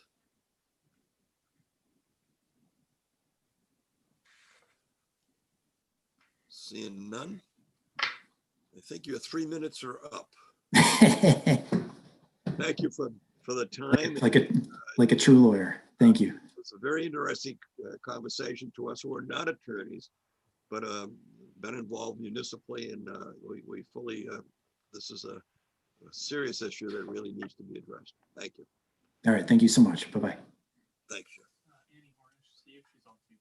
Annie Harnish, Annie. Yes, thank you. Co-Chair Casano, Co-Chair McCarthy-Vahey, Vice Chair Needleman, Vice Chair Gupel, Ranking Member Wang, Ranking Member Zullo, and honorable members of the Planning and Development Committee. My name is Annie Hornish, and I'm the Connecticut State Director for the Humane Society of the United States. I live in Suffield.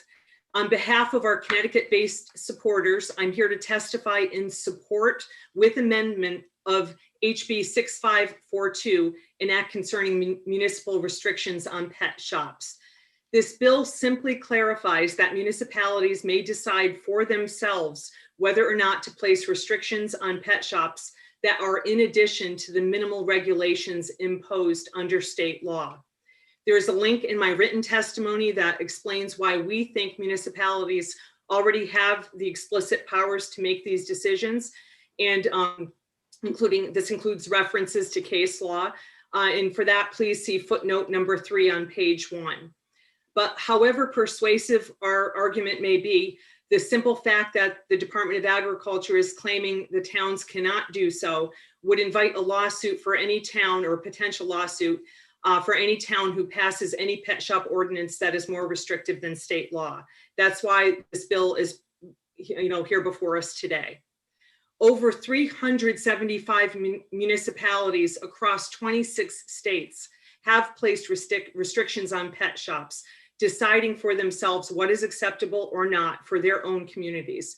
These local governments are taking action because federal and state regulators have failed to stop the trafficking of mill-bred dogs. Puppy selling pet stores pose a number of problems for local communities, including importing puppies from out-of-state puppy mills, misleading sales tactics, the sale of sick puppies, financing with hidden costs, and disease outbreaks, including one that led the CDC to warn consumers of the risks of contacts with pet store puppies. Stamford, Norwalk, and Manchester have recently passed resolutions that lend support of best practices for pet shops that reflect current societal values. You'll hear today from animal advocates who were involved in these local efforts. Best practices are showcased by industry leaders PetSmart and Petco, and by many mom and pop shops throughout the state that profit from the nearly $100 billion pet products and services market. And they also, some of them partner with rescues and local shelters to adopt out homeless animals. Pet shops that sell commercially raised puppies, on the other hand, are clinging to an outdated and socially unacceptable business model. They are outliers in their own industry. We thank this committee for raising this bill and ask that you consider the amendment we offer in my written testimony, since as currently written, this bill would not serve the legislative intent. Thank you for your time and consideration.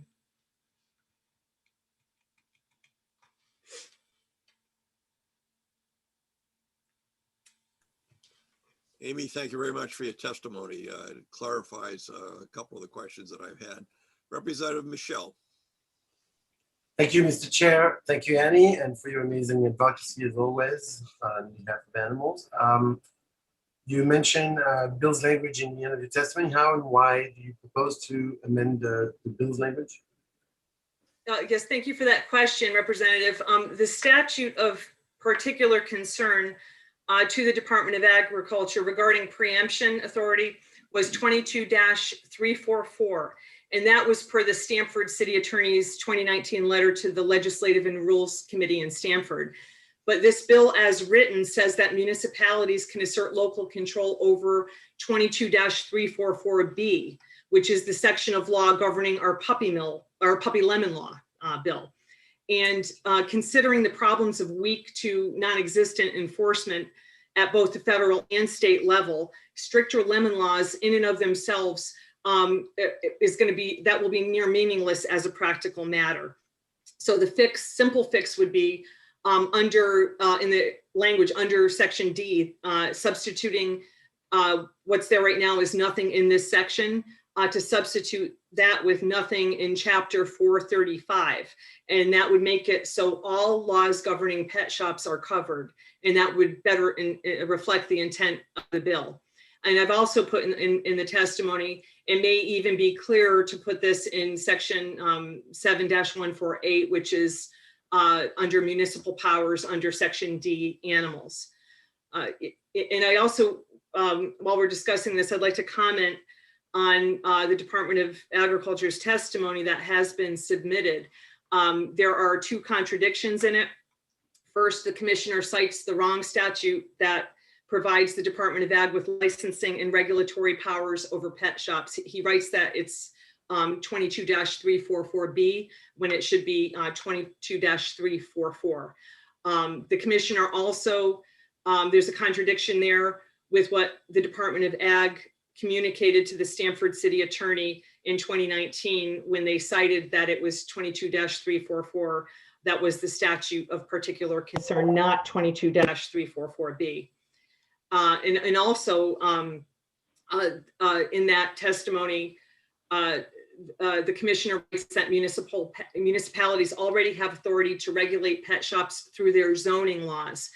And that conflicts with the communication that DOAG made to Stamford, which said that municipalities do not have the authority to regulate pet shops. So in that, there's a link to all that in my written testimony.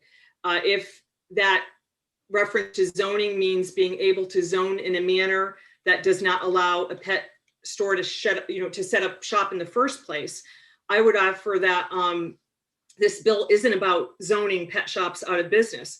It's simply giving towns local control over the regulation of pet shops. And that's because the current regulations at the state and federal level have failed to manage the influx of mill-bred animals into our state.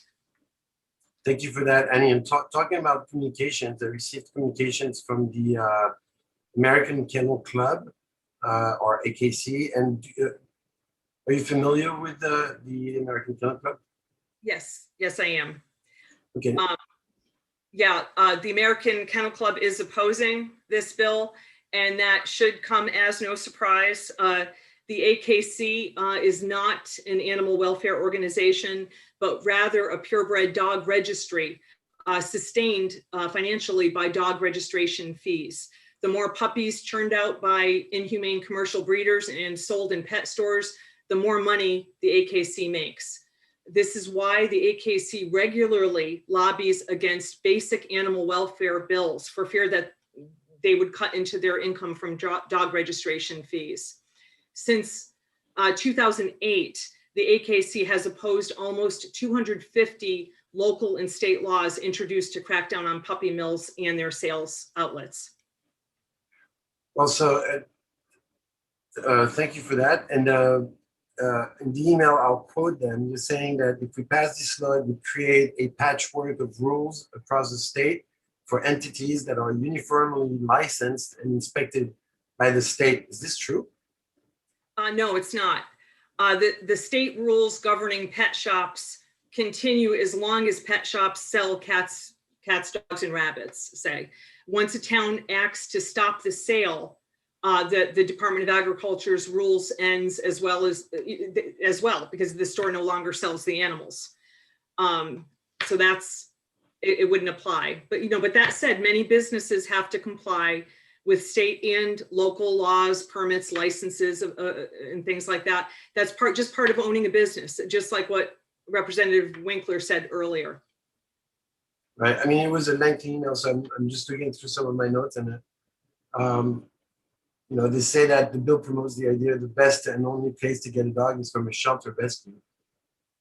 How would you comment on that statement? Yeah, this bill does not promote shelters or rescues. It only allows the municipality to regulate pet stores in a manner more stringent than state law. Even if a locality decided to prohibit stores from selling puppies, that would do nothing to stop consumers from seeking out responsible breeders. This bill does not impact consumer choice. Choices include adoption from shelters or rescues, or buying from responsible breeders who, as we've heard earlier, sell directly to the public and allow consumers to meet the puppy's parents. Responsible breeders have nothing to hide, so they happily invite those interested in their puppies usually into their home. Not during COVID, but normally. Puppy mills, on the other hand, have to hide their cruelty from the public, so they ship their puppies to faraway pet stores to be sold to consumers who only see the cute puppy in the window. And I do want to add that I believe this was mentioned earlier, but I'm not sure, but a huge majority of the breed clubs that the AKC recognizes include in their codes of ethics that breeders should not sell to pet stores, but rather directly to the public, to people they've met and that they've screened. And the AKC knows that truly responsible breeders would never sell to pet stores, but that doesn't stop them from protecting the puppy selling pet store industry. Right, I see. And basically, so this bill would not eliminate the consumer protections like the claim. There's nothing in this bill that adds or removes consumer protection issues. And remember too, there are major consumer protections with pet stores. They sell puppies for thousands of dollars with baseless guarantees of health and quality breeders. Yet time and again, they sell sick puppies from large-scale inhumane breeders with terrible animal welfare records. Oh, okay. Well, thank you. That's it for me, Annie. Thank you very much. Thank you for testifying. Thank you, Mr. Chair. Thank you. Thank you. Can't hear you. Thank you, Representative Michelle. Representative Hennessy.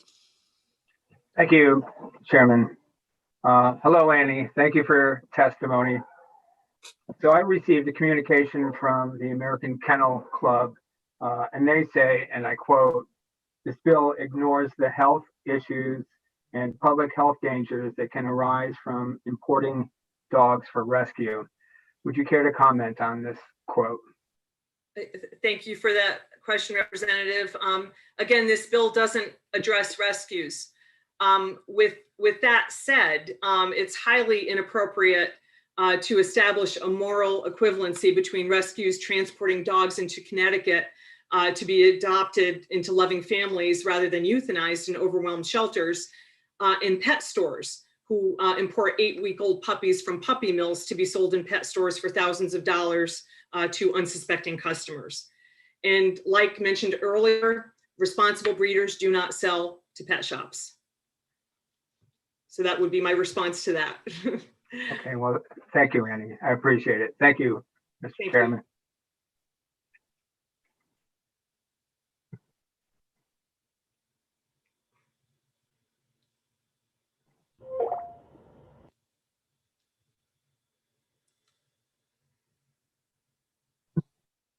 Sure. While we're waiting. Winkler, you're next.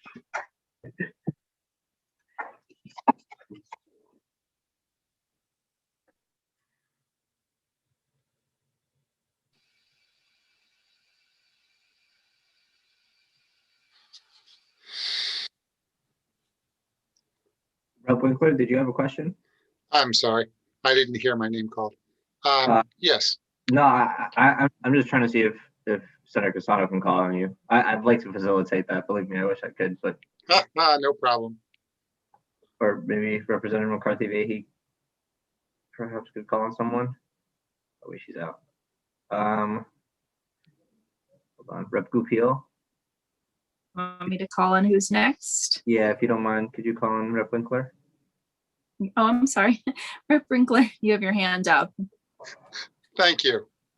How many pet stores in Connecticut would be affected by this legislation? 14. All right. Potentially 14. Yes. 14. Okay. So we heard earlier testimony that that the pet store in Manchester is visited by the Department of Agriculture 6 times a year. I'm sorry. I found that remarkable because we've cut over 13,000 state employees since 2008 to 2019, and I thought we were too understaffed for that kind of attention. From your experience, is that 6 times a year standard across the board? From my experience, that's incredibly high. That's an incredibly high figure, 6 times And especially since most of these visits, almost all of them are complaint driven. So, and the owner who testified earlier did mention that there were complaints. So maybe those 6 visits, I don't know if those were each individual complaints or the same complaint with follow-ups associated with them, but 6 is a large number. Thank you. Are the visits announced? They may or may not be announced. No trend? Usually it's announced. If there's an inspection coming up, from my experience, from what I know, it's usually announced. By announced, we mean the Department of Agriculture calls the pet store and says they're coming? Yes. Any idea how much advance notice they give? I don't know that. I can't answer that. Okay. Yeah. Thank you. Thank you, Mr. Chair. Thank you. Madam Chair. Muted. Mr. Chair, Mr. Senator Casano, you need to unmute yourself.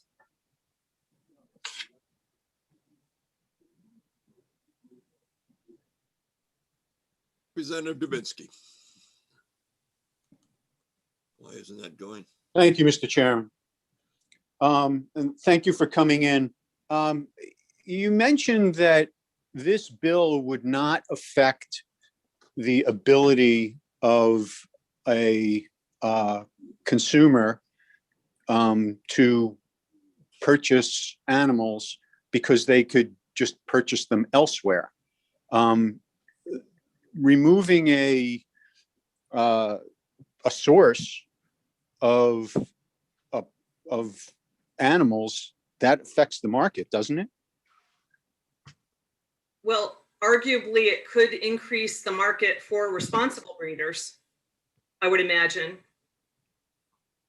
Okay, so if I can't get a dog at a dog store, at a dog shop, at a pet shop, I go to a breeder. How do I know that breeder is responsible? It could be a puppy mill too. Well, there's some typically some clues. Usually they welcome people visiting the parent dog's reputation precedes responsible breeders, usually looking at the health of the dog and the parents and where they're kept. That's usually how they do it. And oftentimes too, responsible breeders will, they're usually attuned to making sure those dogs are going into good homes. So they'll oftentimes want to visit the home and see where the dog is kept and where, how the dog would live. So they tend to, and many times will take the dog back if it turns out not to be a good fit.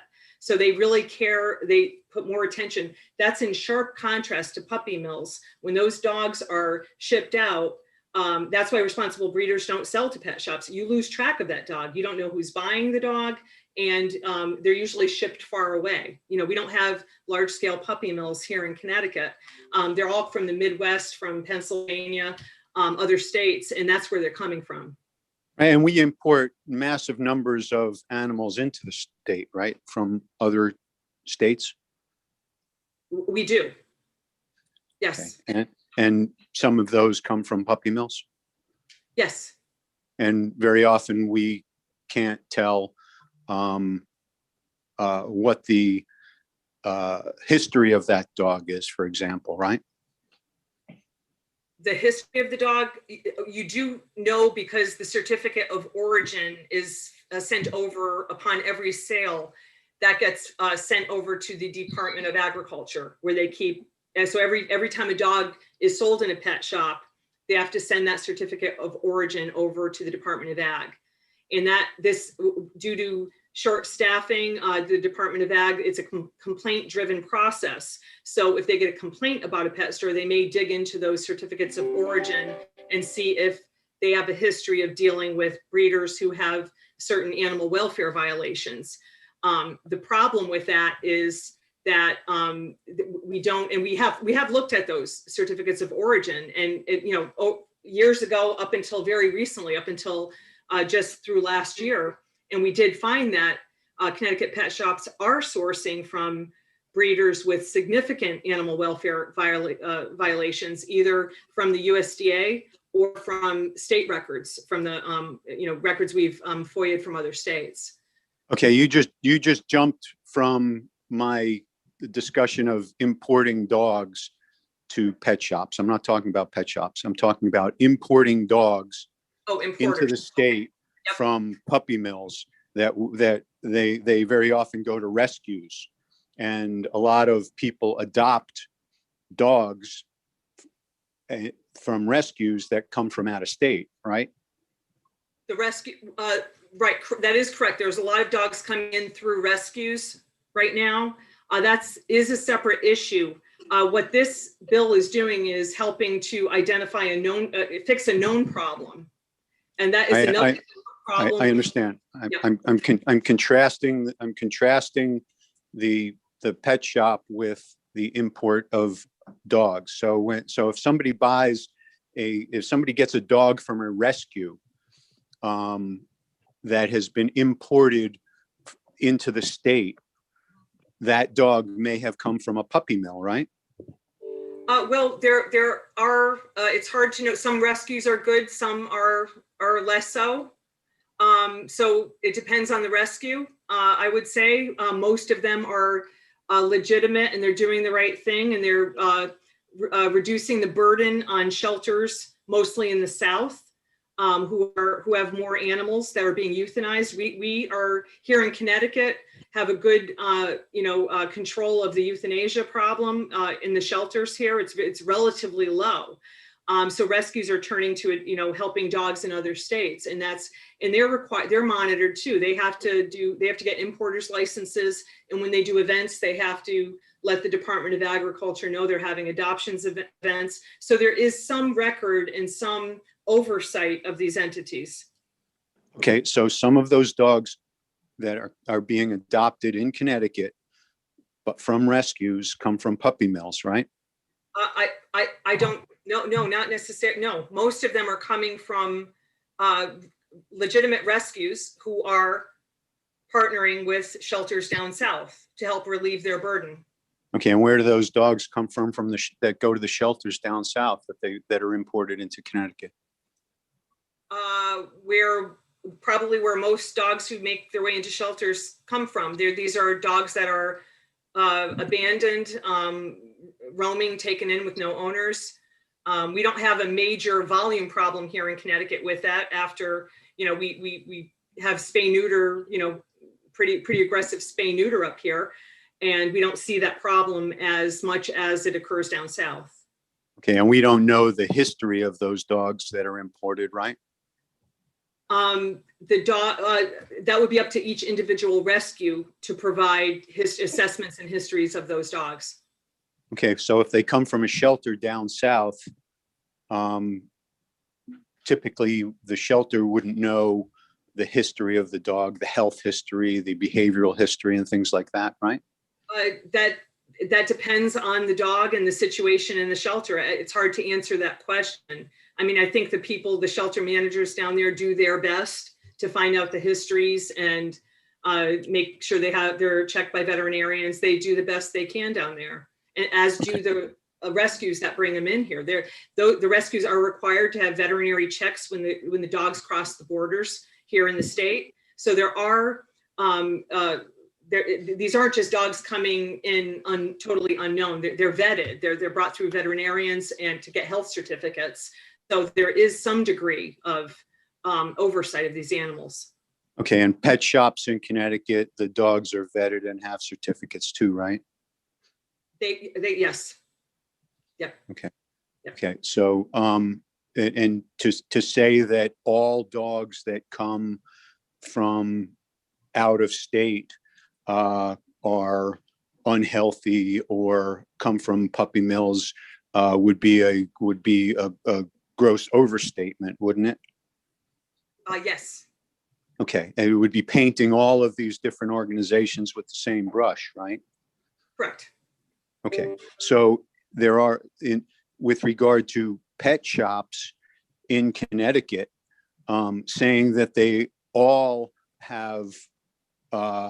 sell puppy mill dogs, or they all sell dogs that are ill, or that they all engage in any type of nefarious conduct, would be unfair to paint them all with that same brush too, wouldn't it? In my testimony, I have a link that shows the latest analysis we did after looking at the certificates of origin. And you'll see all the pet shops in Connecticut who are dealing with breeders who meet the criteria, not just of puppy mills, but the worst of the worst puppy mills. And I would— In whose opinion? In terms of violating animal welfare laws, either through USDA direct violations, they're called, or through state records that we were able to find on these animals or the breeders. So that's, there's a link in my testimony that has that. And you'll see all the Connecticut pet shops who are involved with that. Now, I also would ask that, you consider that responsible breeders don't sell to pet shops too. So that the commercially bred animals, it's an inherently cruel industry. It's a profit-driven industry, and it's extremely well documented, the abuses that occur in these entities. So yeah, you had mentioned before about a specific pet shop that had been visited multiple times by the Department of Agriculture, right? No, I speculated that the doghouse might have been visited on the same issue multiple times. It was either separate issues or one issue with multiple follow-up visits. That was speculating. All I was told was that what the owner had testified, that they were in there a half a dozen times in a year. And I was asked if that was what I thought of that. And it's hard. I don't know whether it was on the same issue or 6 separate incidents. Okay, but you did testify that the Department of Agriculture typically goes when there's a complaint of some sort. It's usually complaint driven, yes. Okay, so if I don't like pet stores, I could file a complaint and the Department of Agriculture would have to go investigate it, wouldn't it? In theory, yes. Okay, and you don't have any information as to whether or not any of those visits resulted in some type of citation or a finding of wrongdoing, do you? I don't know, because I don't know. I'm hearing this for the first time today, like you are. Okay, well, thank you for your time. I appreciate it. Thank you, Mr. Chair. Thank you for the questions. Your Representative Dubinsky. Representative Winkler, are you? Yes. If I go to a pet store and I see something that's inhumane, but I decide I just don't want to get involved and don't file a complaint, then there's a significant chance the Department of Agriculture will not visit. Yes, that's true. But also the likelihood of seeing a problem in a pet store itself isn't, I mean, it does happen, but the main problem with puppy mills are the conditions that the parents, the mothers are enduring in the breeding facilities, and the parents, the mother and father dog.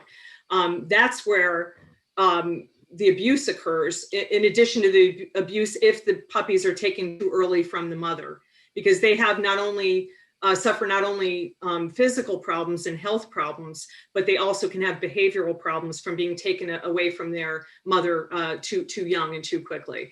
So the abuse in a pet store could be kept very clean, and it might appear very, fine for the consumer. It might be perfectly fine for that dog, but it doesn't tell the story of where that dog came from, if that dog was taken too early from the mother, et cetera, and the treatment of the breeding dogs. In these facilities, some of the ones that Connecticut pet stores deal with, one had over 700 dogs, one had over, I believe, 1,100 dogs, breeding dogs in these facilities. These are massive operations. And obviously, individual attention to those dogs, it's impossible by the people running those facilities. So one of my daughters adopted a rescue that was taken off a street in Georgia. It was just wandering around. So you're saying that a vet in Georgia would look at the dog and assess its health before they shipped it to Connecticut? I'm not familiar with laws in Georgia. I know Connecticut requires a veterinarian yes, I'm sorry, Georgia does have to, because for the dog to enter Connecticut, they have to have a health certificate. And then if they're going through a rescue, they have to be examined by a veterinarian within 48 hours. Okay. Is there any quarantine involved with rescues? Usually they come in, I believe the rabies is required. So no quarantine would be needed. And any quarantines required for puppy mill dogs? On quarantine, no. I asked this question earlier because I am mystified. People who I'm used to hearing home rule from are suddenly not for home rule when it comes to these 17 stores. Do you have any explanation for why? I don't know exactly. I don't understand the logic behind it, because this is exactly what you're saying. It's a home rule effort, and it's allowing towns to act on something. And where we've demonstrated the USDA has failed in this regard, and to some degree the state for various reasons has failed to stop the influx of puppy mill dogs. And municipalities have a right to have this discussion. And it's not saying, we hope they go in a direction we want them to go, but they should at least be able to talk about this without fear of a lawsuit. So yes, it's a little inconsistent to not embrace home rule here, when in other areas, yes, they people typically do. Thank you, Mr. Chair.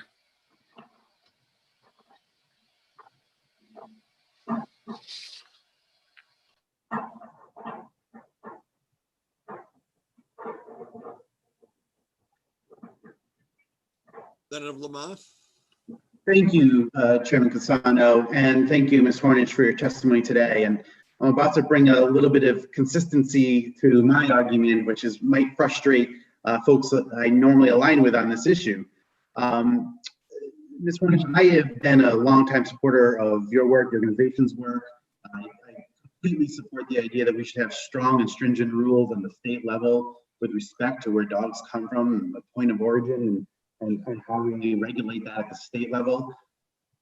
I'm actually going to piggyback a little bit Mr. Winkler's concerns about inconsistencies in argument, and I actually am a little concerned about the idea of local municipalities having the ability to regulate upon the types of sales rather than the types of use. And I find it hard to provide context for this decision, even though I support the underlying goal. I don't know that I want to empower local zoning officials with the ability to make a moral judgment about the types of sales that an otherwise permitted use in their community would be making.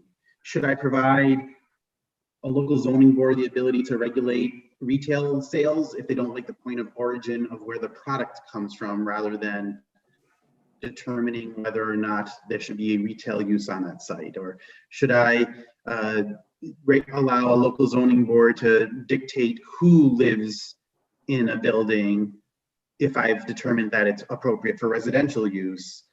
And I think that's where I'm struggling, is like the local zoning officials should be determining type of use that's allowed.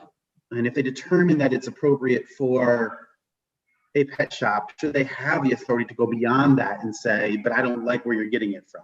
Similar to, I don't like the type of people who would live there, or I don't like the type of activities that you personally do, so I want to regulate you instead of that's where our concern is, like how much we allow a local zoning authority to import their morality into the type of use that they would otherwise allow. I think that's where I'm struggling. I hope you understand it from a point of being on the same page generally with where you've gone on this issue. May I comment on that? Okay, thank you. Yes, and I would say that municipalities are granted the power to make such decisions on, and it's in 7-148, I think it was, where there's certain categories upon which they're allowed to make decisions. That's in my public hearing testimony at one of the links. One of them is issues pertaining to morality and animal cruelty.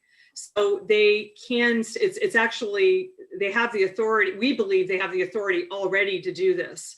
So, but I understand your concerns. We, don't want too much, you don't want abuse of types of power like that. But right now, in the testimony I provided, there is a link where we argue based on municipal powers that it's already delineated that towns can exercise this right to enact ordinances that are more stringent than state regulations. So, and also I think it protects, existing law protects,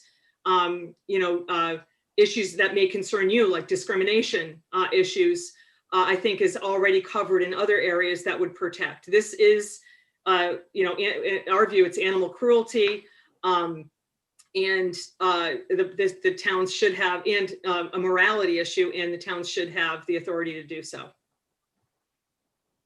Thank you, Ms. Bornish. I'm going to look into this further. I'm struggling with it, as you, I think, can tell, and I'm struggling with ensuring the consistency of my thinking on what we allow municipal officials to determine is in their morality being defined in state statute in some way. Like if we really think this is animal cruelty, if we really think that this is a use that our local officials should consider, then we should stipulate it in state statute. And there shouldn't be this ambiguity of what local officials are allowed to consider a moral or immoral use. And I'm just struggling with it, and I just wanted to give you a heads up that this might be a conversation you might have to find moving forward, because I'm having a hard time, even though I'm with you on the underlying concept. Thank you. Thank you. Representative Lamar, are there other questions or others? Seeing none, Annie, I want to thank you for your testimony. I can tell you that my real concern is we do have 169 cities and towns. Many refer to it as 169 principalities who are all individual units of government. And I'm really concerned about different rules in different places from neighbor to neighbor, one town versus another town and so on. One of the reasons we have state laws is to avoid those kinds of issues. And so it makes it difficult. I have sitting here in my living room a newly acquired rescue dog. I've got my granddaughter's upstairs with 2 more of them. I've got a dog that I've had for 17 years here from a shop. And so it's, there are really mixed emotions, because obviously if you've had animals and so on, there's an emotional tie to the animal. And that does make a significant difference. I'm watching Jack Hennessy's pet cat visit Jack to get through these long meetings here as an example. I don't know if that's a cat or a small lion,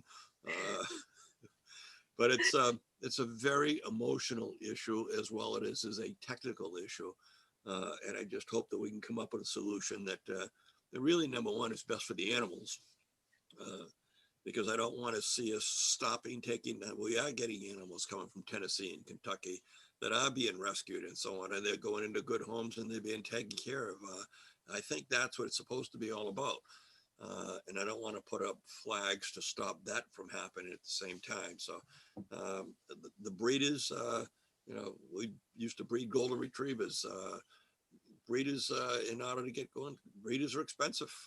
They breed top-notch dogs, and it's like anything else. You can go to a restaurant that you can pay $100 for a meal or $10 for a meal. It's the same with an animal. So all of these things are factors. It's not just simply a bill.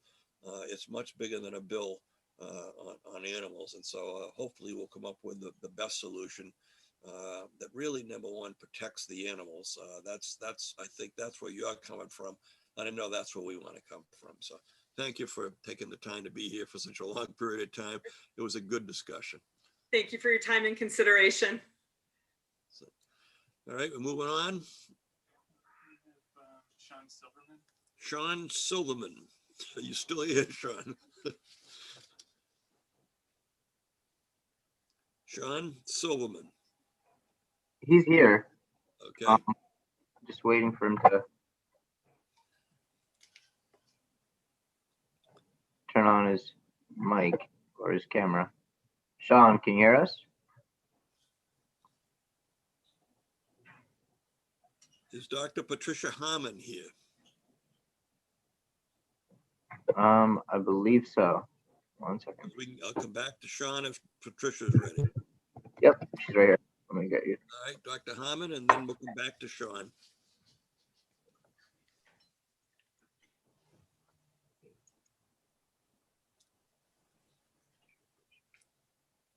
Okay, think I'm on now? Yep. Can you turn on the camera? Oh, got it. Okay. Here we go. Here we go. Yeah, all right, thank you. Well, good afternoon, and thank you to the co-chairs and honorable members of the Planning and Development Committee. My name is Pat Harmon. Sorry, and I live in Stamford, House District 147 and Senate District 36. I'm a humane policy volunteer leader for the Humane Society of the United States. Please accept my public hearing testimony in support of House Bill 6542, an act concerning municipal restrictions on pet shops. This bill simply clarifies the municipalities excuse me, may decide for themselves whether or not to place restrictions on pet shops that are in addition to the minimal regulations imposed under law. I was involved with efforts in Stamford to pass an ordinance that would prohibit the sale of dogs, cats, and rabbits in pet shops. We had to settle with the resolution, and I was very disappointed that the Department of Agriculture intervened at what seemed to be the last minute and sowed seeds of confusion over Stamford's ability to enact the ordinance or not. This effectively blocked our effort at regulating the influx of puppy mill dogs into my city. This bill will make it so that fear of a lawsuit will not be an issue, and so that we can proceed with debating this matter locally. This needs to be done locally because of the utter failure of the federal and state government to address this matter. It won't put pet shops out of business. The overwhelming majority of pet shops do not sell commercially bred dogs. This bill will impact responsible breeders will not impact responsible breeders since they never sell to pet shops, but rather directly to consumers.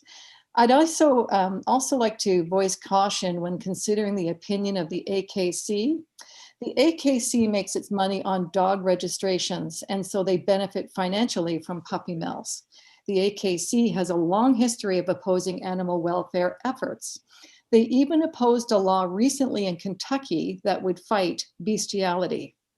And now they're in Stamford fighting a sheltering and tethering ordinance that would help dogs live outside. Finally, an amendment needs to be done so that all of Chapter 435 is covered. It makes no sense to just give municipalities the ability to raise penalties when the problem is the lack of penalties. I urge you to support this amendment to this common sense legislation. Thank you for your time and consideration. Thank you for your testimony. Are there questions of committee members? I see a hand. Representative Michelle. Thank you, Mr. Chair. Thank you, Pat, for coming and testifying today. It's very nice to see you, and I just wanted to give you a shout out, and nice for you to come and take the time to do this and sharing this information. I was just wondering, you mentioned something about the tethering law in Stamford or the efforts, and what were you saying about the American Kennel Club? What is happening? Well, there were two separate things. That the American Kennel Club, they make money, as you know, from puppy mills, and they oppose many of the animal welfare efforts. And what I said about them also was that in Kentucky, that they actually opposed a law that would fight bestiality. So now, though, they are in Stamford fighting the sheltering and tethering ordinance that would help dogs who live outside. Okay, well, thank you very much for sharing this information, Pat, and see you. Thank you, Mr. Chair. Thank you, Representative Michelle. Representative Dubitsky. Thank you, Mr. Chairman, and thank you for coming in. You talked about where AKC makes its money by registration fees. And we've had Ms. Hornish was here testifying earlier and suggesting that if pet stores were closed, people would go to the shelters and get dogs from shelters. Where do shelters get their money? Yeah, I'm thinking about Stanford Animal Control gets it from the city. Okay, but you're a nonprofit rescue. They make their money by adopting dogs out, right? Yes. Okay, so by closing the pet shops, you're closing their competition, aren't you? Closing the shelters competition, you're saying? The competition of the rescues. I'm sorry, I'm not sure where you're going with this, Representative Dubiski. The rescues that Ms. Hornish said that you should go to get a dog if there's no pet shop, gets its money by adopting out dogs. And by closing these pet shops, you would be closing the competition of the rescues and driving business to the rescues, wouldn't you? Yes, and animal shelters have modest adoption fees. Okay, and that's where they get their money. Right. Right. So isn't this an anti-competitive measure to allow the closure of one aspect of a market to drive business to the other aspect of the market? You know, it's rescues are responsible breeders that would get that. So it's not closing off competition. And Representative Dubiski, I am a businesswoman and I'm all for making profits, but not when it comes to selling puppy-milled puppies, dogs. The inherent cruelty is horrible. Did you just say that rescues are responsible breeders? I'm saying rescues or responsible breeders. Okay, but rescues sell dogs with no discernible history, right? Sometimes there is some history, as Annie Hornish had said. I've got Okay, but very often there isn't. We email and see if they're ready. Sorry, yeah. Okay, so very often if you go to a rescue, you may get a dog that has a propensity of violence. You may get a dog that's got a horrible health history. You just don't know, right? Sometimes you don't know, but I've had many rescues over the years, and I found that the organizations I've gotten the animals from do know something about the animals. Most times they do. Okay, but sometimes they don't, right? So it could be hit or miss. Right. Okay, just like if you go to a pet store, right? Well, I know I can tell you that I've had a couple of neighbors go to pet stores, 2 different stores in Connecticut, and ended up getting puppy-mill dogs, and they were horror stories. Okay, so I knew nothing about those, but responsible rescues, they do provide history. Many of them do. Okay, but you have to admit that some don't. Some dogs don't have a history. Some dogs don't have a history of behavioral history. Some dogs don't have a health history when they come from a rescue. Yes, correct.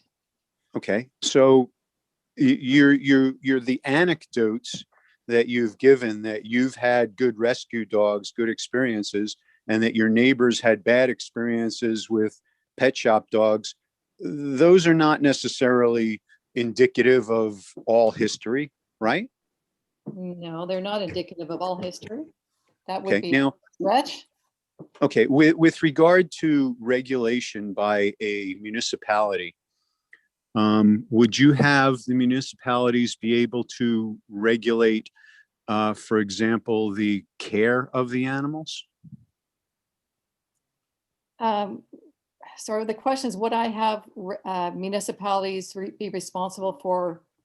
No, be able to regulate under this bill, be able to regulate the care of the animals in a pet shop?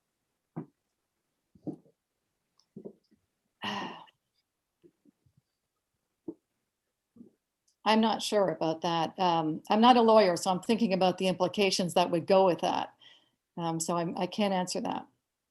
Okay, because this bill essentially says that municipalities will be able to regulate. So I'm trying to get from you what type of regulation would be allowed. I heard from your testimony that you would like them to be able to ban pet shops from selling animals, but that's not in the bill. The bill simply allows the regulation. So I'm asking, should they be allowed to regulate the care of the animals? You know, I work with or volunteer with the Humane Society for a number of years. So I just wanted to share with you that, you know, we have documented evidence that pet shops are dealing with commercially bred animals. I'm sorry, I don't know who that is.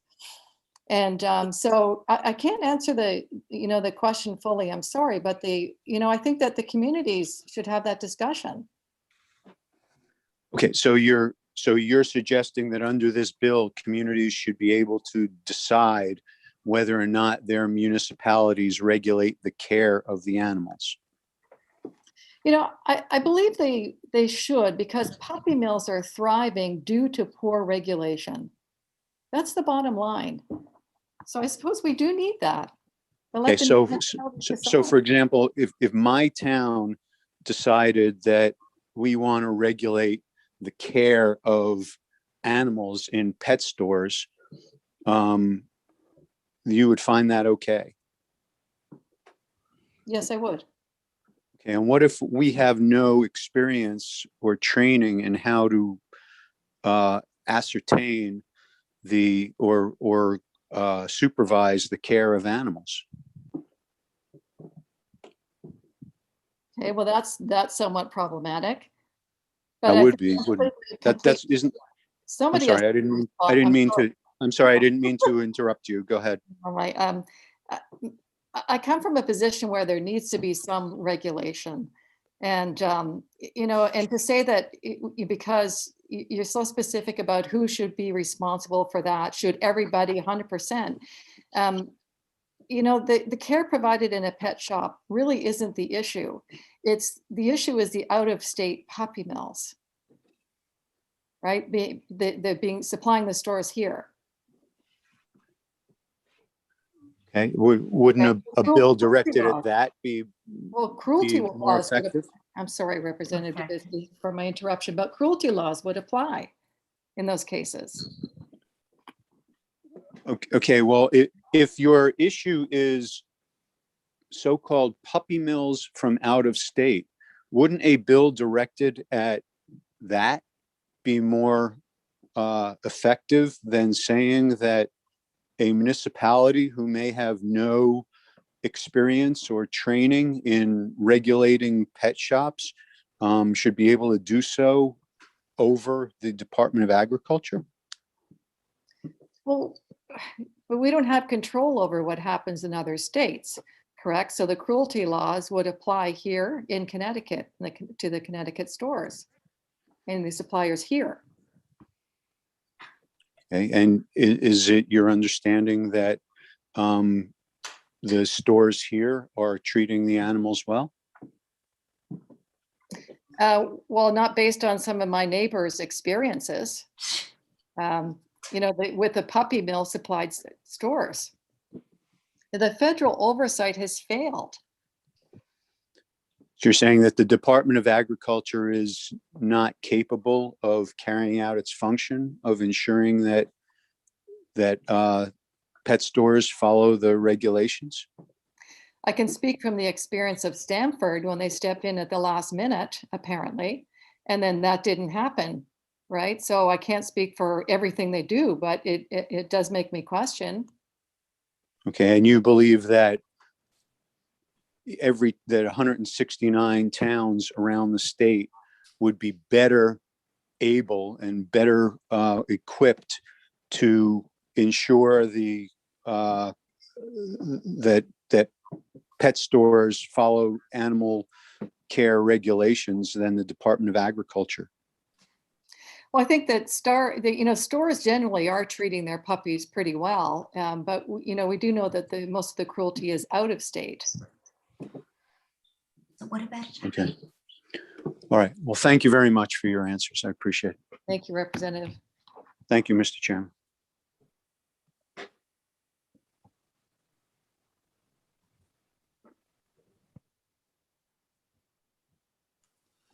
Thank you, Rep. Dubinsky. Are there any other questions? I'm sorry. Seeing none, I want to thank you for your testimony, Dr. Hammond. And we'll move on to our next speaker. I'm going to move back on to Sean Silverman.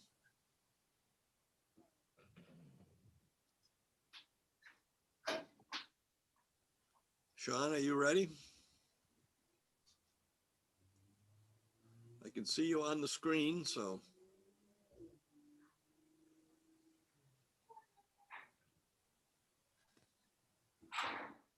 We'll hold and see if. Is that working? There you go. Okay, good. Oh, hello? Hello? Hello? Oh, my This is the goodness. camera right here. Oh, okay. All right, Sean, welcome. Yes. You can't see us though. Hold on. 1 second, we're getting, okay. Okay. All right, hold on. I got to figure out this volume thing. Okay, I think we're ready. Okay, go for We it. have more questions for the veterinarian. Or for the doctor. Last night, so when I'm talking, he's like, I'm making soup, he was showing us what he was making. You'll have to do your testimony. We can't. What's happening? No, Unmute. no, We have to no. push unmute. Right, we're gonna move back to Sean. Hello? Sean, are you? Can you hear us? Yes, we can hear you. Are you ready? Okay. All that, all the little setup. You'll have We to- wanted, the main question that we want to discuss is the rescues are keeping, basically, because they make money when someone rescues a dog, they're keeping the rescues in business, right? I mean, it's just logical sense that rescues are being kept in business by people adopting. And those people think they're doing the right thing. But when people want to go to a reputable store that has been there for a long time, that is regulated, heavily regulated, they're really actually better than rescuing a dog and keeping the rescues in business when they're mistreating the animals and they're making money from the rescues, correct? I want to ask the doctor that question. She's gone. I do feel that our regulations are such that it's much more difficult for a store to do things with cruelty to animals than it is for people who are getting a rescue dog and to keep On the internet. or sell on the internet. Yes. And you can meet someone on a highway or a store. You can meet them on a street corner and get dogs. You're keeping them in a very good business. And now you threaten to close down stores that are so heavily regulated that there's no stores that are doing things illegally because they are so heavily regulated. Correct? It's your testimony. We're not here to. Yeah, so can you hear me? Yes. Hello? So, Nancy and I have owned Puppy Love for almost 25 years in Danbury, Connecticut. We understand the business, and a lot of these breeders we use that, you keep talking about, and, I heard Mr. Brennan say earlier, basically, he knows people in Connecticut that have, that bought dogs. I think he's referring to us that were very sick, things like that.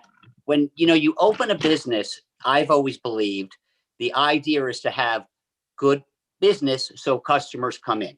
And refer. And most of our business is mostly referrals over the years. We've been doing this 25 years. A lot of our breeders, I'm not saying all of them, but a lot of our breeders, their kids breed the dogs for us. We don't tell people it's some little old lady on a, house breeding these dogs. We are upfront with our customers. explain. Our customers come in.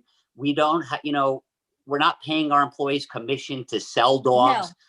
We educate our people. There's a reason why we've been in business for 25 years, is because we do the right thing. And we I rely. am not saying we're the best. We haven't made mistakes. Of course we had, but there is a reason we've had our location in Danbury for 25 years. And when you say that these breeders are not taking care of their animals, well, how can we consistently be using these breeders, not all of them, but some of them, for almost 20 years, if they are breeding all these dogs that are unhealthy, because we wouldn't have the referral business, people wouldn't come back in. Exactly. I mean, if you open a restaurant and you're serving bad food, people are not going to come in. It's everything catches up to you. So yes, you may ask me any question you like. Okay, are there any questions from any members of the committee? Seeing none. Mr. and Mrs. Silverman, I thank you for your testimony. May I say one more thing?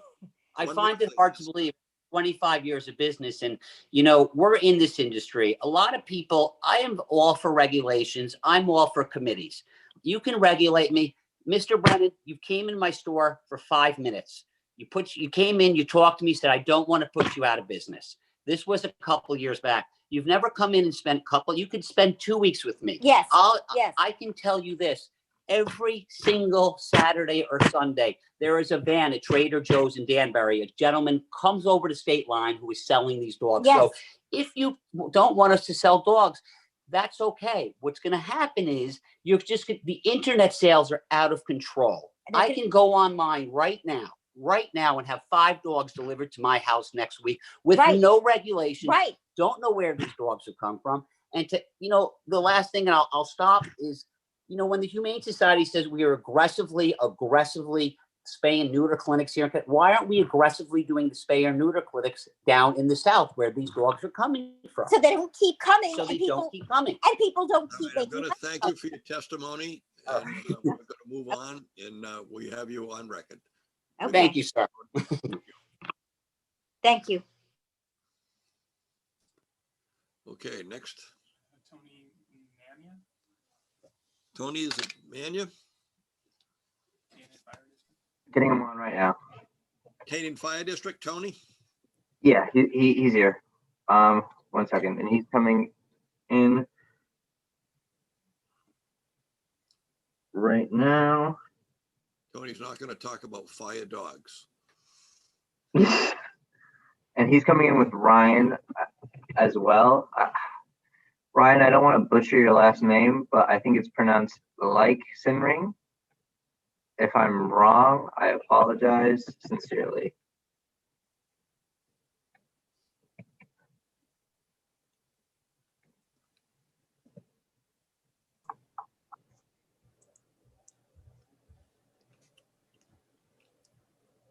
Who's the other one with him? You. Hello, Tony. This is Tony Nania. Okay. Ryan, can you hear us? Yes, thank you. Awesome. Okay. Would you proceed? You have 3 minutes.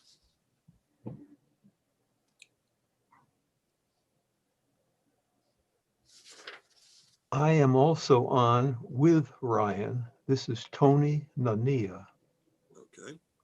Tony, please proceed.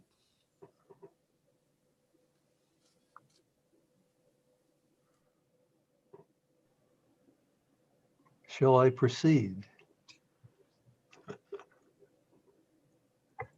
Yes, please. Thank you. Senator Cassano, Representative McCarthy-Vahey, ranking members Huang and Zullo, and other committee members who may be there. Good afternoon. My name is Anthony Nania, Tony Nania. I'm here today as warden of the Canaan Fire District, and I thank you for this opportunity in support of House Bill 6544, an act concerning property taxation in the certain Connecticut Fire District. In short, this bill would permit the Canaan Fire District to correct its taxable grand list to include certain personal property that was recently made tax exempt pursuant to both section 12-81, subsection 76 of the Connecticut General Statutes and the town of North Canaan's lawsuit with a taxpayer to which the fire district was not a party. The reason that the fire district supports this bill is because it will enable the fire district to prevent its otherwise certain financial insolvency as a consequence. A brief history of the events leading to our current predicament is as follows. The Canaan Fire District is a small Connecticut municipality that was chartered by this General Assembly in 1902. It is located entirely within the town of North Canaan, has roughly half of the town's 3,200 residents and an even smaller tax base. But though, as you will soon see, we are amongst the poorest of the state's towns, I am very proud of the good government and services that we have continued to provide our citizens. The district's principal purposes are to operate and maintain the town's public sewer system, fire hydrants, sidewalks, and streetlights. It also buys plantings to provide to volunteers to beautify areas that abut the town's streets and sidewalks. It also provides donations to the Canaan Fire Company, which is a private, non-stock Connecticut corporation staffed entirely by volunteers. All of the above services, except for the public sewer, are paid for from the district's levy of an ad valorem tax that is due and payable on the 1st of June of each year.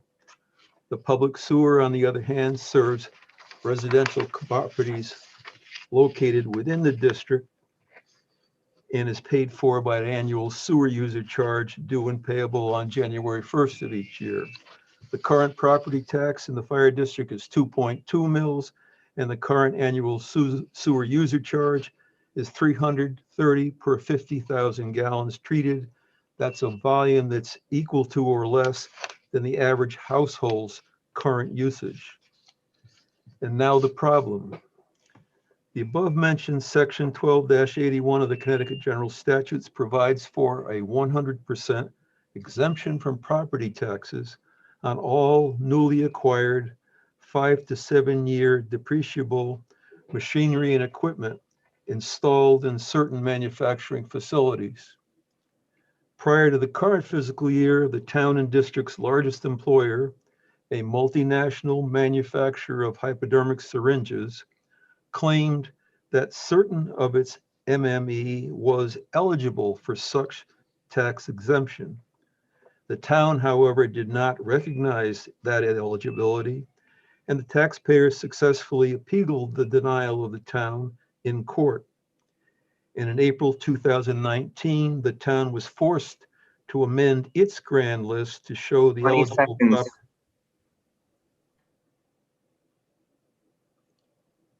Shall I continue? Yep, you have 15 seconds. Well, I'll skip forward then and say the district has the power to raise its property tax, as does the town. And the district census tract is made up of predominantly low-income residents with little or no ability to pay an even fractionally increased mill rate. Based on the 2019 community survey done by the Census Bureau, the town's per capita income is $36,536, of which about 80%, which is about 80% of the Connecticut average. In my last attempt at telling you the story, there is language already proposed for the bill that I've mentioned, but the district has recently been made aware by one of your committee members that the potential precedent-setting issue that this language presents may be problematic, and we have just accepted an invitation from the OPM to meet together with them to explore options for alternative language that might avoid that issue. Thank you.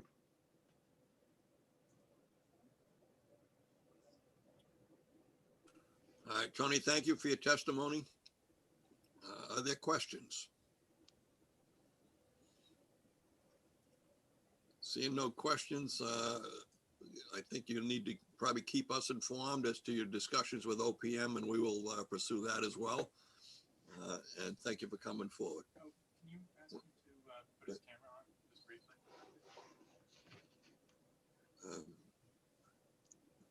I don't have your photo here, Tony, but can you put that camera on? All right, I think he's gone. All right, we're going to move on to the next speaker, Mary Falvey. Mary Falvey. Adding her right now. 1 second. Okay.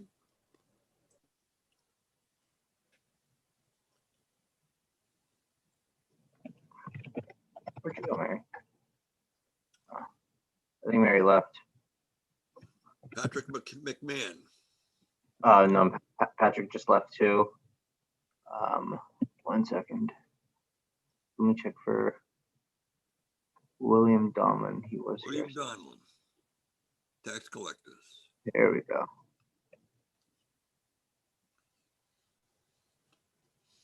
Mr. William, can you hear us? I can hear you. Can you hear me? Yes, sir. Great. Ready? Ready, go ahead.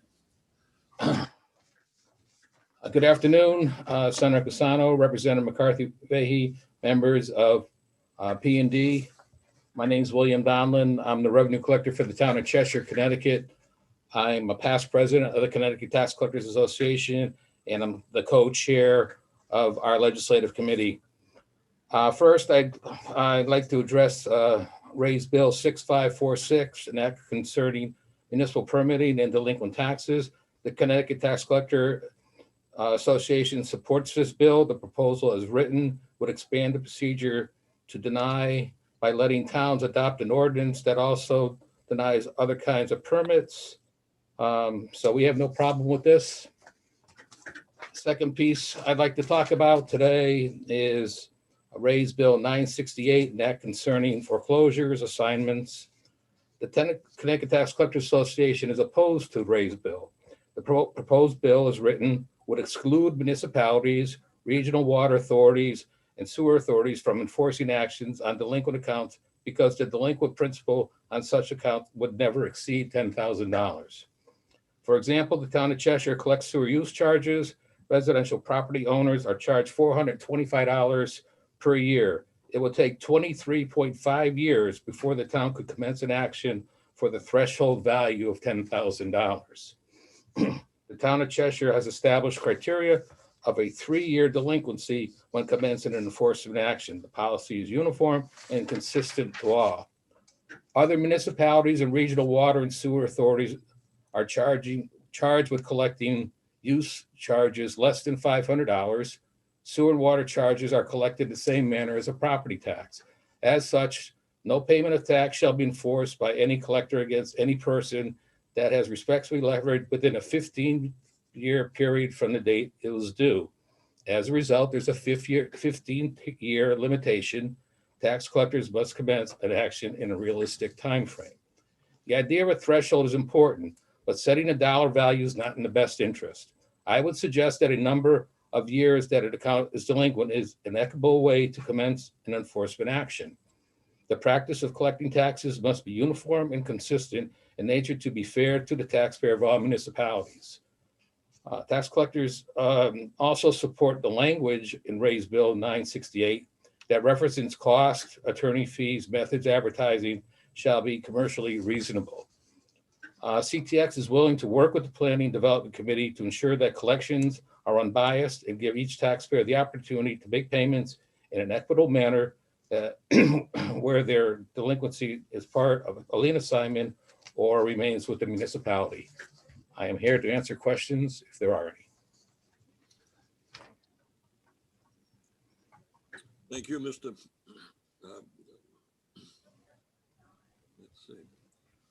Mr. Donlin, I have a question from Senator Champagne. Thank you, Mr. Donlin. I want to go back to what you're talking about with the sewer collection, because I'm having the same problem taking that into account. when you can't collect the fee for 15 to 20 years because of this $10,000 limit, I find that a problem. And I also find it as an issue that we may never collect quite a few once the word gets around that there's nothing we can do to collect it. But my other question is, isn't there a time limit for collecting back fees? Yes, in my testimony, I say 15 years. So a tax bill and a sewer use bill, which is also treated as a tax, has a 15-year life. On year 16, it disappears. And just the 16th year disappears, but it still keeps that 15-year mark, correct? Right. Each July, we start a new tax year, and the oldest bills that fall off on June 30th. So if it's 20, if it takes 20 years, potentially you can never go after them. Okay, this is where I think there's a lot of confusion.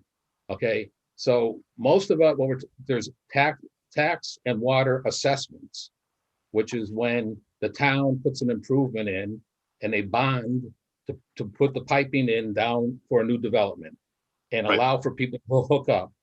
Those are assessments that are, some of them are 26 years. Those are different. Those are assessments. I'm dealing with sewer use charges and water charges, and I think that's part of the reason why I like to carve the use piece out of the bill, because assessments are being differently. Yes, there are assessments can be $6,000, $12,000, $30,000. Depends on what it costs the municipality to do the project. Then they break it out through principal, interest, and bonded interest to pay for the project. Those have a life of whatever was established by the Water Authority. So if it's a 20-year assessment, then it's a 20-year assessment. If it's a 23-year assessment, it's a 23-year assessment. My testimony is talking about the individuals who have water or sewer use charges. And those, they're much smaller and they have to follow the statutes according to tax. So we have to honor the 15 years. Right, and that's exactly what I'm talking about as well, because my community has two, and my district has a couple more. But in my district alone, we have two. And again, I think given what we charge for it, again, when we hit that 15 years and we start dropping off that bill, those charges, the sewer use charges may never actually hit 10,000 when we start dropping off those bills. Is that correct? That's correct. That's my problem with the bill is because, as I stated in my testimony, it would be 23.5 years for me to get to a principle of the dollar value. So I'm saying that I would much rather see it based on years of delinquency, the number of liens on a property, so it's more equitable. There will be different dollar values involved, but at least we're following, it's uniform throughout the way we're doing it. I agree too. We normally do 4 years in my community, and I think that gives a lot of grace time. But putting this bill into place can basically make it so people will never pay. And what happens to the other ratepayers? What happens to their bills because we have people that aren't going to pay now? Well, those are the problems that we deal with. The same thing with taxes. It's kind of shared about it. You're hoping that you're going to get paid when the house sells. So it is a lien that is transferable, and it's also assumable. That's the other problem with it on an assessment. So I got a 25-year assessment. I pay 5 years, and then I decide that I don't start to pay. Then 2 years later, as I sell the house. When the closing takes place, they're going to collect my 2 years in arrear, and the property owner is going to say, I'm going to take year 8 forward. So they're assuming the debt going forward, but the years that weren't paid by the current homeowner will be paid at the closing. Right. So I think this can cause a lot of problems with our sewer systems. I see rates going up for our other people, and I would rather, exactly what you said, I'd rather go with years and 3 or 4 years, and then move into an action that hopefully the person would pay off. I know I can't think of a house that's ever been actually sold due to the sewer use charges. I know action has been started, but it's never been sold. Have you ever heard of one in your district? I have not, nor have I heard a tax sale where it was just a charge that a property changed as a result of that. I am aware of foreclosures. These were the things that we're talking about earlier in the southern part of the state, where there's some very aggressive tactics that take place down there. I'm one of 9 municipalities that does lien assignment. And because there's a problem in one area of the state, the rest of us get kind of dragged into it. This is the only enforcement technique that we use in the town of Cheshire. We don't use tax sale. We don't do foreclosure. We do lien assignment because it affords the taxpayer the opportunity to work out the payment schedule that we normally won't do in an office. Okay. All right. Thank you for indulging my questions. My pleasure, Senator. Thank you, Senator Champagne. Are there any other questions? Seeing none, Mr. Donnan, thank you for your time and your testimony. Thank you, Senator. See you soon on the golf course, hopefully. Hopefully. Representative Goupil. I'm passing the baton. All right, thank you, Chairman Casano. Thank you very much. Thank you. I hope you have Our next person to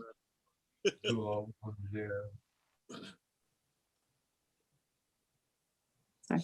Our next person to testify is William Lucy from Save the Sound.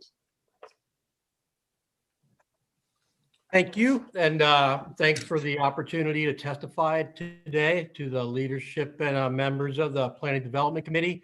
I'm here today to speak in opposition to HB 6540. The MS4 permitting requirements are based on standard EPA procedures.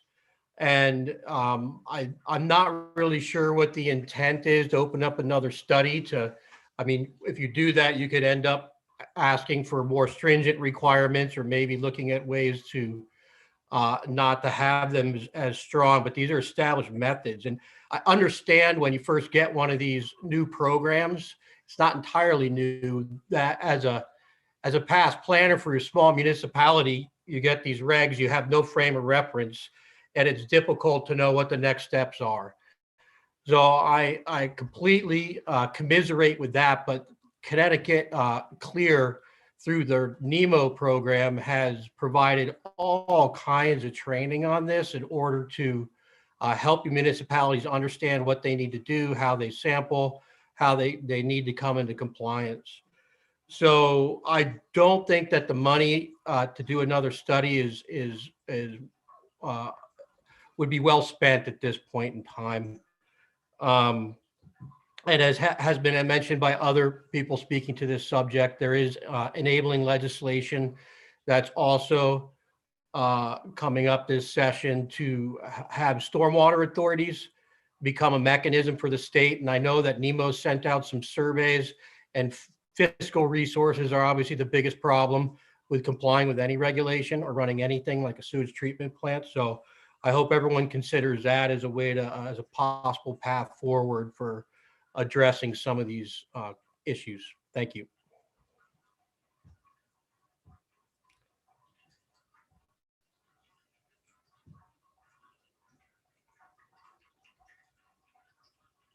Rep. Goupil, we could field questions from Rep. Michelle.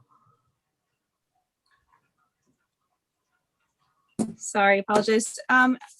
We have Rep. Michelle. Recognize Rep. Michelle. Hi, Mr. Lucy. Thank you for testifying today, and thank you for all your advocacy and conservation work on the Sound. As a city with an MS4 permit, I can only say that, yeah, I would be surprised that this would be a requirement. don't really understand the need for the bill neither. So I just wanted to agree with you, and thank you for bringing this up today. And if you have any other comments, please by all means. Yeah, if people, I don't know if people have had a chance to look at the monitoring requirements. If you go to the NEMO website, that's non-point education for municipal officials. It has a little chart and you can look at it.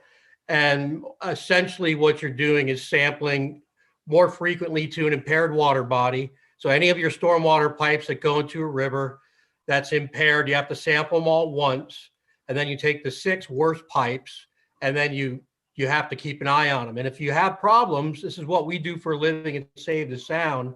We get reports from citizens that there's sewage or some kind of smell coming out of a pipe. And we use this exact same method to backtrack if something's broken.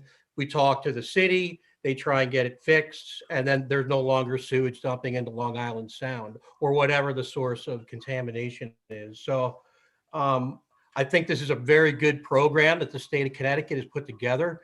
I know it's been difficult for everybody to get used to it and to get into compliance. But hopefully with the stormwater authorities and the permitting and everybody working together, we can really have an impact on stormwater because it's the #1 pollutant to all our rivers and the sound. The sewage treatment plants are under permit, so they're a lot easier to control. But when you have surface water that's every time it rains, is bringing all the different types of pollution into the water. That's really where we all need to be focused. So thank you for your support, Rep. Michelle. I was going to add, you reminded me of when I tested an outflow for Save the Sound in Stamford, and I remember hearing a toilet while I was in front of the pipe. It was not a pleasant experience. Thank you. Thank you, Mr. Lucy. Thank you for all. Thank you, Madam Chair. Do we have any other representatives? Just scrolling through and make sure nobody else has their hand raised. I do not see anybody else. Mr. Lucy, thank you very much for your testimony. Thank you, Madam Chair.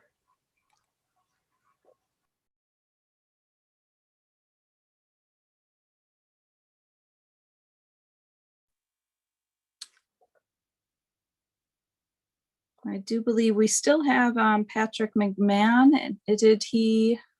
Was he able to join us? He was here. Let me just check to see if he came back.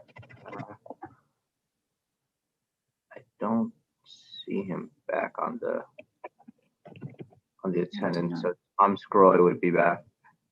All right, we'll move on to Tom, and I apologize, Tom Sigori of CTWEA.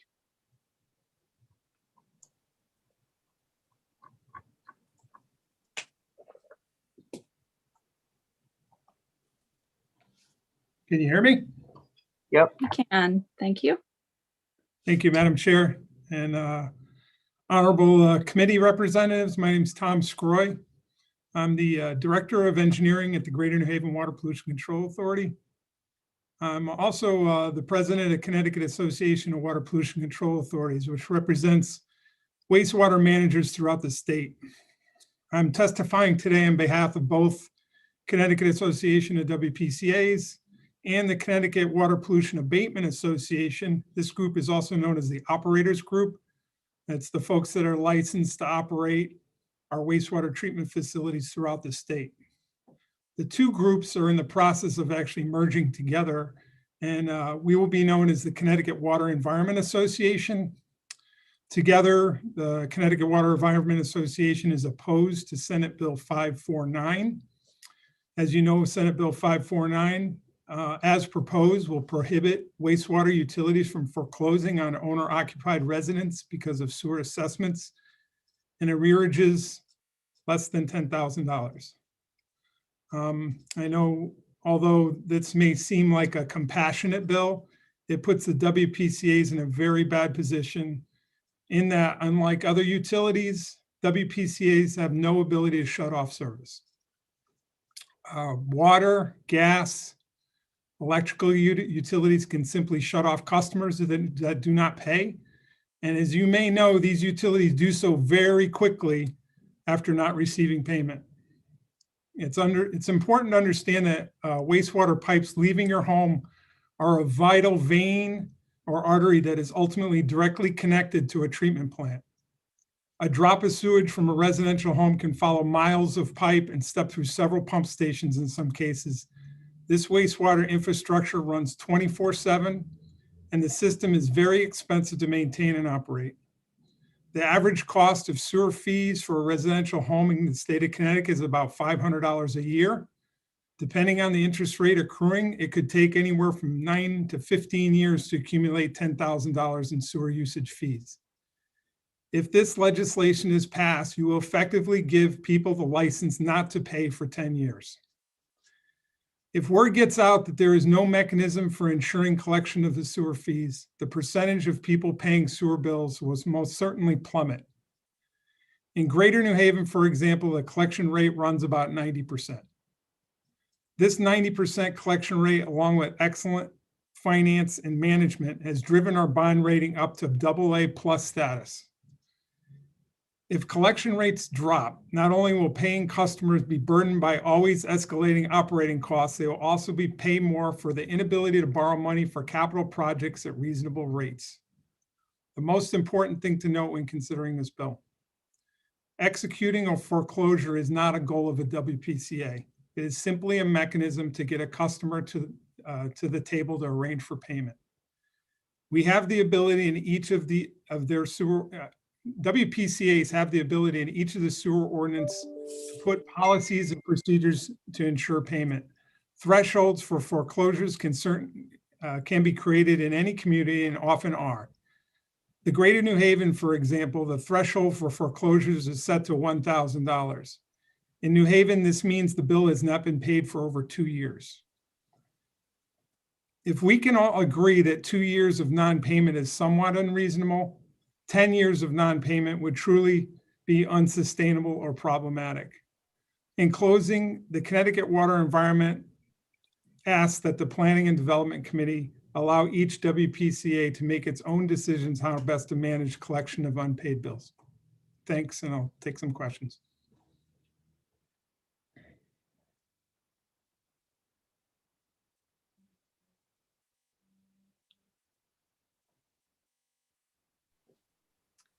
Question from Representative McCarthy-Vahey. Thank you very much, Madam Chair, and it is very nice to see you leading us today. Mr. Scroy, did I say your name properly? That's correct, yep. Okay, thank you. As is often the case for many of us, we toggle between meetings and my other committee is voting this afternoon. So I was trying to listen as intently as I could to your testimony. I don't see written testimony, and what I wanted to ask is, as we go forward in discussions on this bill, if we can get your committee can receive your contact information so that I might be able to reach out with you to continue the conversation past today. I know there was extensive conversation earlier in the meeting, and I was able to participate in some of that, but just would appreciate that opportunity. Thank you. Yeah, Madam. absolutely. Absolutely. We did submit a written testimony, but we'll make sure we close the loop. And thank you for that. I look forward to having a direct discussion with you. Thank you so much. Great. Representative Winkler, do you have comments or questions? Yes, thank you. So if I understand your position correctly, even if a municipality has a predatory practice, even if they sell liens as soon as it's $400 or 2 years, we'll say, and somebody forecloses on the property, et cetera, et cetera, et cetera, your opinion is that the state should not do anything about those practices, that should be up to the individual municipality. Yeah, I can understand the desire for if this is becoming a problem in a certain community and it's getting up to the legislature, I can understand the desire to do it. I said, on the surface value, it seems like it's compassionate and it's understandable. Based on my interactions with WPCAs that I've been working with, and it's many of them, this is not a large, widespread problem. So that tells me that it's coming from one certain area of the state, and I'm not privy to that. I would like for our organization to be able to help that community or whatever it is work through that problem. I can speak directly to my knowledge in New Haven. Anyone that reaches out to try to make a payment and the system just shuts right down, and we make arrangements for payments with that particular person if it is. It's mostly been a problem in New Haven for absentee landlords and people that jump LLCs. They create one LLC after another and try to avoid payments that way. It's not to your grandma's house where she's struggling and doesn't have a source of income. It's certainly not that. I can't speak for all the communities, so you representatives, you're doing your jobs and you're probably hearing from one particular part of the state. And our organization would love to be a help to that. I certainly don't want to take adversary position to some knowledge that you have that I don't. Let's just pretend that in Hartford and downstate, tax liens are being sold, 18% interest, no notification. People find out their homes have been sold, more or less. Let's just say that is happening in more than one area of the state. Do you have any advice for us on how to cope with that? I think I was listening in earlier. There are other methods. I don't think that the dollar value works very well. I do think maybe there could be something in the number of years where it's outstanding that could possibly work. Speaking from all the WPCAs, it's difficult for me to speak from all of them, but we would like the opportunity to be involved in that discussion so that we can help educate and enlighten where there might be problems. I mean, we certainly can't have, if word gets out for, say, in New Haven that it's $10,000, I can assure you that the collection rate will go down significantly and it'll be a big impact to us. And I'm sure that would happen in other places. I'd like to examine that for 1 second. We have a program where you can get help. You can freeze your taxes, pretty much. And basically, you can freeze your taxes for the rest of your life. But the municipality takes a lien on your home for the taxes every year they go up that you haven't paid. And then at the end of when the home is eventually sold, the town recovers all the taxes that the individual did not pay as a result of the freeze. We can get almost no one on that program because nobody wants the lien on their home. Mm-hmm. So you don't think a threat of a lien is enough to discourage some people from letting the bill pile up? I believe the threat of a lien is what gets them to the table to want to pay. That's kind of what we're saying here. The threat of the lien is what gets people to come pay their bill. If there was no threat of liening the property or foreclosing on the property, then they're likely not going to show up to pay. So if we permitted a lien on the property, but we didn't permit a foreclosure, then the town would eventually get its money whenever the property changed hands. Yeah, but it's impossible to budget that way. I mean, we budget on our last year's sewer revenue. So if all of a sudden everyone decides they don't want to pay next year, and our collection rate goes from 90 to 75%, then that revenue from that 75% is going to be applied to everybody. We're a nonprofit, and WPCAs for the most part are nonprofits. They're just whatever the costs are, they're just distributing that cost over all the ratepayers. So therefore, all the ratepayers in that short term are going to pay more. And yes, maybe effectively they could ultimately collect. The town could collect on that property when it does sell 10, 20, 30 years from now. I suppose you're correct. I don't think that's a good way to go about it personally. Keep in mind, I'm an engineer. This is kind of out of my bailiwick. I'm not a finance guy. You're probably best to talk to finance people here at the authority. I'm sure I could connect you or in other places, but just by the way our association was developed, that's my bailiwick, is engineering and building projects. So I have to understand that, and I apologize for not being able to help you out in a different way. Not at all. It's refreshing when somebody up here admits limitations on their knowledge. Thank you. Thank you, Madam. Thank you. Thank you, Madam Chair. Representative Zullo. Thank you very much, Madam Chair. And I also echo our standing chair's comments that it's very nice to see you in this role. Just very quickly, thank you for your testimony. Is there any way for you to estimate the percentage of your of collections each year that go towards maintenance? I mean, are you top heavy with with payroll and things like that, or what is your largest expense? Is it maintenance? Is it employees? What is it? Yeah, I don't have those figures off the top of my head. I'd love to be able to rattle them off for you. We're very lean here in Greater New Haven.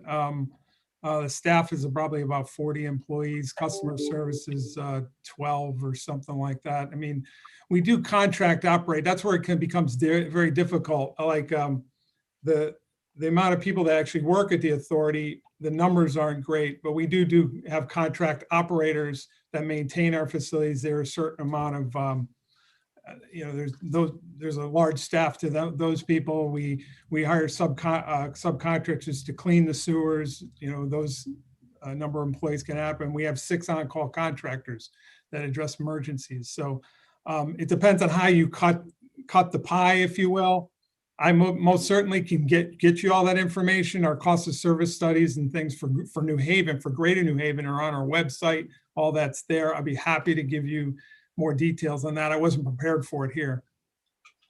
That's okay. I appreciate it. I would look forward to that. And I think Rep. McCarthy-Vahey mentioned that we get your contact information. It would be helpful to have that information just so that we could put a more concrete number together or understand more concretely the impact that this kind of proposal might have on your ability to provide service. Because ultimately, that's my real concern.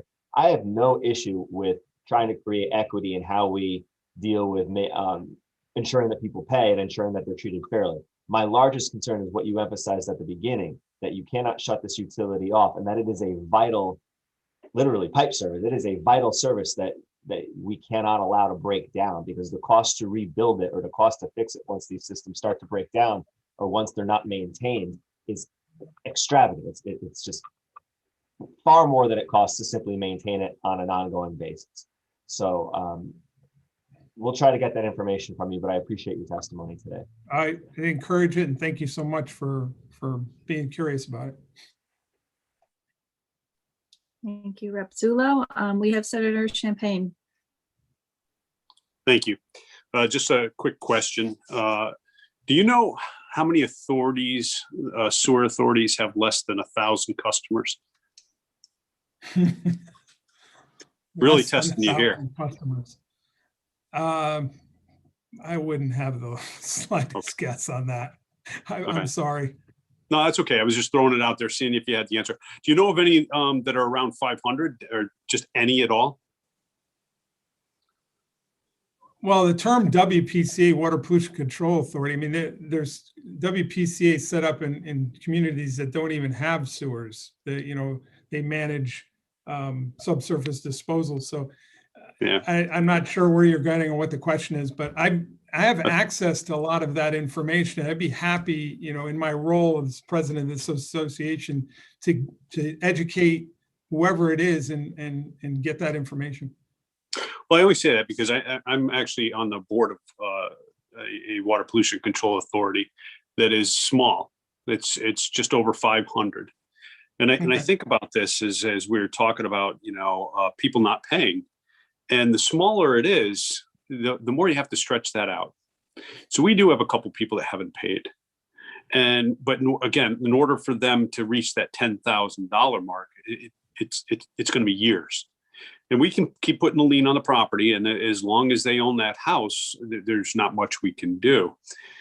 But, you know, when you start taking every person you take off there with those small authorities, that's a big hit, because now I've got to start charging all the rest of the customers the rates to make up for those who just refuse to pay. And, you know, when you're talking, I think right now we do about $400 a year. That's what they're paying. So for everybody that comes off, you're talking, you know, $1 something more per customer. And when you start talking 20, 30 customers, now you're getting into more trouble, because you're not being able to build up your rainy day account, which pays for the repairs of things. So that's why I was kind of interested in the numbers. And I don't know if you heard my conversation when I was asking before about the fact that, you know, $10,000, because it'll take so long to get there, that these drop off after 15 years. And I guess I'm going to have to figure out the question myself, because I'm sure you don't have the answer. But even if, how long does a lien last? So I'm going to have to look at how long the lien lasts as well.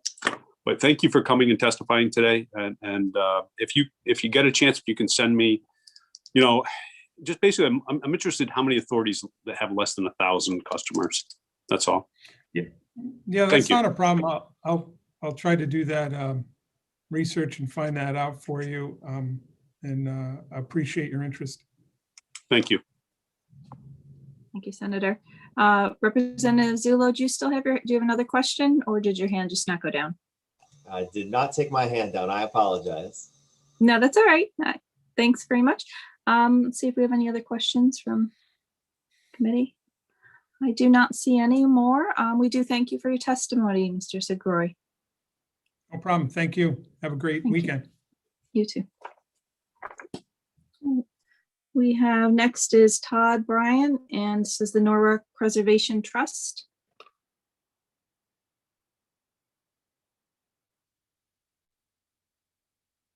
Welcome.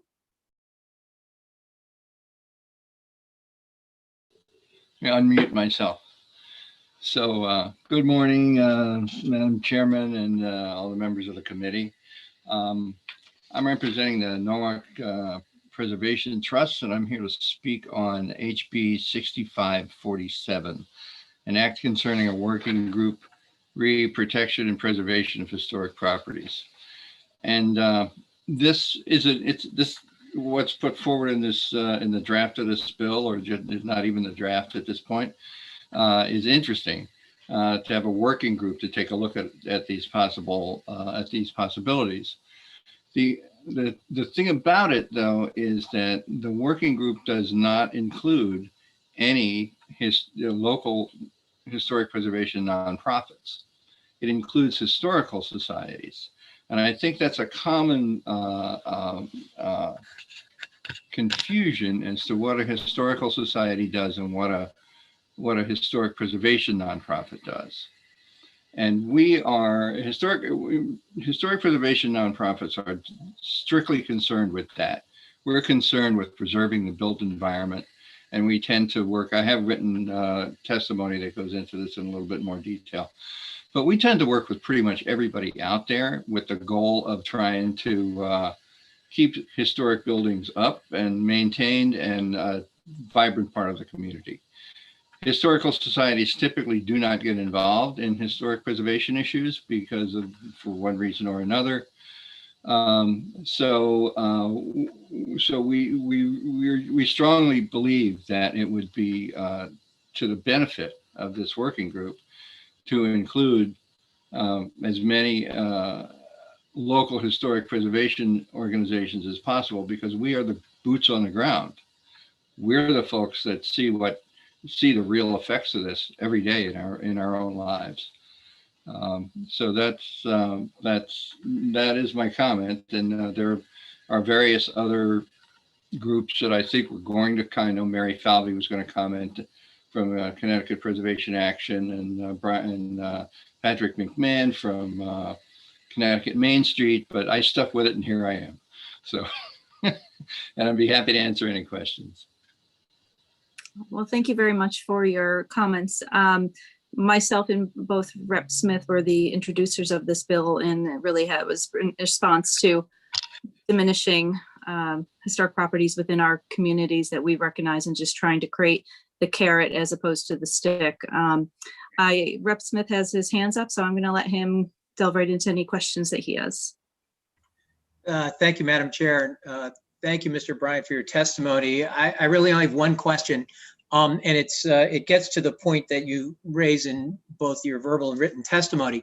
One of the earlier drafts or pre-drafts of this legislation, when we were in discussions about it, included, in additional historical societies, the phrase "or nonprofit cultural heritage preservation entity." And I guess my question is, do words to that effect cover the types of organizations that you're speaking of with the Norwalk Preservation Trust? And if not, should it just say nonprofit preservation trusts, or is that too limited? I think the original wording is kind of the long way around. That probably just saying local historic preservation nonprofits would cover. Very good. That helps very much. Thank you for that. And thank you for taking the time to stay with us. And I want you to know how much I appreciate it and what you and other organizations like the Norwalk Preservation Trust do. Thank you, Madam Thank you, Chair. and thank you for introducing this bill along with Representative Goldfield, because the more this issue is brought into the public, the more resources we have, the better it gets. Great. Thanks again. Thank you very much for your time. Thank you, Rep. Smith. I do not see any other hands up. Is there anybody else from the committee that would like to speak? All right. Thank you, Mr. Bryant. Moving on to Rick Bush. Mr. Rick Bush.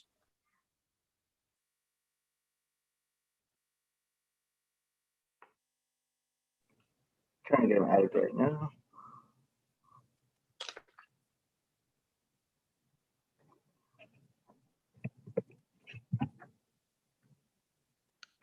Can you hear us, Rick?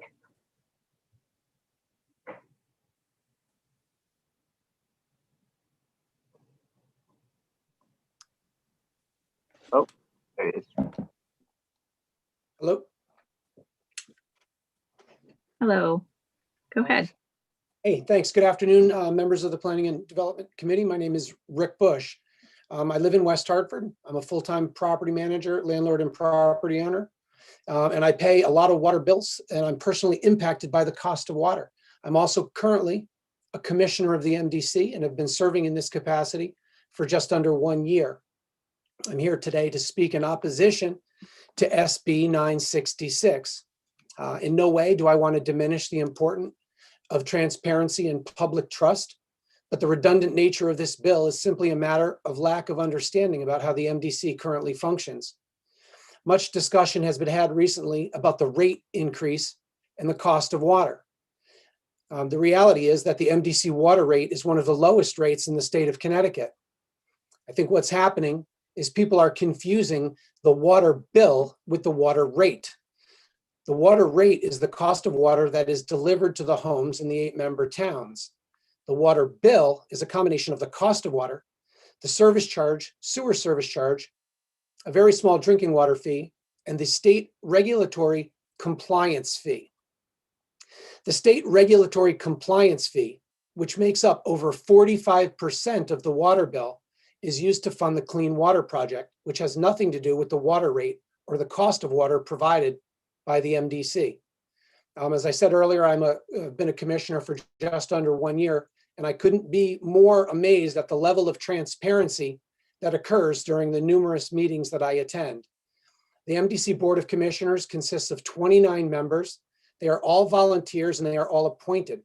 The majority represent their respective member towns.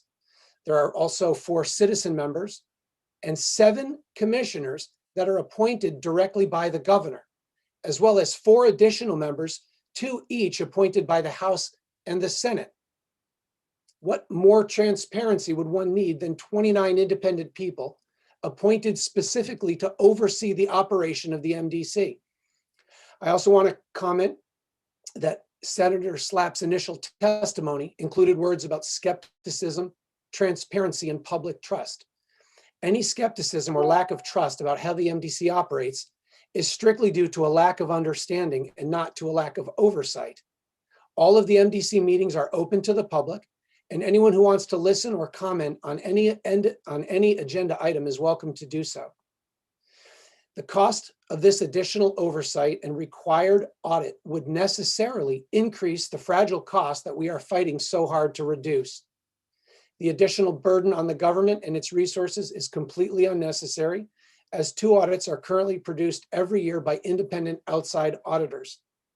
The MDC has been in business for 91 years. It is a nonprofit organization. There is no incentive to overcharge anyone for anything. The commissioners are keenly aware that they represent their member towns and their government, and they fight diligently to keep costs down in any way and in every way they possibly can. This is a redundant oversight at the MDC, and any additional burden imposed by SB 96 is a waste of taxpayer time and money. Thank you. Thank you very much for your testimony. Do we have anybody from the committee who would like to speak or ask questions?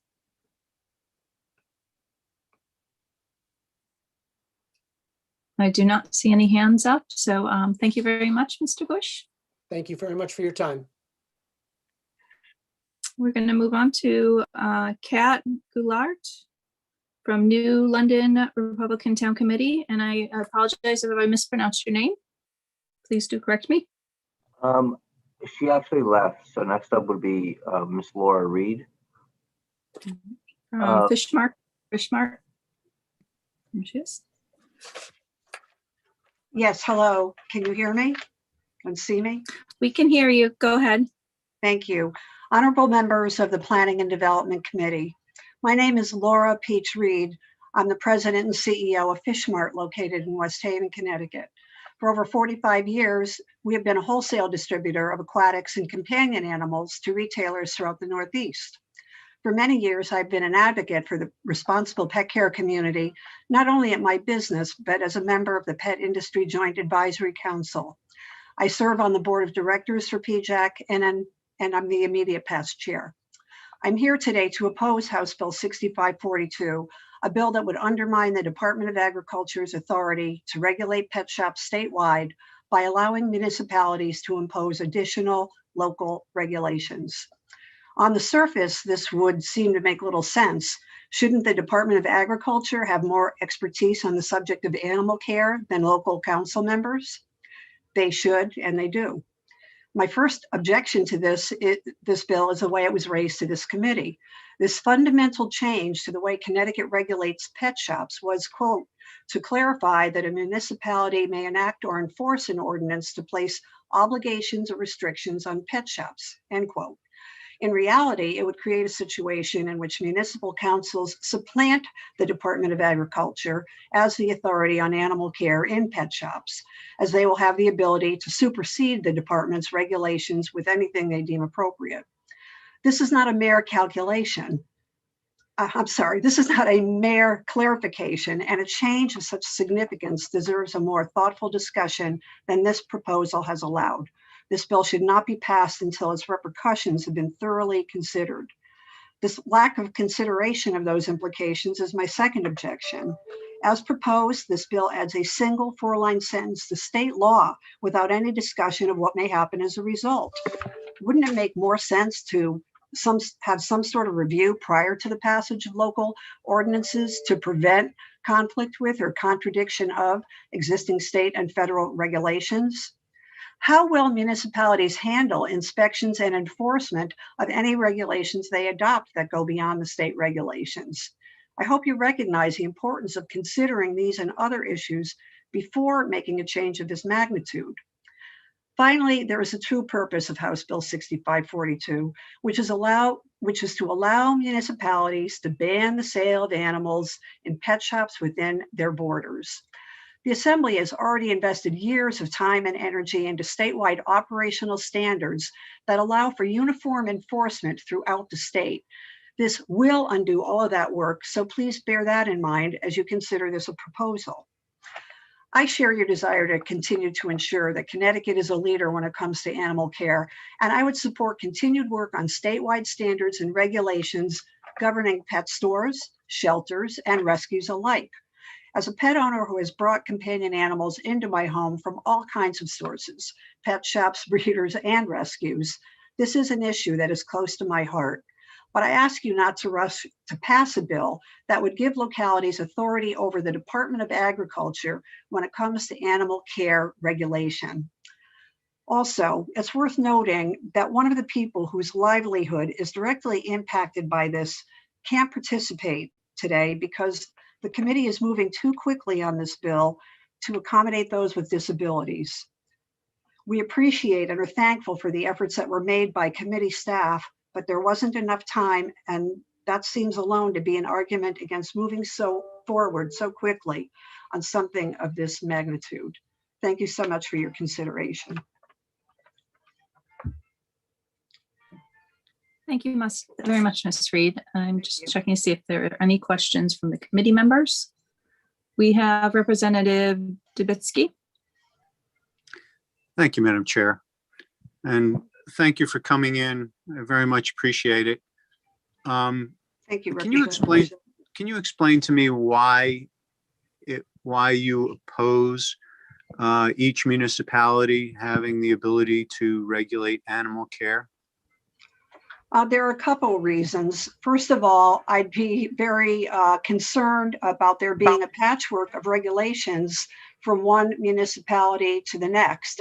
As a matter of fact, I think you'll hear from a speaker shortly that owns pet shops in several different municipalities. And how is it going to work that each of his pet stores could theoretically have a different set of regulations? Or consumers go to various pet stores when they shop.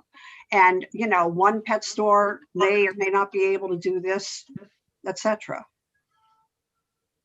Okay. And the other reason, I'm sorry to interrupt, but again, when I said this in my testimony, you know, I have concerns that council members would be have the knowledge or the expertise to inspect and regulate and even develop animal standards of care. Okay. Well, thank you for that. I appreciate it. Now, I apologize. I missed the first couple sentences of your testimony. Are you with an organization of some sort? Yes, I'm on the board of directors of the Pet Industry Joint Advisory Council, or PJAC. We're a national organization comprised of all members of the responsible pet care community, from manufacturers and distributors to livestock breeders and distributors, also veterinarians and other humane animal groups. Okay. Well, thank you for that. We've heard a lot of testimony today from the Humane Society and others who claim, as a matter of fact, that virtually all pet shops are the last stop of puppy mills, and that the care of animals outside of the state is really what they're trying to prevent with this bill. Perhaps you could speak to that a little bit and explain, you know, how pet shops in Connecticut get their animals and how they're cared for. Well, thank you for that question. I would like to start off by saying that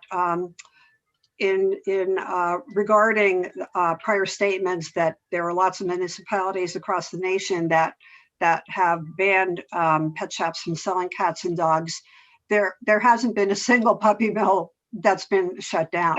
So it's really really ineffective.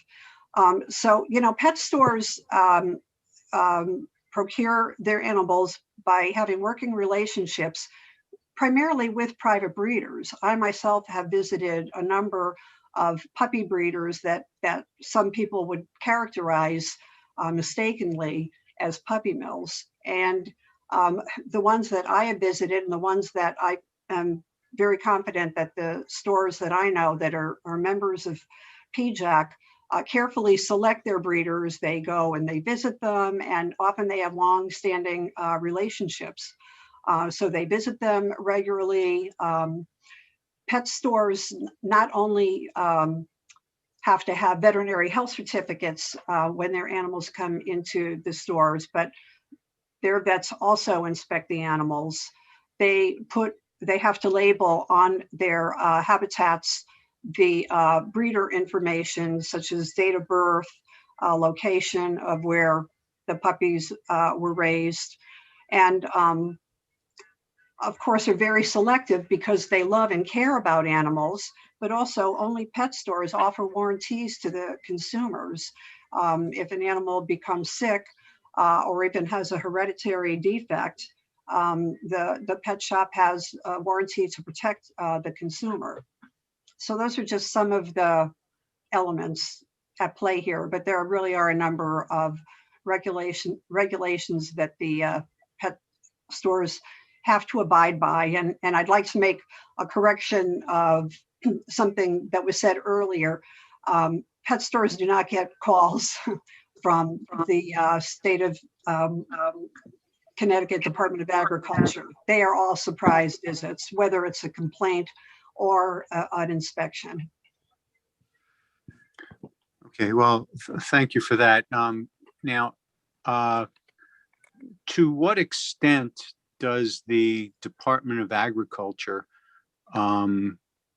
regulate and inspect and ensure compliance with its regulations with regard to pet shops in Connecticut? Well, there's a whole list of specifications regarding animal care and condition of the animals, condition of the pet store, a veritable checklist of items that are checked by the knowledgeable and experienced animal control officer when they do their inspections at the pet store. Okay, and I assume you're familiar with the sections of the state statutes and regulations, not word for word. I'm not gonna quiz you on them or anything, but you're familiar that they do exist and that there is a staff at the Department of Agriculture that that enforces those and keeps them up to date by bringing them to the legislature? Yes, I believe that is true, and it has been true for many years, despite other, testimony that the staff level is not adequate. Again, these animal control officers are trained professionals who are hard workers and care about animal care and about, doing their job correctly too. I believe there is adequate staff to properly monitor and inspect the stores. Okay, well, now do you have, now your organization represents pet stores all over the country?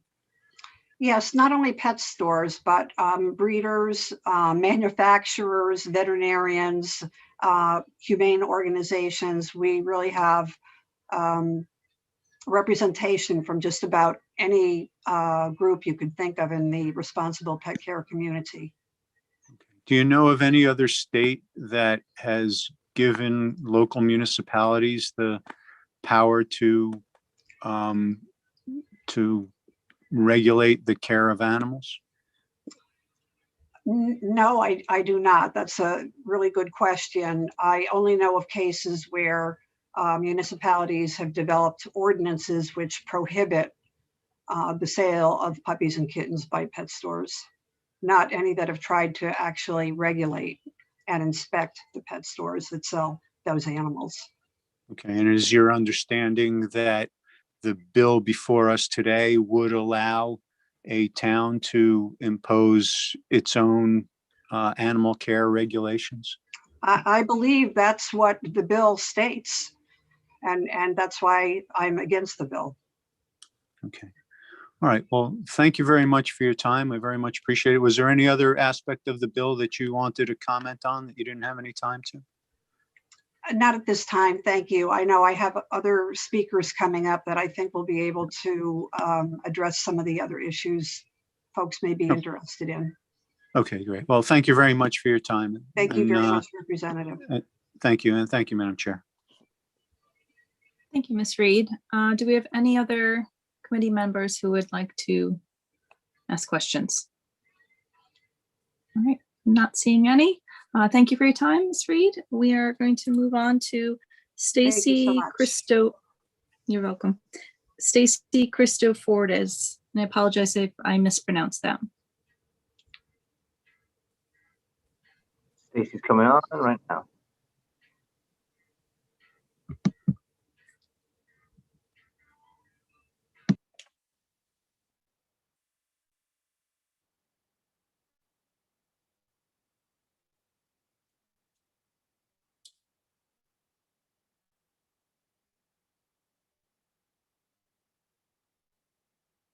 I'm coming.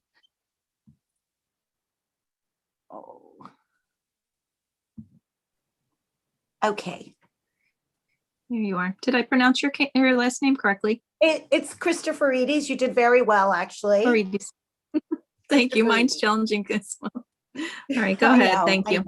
I just want to adjust this so you can see me. Dear honorable members of the Planning and Development Committee, my name is Stacy Christophorides. I live in Norwalk in the district of 137, Representative Chris Perrone, and Senate District 25, Senate Majority Leader Bob Duff. I am the founder of Lexi's Angels Rescue and a supporter of the Humane Society of the United States. I'm very well versed on the puppy mill issue and have received national recognition for my efforts. Please accept my public testimony in support of HB 6542. This bill simply clarifies the municipalities may decide for themselves whether or not to place restrictions on pet stores. That in addition to the minimal regulations imposed under the state law. Now, originally I was going to read the rest of my testimony, but I've been watching all day and there's many things that I'm very concerned about. One is what people say about rescues. I've dedicated much of my life along, I have my professional life, but for animal rescue. Doing the research that I have done on puppy mills it's heartbreaking. And I can tell you that there's no one who's going to convince me that those dogs in those stores are not coming from puppy mills and dogs living in deplorable conditions.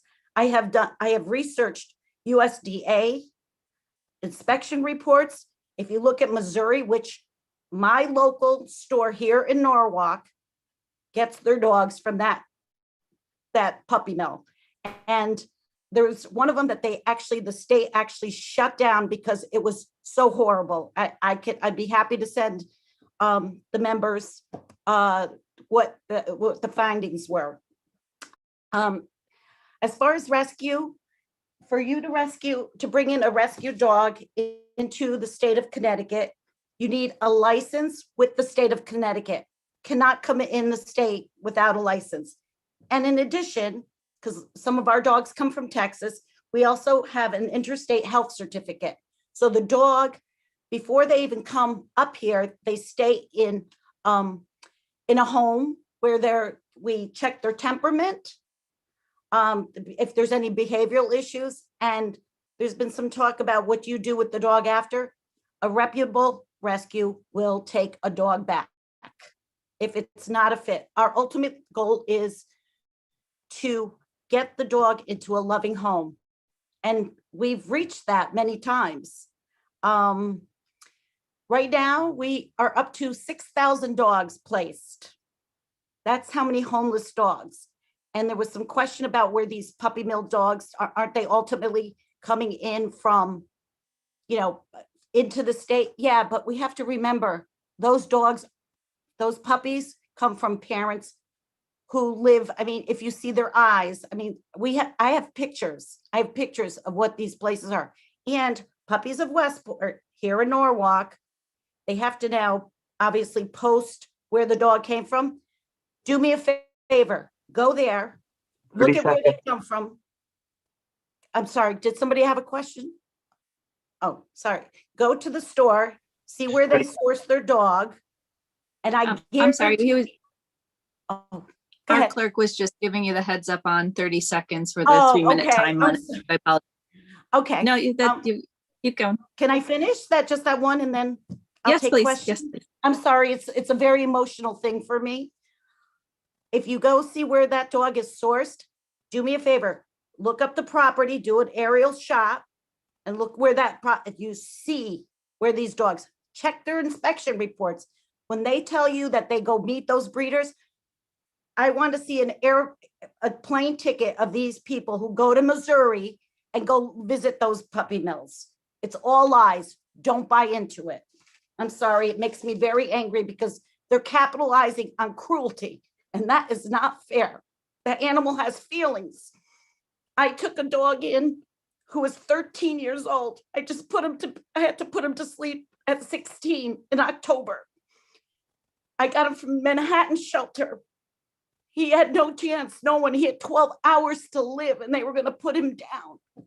I couldn't have it. I put in about $16,000 for that dog because I couldn't see him dying. So I'm very passionate about this and somebody has to take control. In Norwalk, I had emails from people, what took you guys so long to start asking for us to put municipality laws into governing those people who are trying to, I'm sorry. I didn't mean to get so upset, but no, that's all. I understand. Our representatives like, what took you guys so long? What took you so long? Well, I very much thank you for your testimony. And I do understand it is a very emotional issue, especially when it comes to animals. People, I've got to rescue myself, so I do understand. Do we have any questions from any of our commissioners right now? Committee members, excuse me. I am not seeing any. So thank you very much for your time and your testimony. Thank you. And again, I'm sorry for getting emotional. It's quite all right. It really gets me to the heart. That's one thing that I will speak up for them till the day I die. Thank you. Thank you very much for your time. We have Amy Belmore and from the Connecticut Land Conservation Council.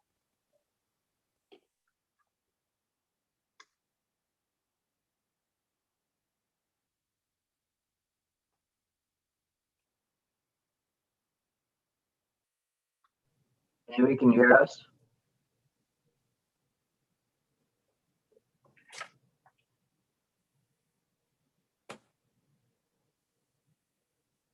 Amy, can you hear us, Amy? All right, let me see if maybe the next speaker's on, and then if we can maybe go back. Sure, we can go back. That would be Sharon Ann from Internet Works LLC.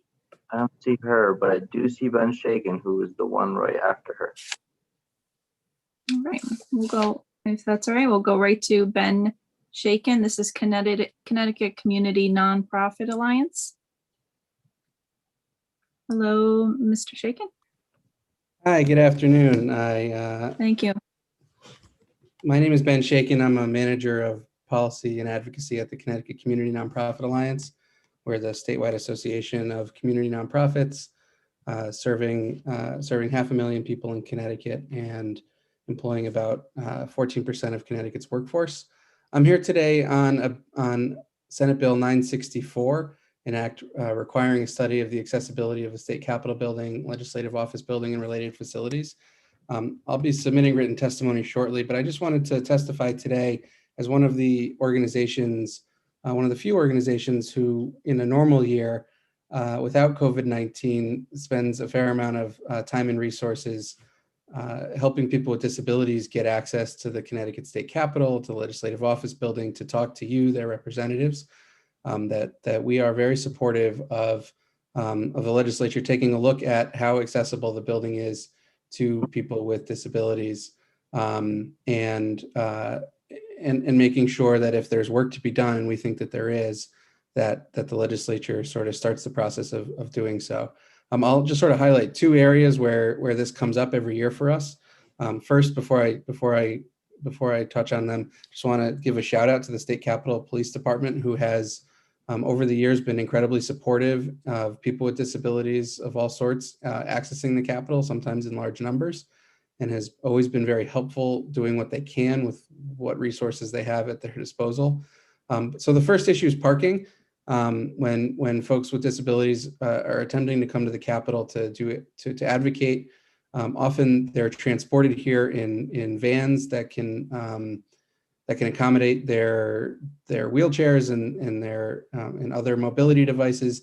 The parking options for those vehicles around the state capitol is incredibly limited. They do not fit in the parking garage, and so they are allowed generally to park in the road along the parking garage, but are otherwise sort of out of luck and have to drive around looking for parking, especially if it's a session day and the parking lot at the state capitol itself is being used by you to park in your spots to go into session. And then the second one, the obvious one that you all know, is of course the state capitol building, which is very difficult to navigate if you're someone who uses a wheelchair to get around, particularly the path across the chambers to access the men's room or the women's room, depending on which side you're starting on. You might be needing to use the restroom on the other side, which is tricky when you're in session. So again, we support it. We, as one of the groups that brings folks with disabilities to the Capitol to advocate every year when COVID isn't happening, we would love to participate in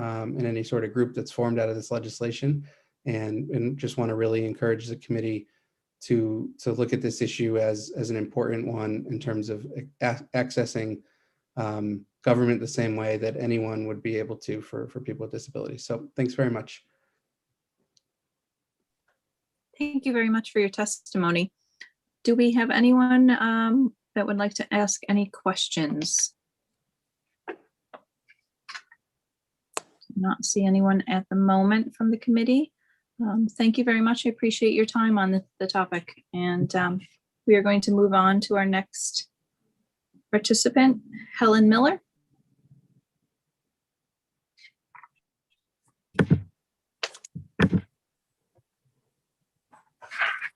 Good afternoon. Hello, members of the Planning and Development Committee.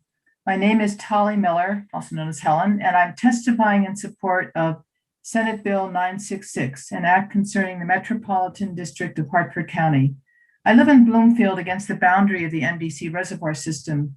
I commend the MDC for both the high quality of the water that it delivers to my tap and for the maintenance of the woods and trails that so many use, particularly in these times of COVID. However, I feel that oversight of the MDC's financial dealings and corporate decision-making is long overdue. I am among the Bloomfield residents who protested the sale of water to Niagara Bottling Company several years ago. The deal that was struck by our town council, the MDC, and Niagara was not revealed until it was too late for the public to have an impact. The statewide citizens group Save Our Water Connecticut grew out of the frustration and concern of many that our water was being used as a commodity without any accountability to the public that the MDC serves. SB 966 stipulates that the MDC adopt the same model code of ethics that cities and towns use. This could only be an improvement. The MDC also entered into a discount agreement with Niagara that incentivized increased commercial mega sale of our water and gave Niagara a deep 90% discount on the clean water project charge. Citizens filled the MDC boardroom and were able to beat back these discounts for a year or so, but they were recently reinstated against the council, the NDC, Independent Consumer Advocate. In fact, in the first 6 months since the discounts were reinstated, they have created a loss of $250,000 to the MDC. This is not money that Niagara needs to add to their already large profit selling our water off in environmentally damaging plastic bottles, and it is a loss that will be passed on to you and me, the MDC ratepayers. There are other pricing structures that could provide more stable revenue, conserve water, and benefit residents before large corporations. As proposed in SB 966, an annual audit by the auditors of public accounts would open the financial workings of the NDC to scrutiny and perhaps also open some minds to more progressive methods of financing the care of our water. Finally, I believe it is critical to establish a task force to examine the NDC's operations. I believe that there should be representation by PURA and the Consumer Council, as well as the independent consumer advocate serving as chair. However, if this task force is to work effectively in examining and hopefully changing entrenched patterns of organization, it should be smaller than the size suggested. Perhaps fewer representatives could be chosen to cover a few MDC towns each. Certainly no current or former commissioner should be eligible to serve on the task force. I commend the legislators who drafted and introduced this bill. When I first started citizen lobbying at the Capitol with the Save Our Water crew, I was struck at how untouchable the MDC seemed and how reluctant legislators were to take them on. Water is becoming more and more precious in this time of climate change. We need new thinking, public accountability, and clear ethical and financial dealings. I believe this bill will begin this critical process. Thank you for your consideration. Thank you very much for your testimony, Ms. Miller. Just see if we have anyone who would like to ask any questions. I do not see any now. Thank you very much. Thank you. We'll be moving on to Amy Belmore, or going back to.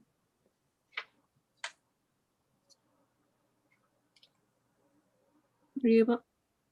Yeah, I'm here. I'm just going to get my video on. Right. There we go. That's never happened. Alrighty. Good afternoon, Madam Murphy's Chair. Law. Go ahead. Thank you all very Go much, honorable members of the Planning and Development Committee. For the record, I am Amy Blaymore Patterson, and I am the Executive Director of the Connecticut Land Conservation Council.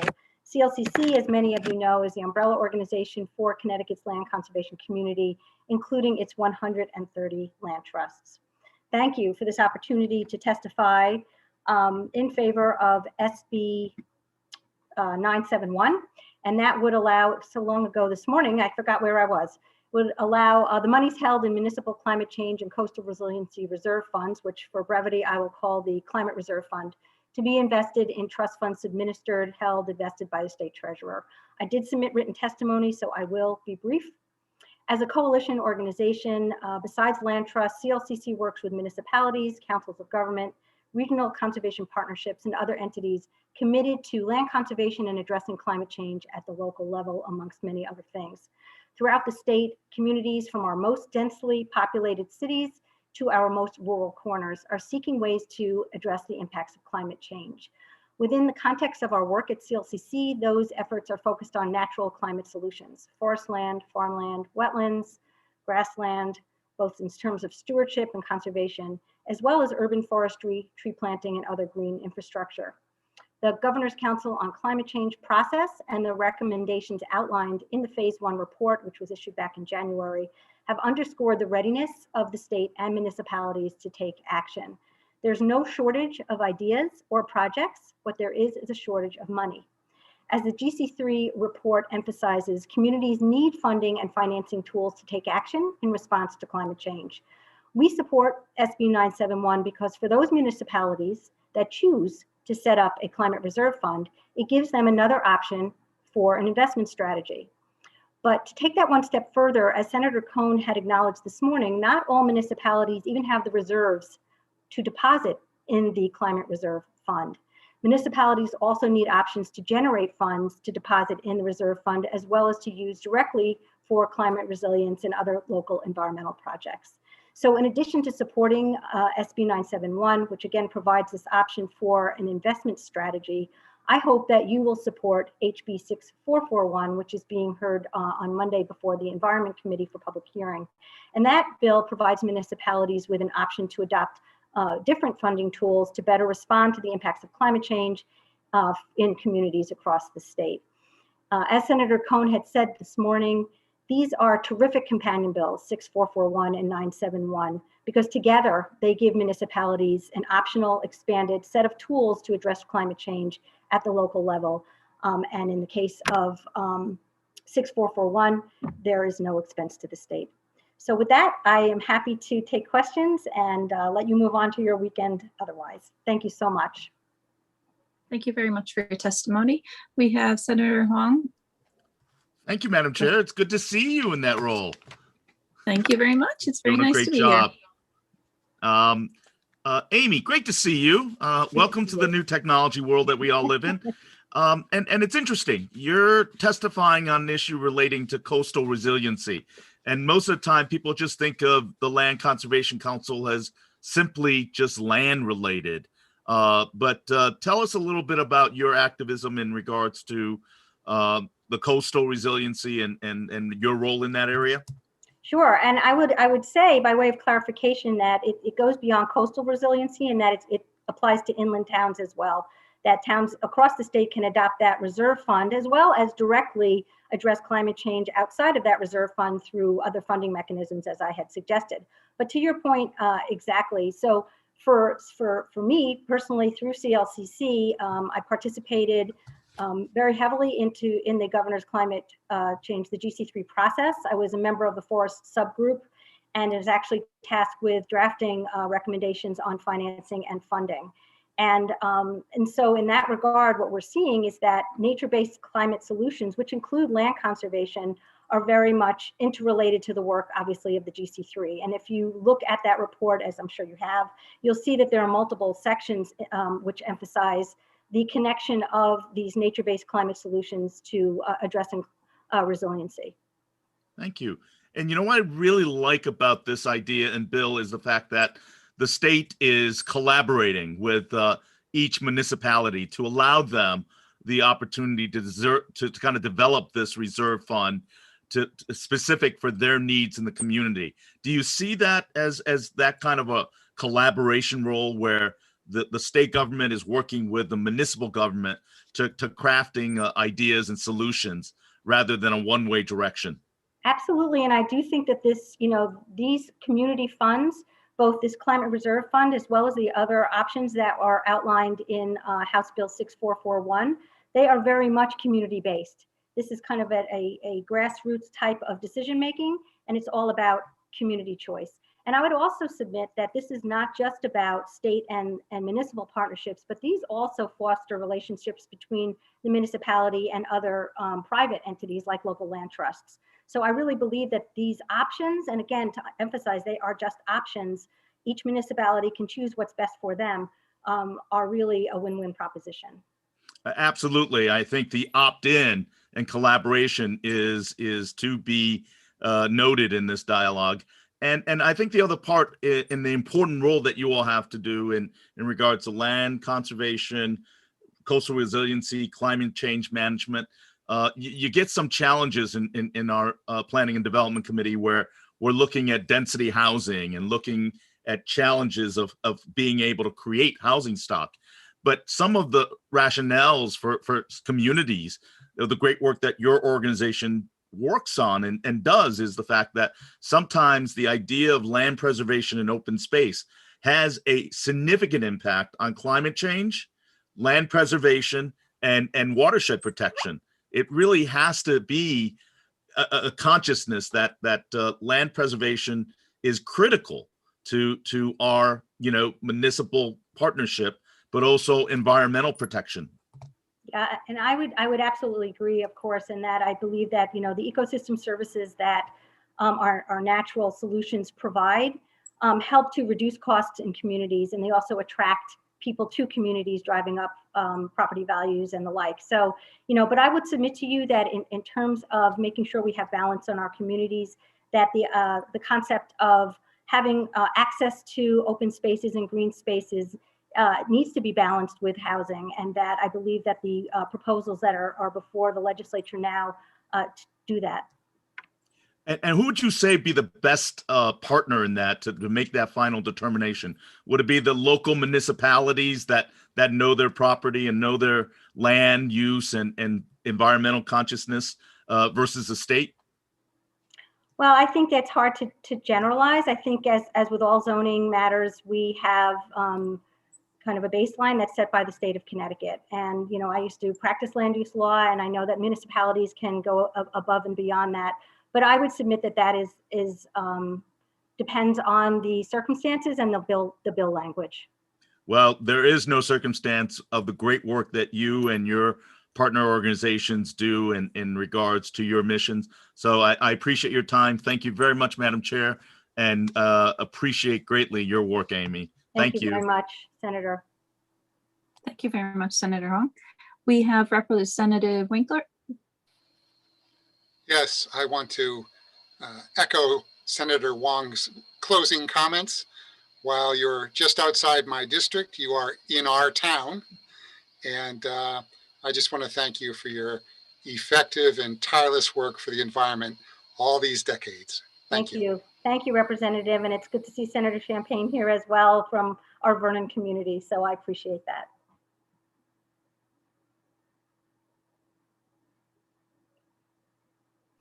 Thank you, Madam Chair. Do we have, thank you very much. Is anybody else interested in asking questions? Anybody else? All right, I do not see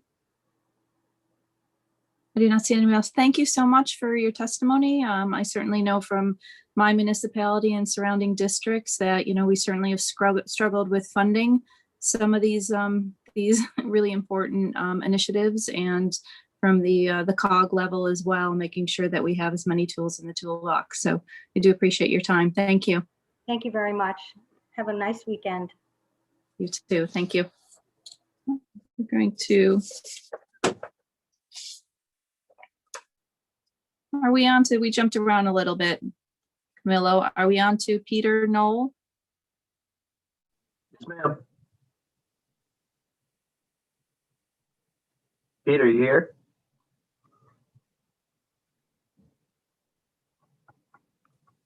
I swear he was just here. I just let him in. Peter, you're in the meeting. Do you mind turning on your mic and your camera? Go And you, and then where's the camera? Camera. Should be at the bottom left if you're on a computer. And we're on a laptop. Gallery view, no. Start video. Start video. Oh, here it is. I got it. Start video. There we go. Yeah. Okay. There we go. Peter Knoll from Jungle Store. Go Thank ahead. you so much for your time. Committee chairs and members, thank you very much. I speak in opposition to HB 6542. My name is Peter Noel, nicknamed Puppy Pete, and I proudly own Gentle Jungle Pet Store in Meriden, Connecticut. After 60 years of loving and caring for animals, operating my own pet store for 25 years, 365 days a year, since there is no time off in the care of animals, I know a great deal about how to operate a healthy pet store. The State Department of Agriculture certainly knows a tremendous amount after literally decades of studying and determining what is best for the animals and for the consumer. It would not make sense to think that a random local town board composed of ordinary citizens, teachers, firefighters, etc., with each town having different rules statewide, would benefit the animals' experience, because it is all about the animals. Animals should be treated well everywhere. And what does the local town board know about?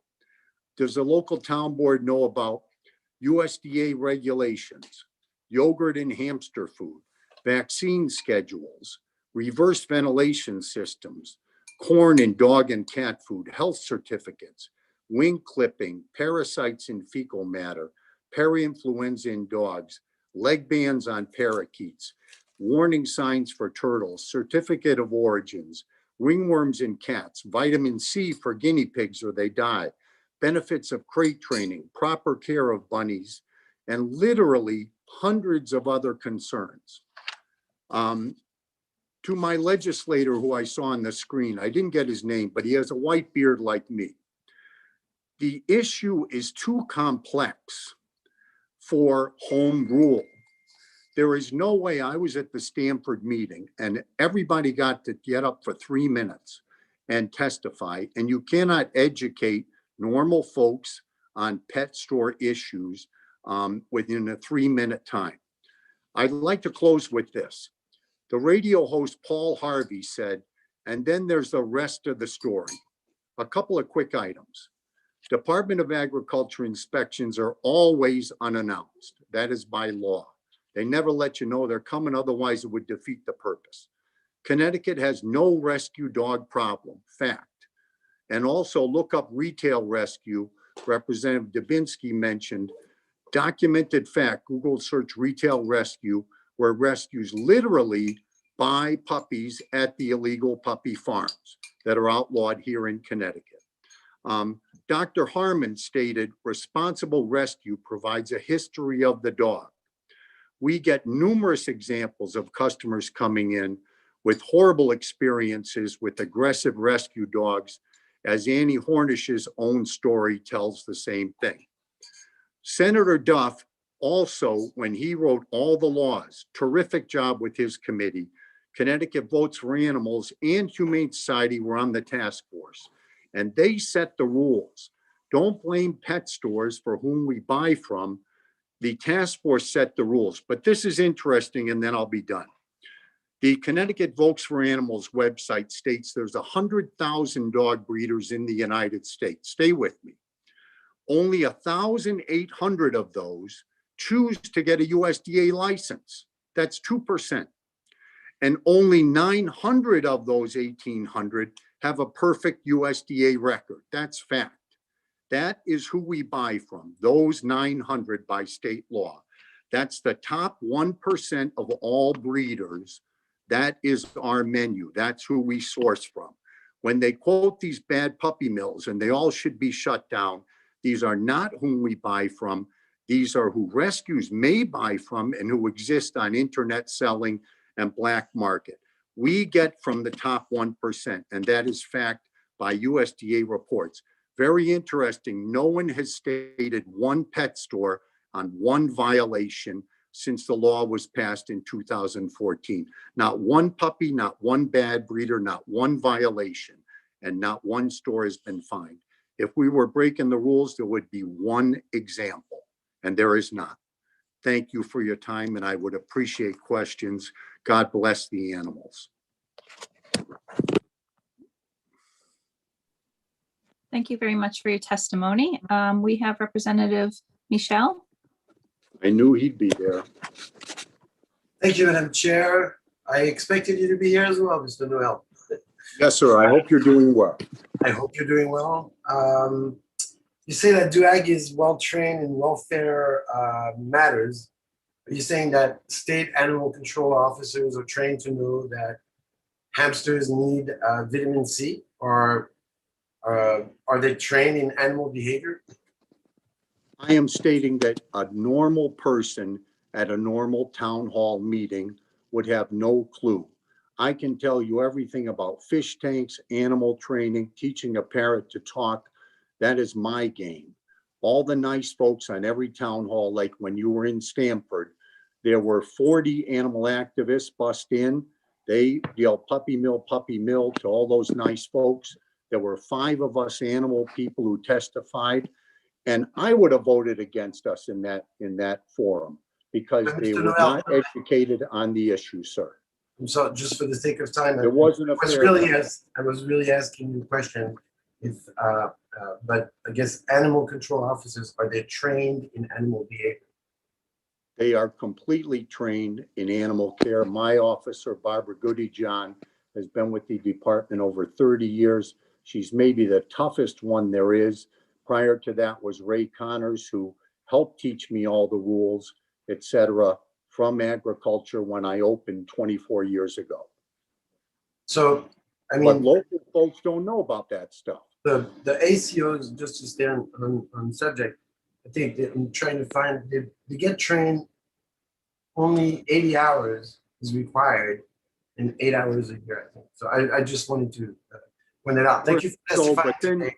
then when you live it with the animals for many, many years, as I have, since I was 9 years old when my dad opened his first store, learning it is by doing it. And 30-year animal control veterans, they know what is right. And they do have enormous checklists when they come and inspect you, and they never let you know they're coming. That is part of their whole job. Never happened in the history of time. Annie Hornet was incorrect. Thank you, Mr. I'll just comment also that, and it's not a question, I'll just make a more comment, that we did mention violations. I think what this bill is really looking at is more of the cruelty on the USDA registered facilities, which we call puppy mills as well. And so the last time that we saw you in public hearing, we had evidence of certain locations that you were using as sources that were associated with the USDA violations that were really hard to describe at this point right now, but pretty graphic. And so I just wanted to mention this as a comment, and thank you, Madam Chair. I would like to respond briefly.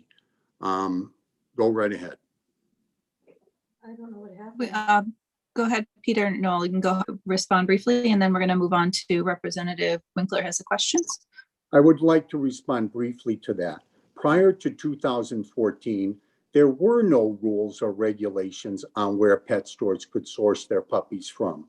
You would get to know folks and healthy dogs from them, etc., but there was no USDA website to be able to look up things.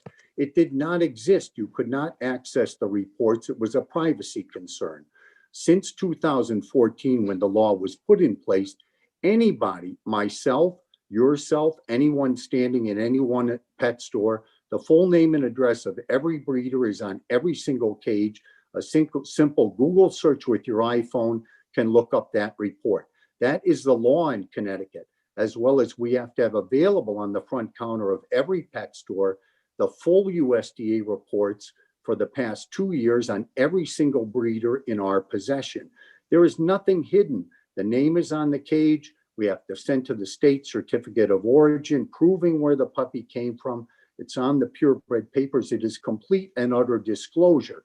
That is why when Representative Michelle and some of the animal activists make statements, they make vague statements.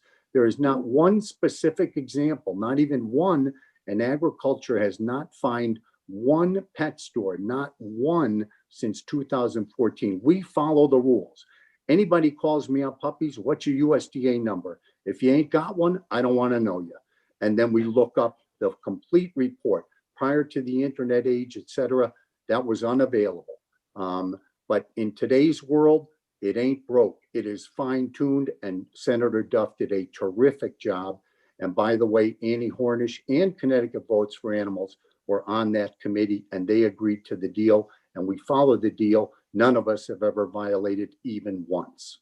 So, and just as another response, Madam Chair, if I may, just because there You was. may, and then we'll move on. We can move on to Rep. Winkler.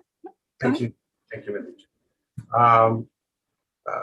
In an investigation in 2019, you do put the information about the breeders, and one of them, for example, was Joy Gassler, who had violations, including patches of hair loss, thin dogs with protruding backbone, Red's gums, enclosure with non-working heat, minimal wood shavings for bedding, scab-like lesions along belly. And so again, we're not talking about what happens in your shop necessarily, but also the origin of the puppies. I firmly refute that. Call me on my cell phone. I do not believe I've ever bought from that woman. If it was prior to 2014, my wife will tell you, I can't remember a long time ago, but I deny that I have bought from that woman. I believe this is incorrect. And perhaps you're referencing something else or ancient history. With all respect. Thank you very much. Representative Winkler, you have a question. That breeder would be illegal and I would be fine. Yeah, that breeder. Yes, thank you. Go ahead. do you believe that federal My regulation? white-bearded friend. Yes, you're in Vernon? I live in Middlebury, Connecticut. My store is in Meriden, Connecticut, sir. Okay, well, I'm the representative from Vernon, Connecticut.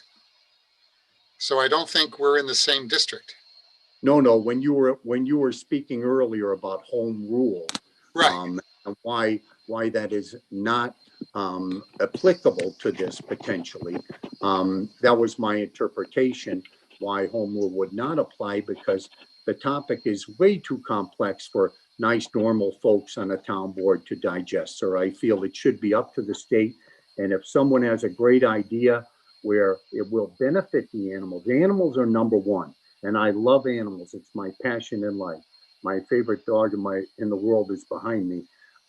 If there's something good, we should all do it, sir.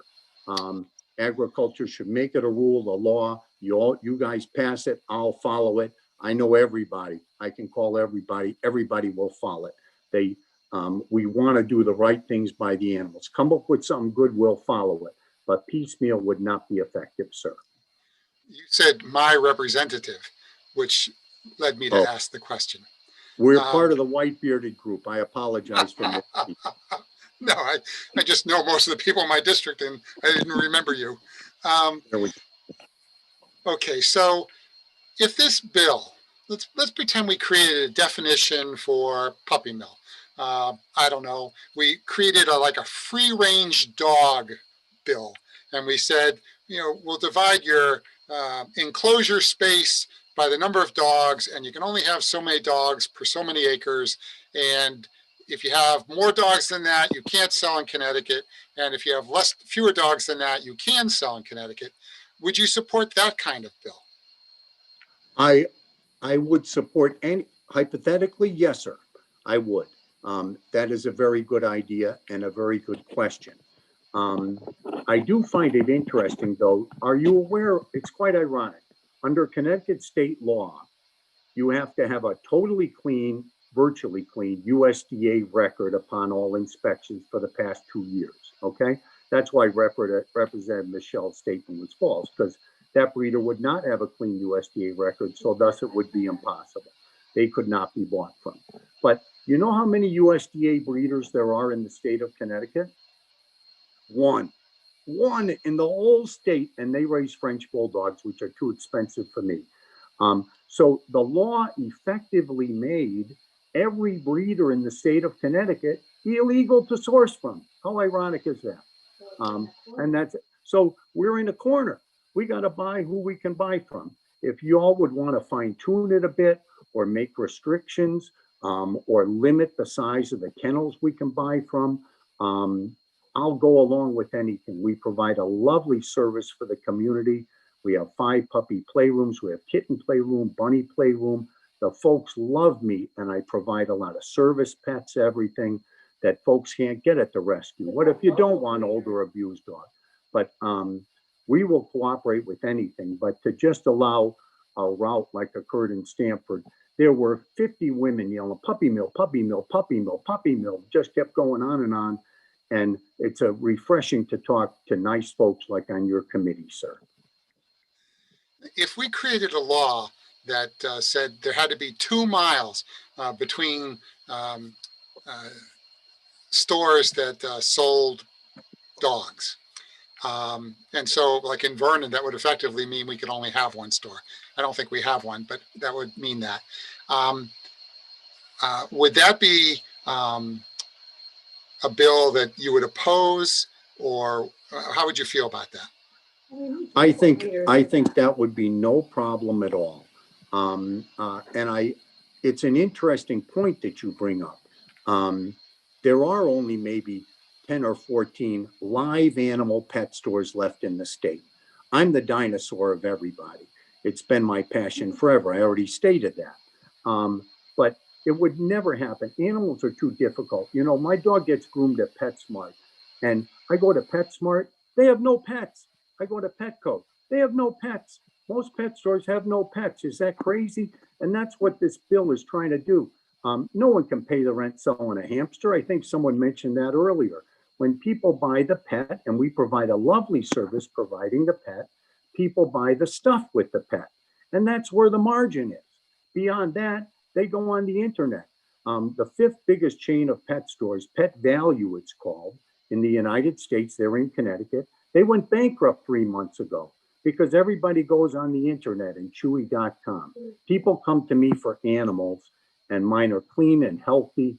And I have the Southbury Vet Hospital as part of the store. I have OCD. Things are perfect, sir. And I'd love you to bring your children, grandkids, girlfriends, whomever, to enjoy my pets. An open invitation. Nice folks from Vernon. What do you think the municipalities could do to a pet store, an existing pet store, under this bill, other than restrict them buying, I don't know, we'll just pretend under that definition I made earlier. What if we said, okay, you can't buy from a puppy mill, and we define puppy mills? What else do you think under this bill a municipality could do to you? That's a real toughie, and I'll admit it. You stumped Puppy Pete on that one. The interesting thing is Humane Society, if you Google search their definition of a puppy mill, I confirmed my memory earlier when I was waiting. Their definition of a puppy mill is anyone who breeds for profit. How about that? How about capitalism? Anyone who breeds for profit. Now, I have nice folks in Thomaston, Connecticut, who raise chocolate labs. They're a private breeder. They don't have a USDA license, and they have a lot of land. And the guy's an attorney, and his wife stays at home with the kids, and they raise chocolate labs. But they sell them $3 grand a piece. Are they a puppy mill? Gotcha. I don't think so. So the definition is so foggy as to they should make stricter things, and USDA should be tighter on things and more inspections and let less people slide, etc. But my gosh, I'm 60 years old. I can't control the world, sir. Besides limiting where you could obtain your dogs and perhaps keeping competitors out of town, I don't think there's much more they could do to you under this bill. Now, you're aware that the last 4 years, we've had a kind of minor or major problem in this country. And part of that problem was that regulations went unenforced and inspections were largely canceled. Are you aware of, do you believe that the Department of Agriculture actually went out and did all the inspections they normally do during the last 4 years? Well, they do require, and I get the reports, you can download them through USDA, and every breeder supplies them, and they are available in the store reflecting every given breeder. So they do inspect at least once a year because it has to be renewed. And by the way, just like Department of Ag inspectors for our pet stores, there's no appointments. They show up when you ain't ready, whenever they want to show up. That's the rules. You can confirm it. So maybe your house is beautiful when you know everybody's coming over, but what about in between? So that's when they come over. And it is actually an indirect violation on their report if nobody's home at the time they show up, which is quite ironic. But a direct violation means there is a sick animal. And Connecticut state statute says if there's one direct violation, one, meaning one sick animal, then you are an illegal breeder in Connecticut. That is the law, actually. One direct violation within the past 2 years, you're knocked out of Connecticut. You can sell to New Jersey, you can sell online, you could scam people. People get scammed all the time, by the way. But one direct violation, bad tooth, sore, bad gums, like David Michelle was saying, that would be an illegal breeder. I would be fined, I would be closed. I wouldn't be chatting with you here today. Yeah, we wouldn't buy from them. Gotcha. And one final comment, just because the state of Connecticut doesn't assess a fine doesn't mean that there's not a violation. Some agencies don't believe in monetary fines. It's not part of their culture, but there still can be a problem. Thank you, and thank you, Madam Chair. You're very kind. Thank you. Thank you very much, Rep. Winkler. We have Representative Hennessy. Thank you, Madam Chair. And thank you for your testimony. So I was wondering if you know a breeder by the name of Daniel Kuhn or me? Yes, I do. He does have a lot of dogs and he has a nice young family, and I do speak with him on the phone, but he's sort of like me. We joke, he's a good Christian man. We joke about God, we joke about politics, and I do get a lot of his dogs for many years. His place is immaculately clean and does have a perfect USDA report if you have the report there in front of you. But he is a commercial kennel. Commercial kennel means you are large and you do breed them, but he has excellent care for his animals. And I have very good confidence in his animals. And my own 87-year-old mother, who I go to church with every Sunday, got a baby Havanese puppy from him when my dad passed away 2 years ago. The dog's name is Susie, healthy as can be, joy of her life. And the dog behind me, a baby Maltese, he's 8 years old. His name is Bruce Springsteen, did come from Daniel Kuhn because he breeds Maltese and Havanese and low allergy small breed dogs, sir. Okay, well, thank you for that. I was under the I admit it when it's true. I was under the impression that he's associated with receiving violations. He has a perfectly clean USDA report if you punch it up. Anybody can have problems with numerous animals many years ago. We all have drama in our own lives, but his report has been clean as a whistle as far back as I can recall. Very nice Christian family. Thank you, Madam Chair. If we have no other questions, we thank you very much for your time, Mr. Noel. Thank you. God bless the animals. Thank you. We next have Alicia Charmont from River Alliance of Connecticut. Hi, can you hear me okay? We can hear you and we can see you, yes. Go Okay, ahead. great. Thank you. First of all, I'd like to thank the co-chairs and the committee for bringing Senate Bill 966, an act concerning the Metropolitan District of Hartford County, raising that bill and having this public hearing. First, I'd like to apologize. I had a family commitment today, so I'm having to testify from the car.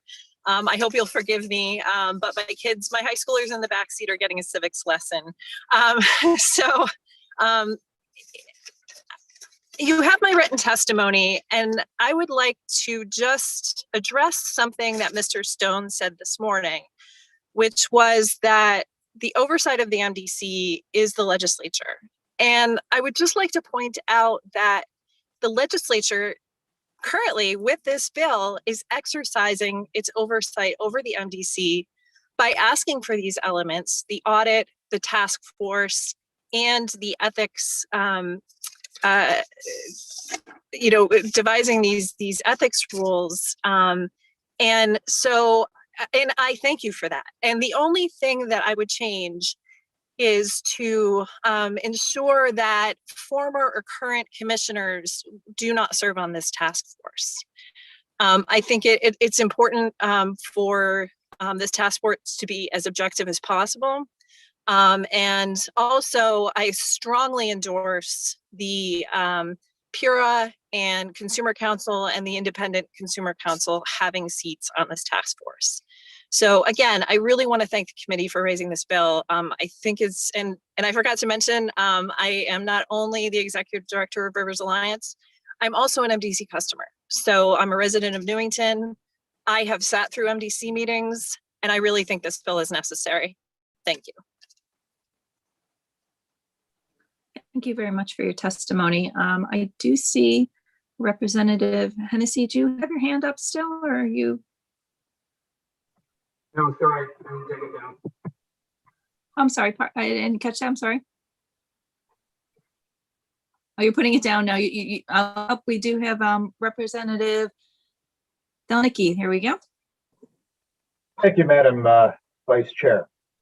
And Alicia, I don't know if you heard the interaction I had with Chris Stone earlier in the beginning of the, so what is your opinion of the concept of both having an auditor of public accounts doing an audit and of course, the MDC doing an audit for their bond rating. To be honest, I don't understand how this would exclude the MDC from doing their own independent audits. As you know, I certainly understand Mr. Stone's many of the funding they get, they have to have these audits. You know, I completely understand that. I don't think this precludes them from doing that. And if it's something they're already doing, and it's my impression that the public audit is not going to be at any cost to the MDC. Well, thank you for your opinion there. I totally concur with what you've said, and I like your comment pertaining to excluding past and current commissioners from the appointments from the respective towns, so that you have what? Fresh eyes looking at the issue without any preconceived notions. That's right, Representative. Thank you. And then lastly, does it make sense that the ethics code, and I believe that there was a comment pertaining to the fact that they do about 95% of what the state ethics code is, but to have the full 100%?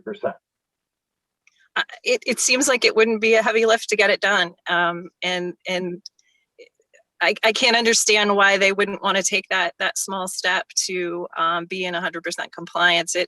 It's not going to hurt anything, and if it's going to you know, foster more trust and public confidence in what they're doing, it's a very small task. Well, I thank you for your opinions there, and I like the fact that you stated that by doing these things, it would foster more trust in what's going on, and it would be to the MDC's benefit. Thank you, Madam. Thank you, Madam Vice Chair. Thank you very much for your testimony. I do not see any other hands raised at this point. Thank you very much. Thank you. We are going to move on to Edmund Folcott. And please let me know if I'm mispronouncing your name. This is from All Pets Club. Yes, that's me. It's Foucault, but you got it. Foucault. Yeah. Thanks very much. You can go ahead. Thanks. My name is Edmund Foucault. I am the co-owner of All Pets Club. We have 4 locations in Wallingford, Brantford, Southington, and North Wyndham. We have 92 full-time and part-time employees that work our 4 locations, and we have been in business for 32 years. Our employees range from the age of 16 to 72 years old. They quickly learn that we have very strict and high standards at our business. We are a very structured company, and we strive for excellence with all of our employees. I am here today in opposition of HB 6542, a bill that would undermine animal welfare in Connecticut. This bill would allow cities and towns to regulate stores like mine above and beyond state law and the Department of Agriculture oversight. While this may sound like a positive thing, the unintended consequences will actually make things worse for the prospective pet owners and pets too. We are currently regulated by both the state Department of Agriculture and the USDA. We have an unannounced yearly annual inspections by both agencies, and I'll stress out unannounced. During these inspections, both agencies' priority is to make sure that all the animals are healthy, properly housed, and maintained. They also inspect our state logbooks, animal permits, signage, law posters, breeder records, and USDA inspection reports to make sure that they're all in order, up to date, and posted correctly. We are also required by law to provide the puppy's origin paperwork to the state upon arrival. The rest of the year, if a complaint is made, they make another unannounced visit to the location and will address the complaint and do another inspection that same day. The Department of Agriculture and the USDA has always been available to us when we have questions and concerns, so we stay compliant. This all makes sense to us, and we're proud of our record of living up to these requirements because we care about the animals we provide to the Connecticut pet owners. What doesn't make sense is the following local governments to create their own individual set sets of additional requirements up to and including outright sales bans. As someone who can potentially be subject to 4 different sets of local regulations for each of my stores, I think it's important to consider whether this proposal addresses some key questions. First, who at the local level is expected to have this expertise necessary to determine whether proposed regulations are based in science? And why do we think those experts are more likely to be working for local governments than for the State Department of Agriculture?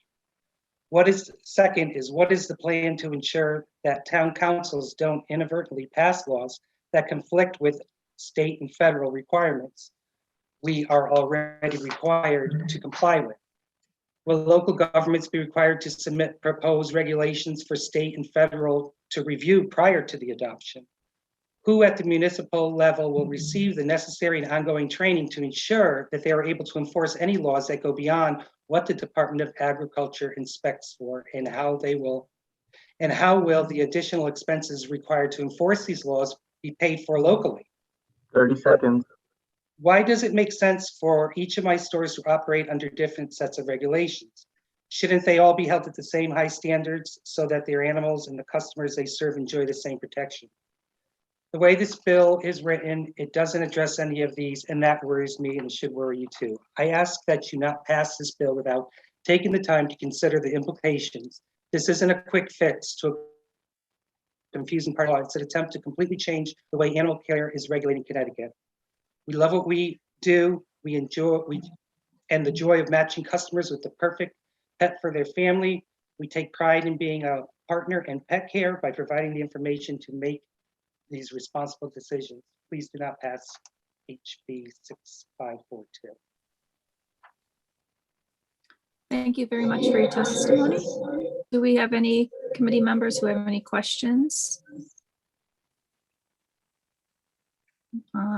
I do not see, so thank you very much. We are going to move on to Togi Kutam Peror, and please let me know if I'm mispronouncing the name. Oh, you just butchered it, but it's okay.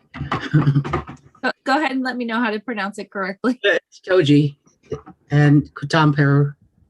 All right, so I guess everyone here should, I mean, this started with me, actually. They were trying to shut my store down in Stamford. So my name's Toji. I'm the owner of Safari Stands Pet Center, not like what's been put out there. I don't know where HSUS gets their information from.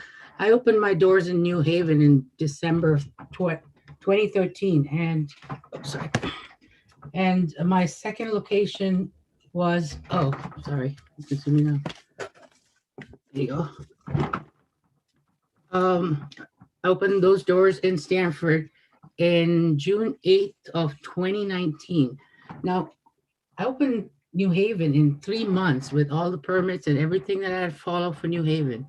In Stamford, it took me 2 years. 2 years going up 10 flights of stairs to get zoning permits, lawyers involved, building permits, and having hearings to open a store in Stamford.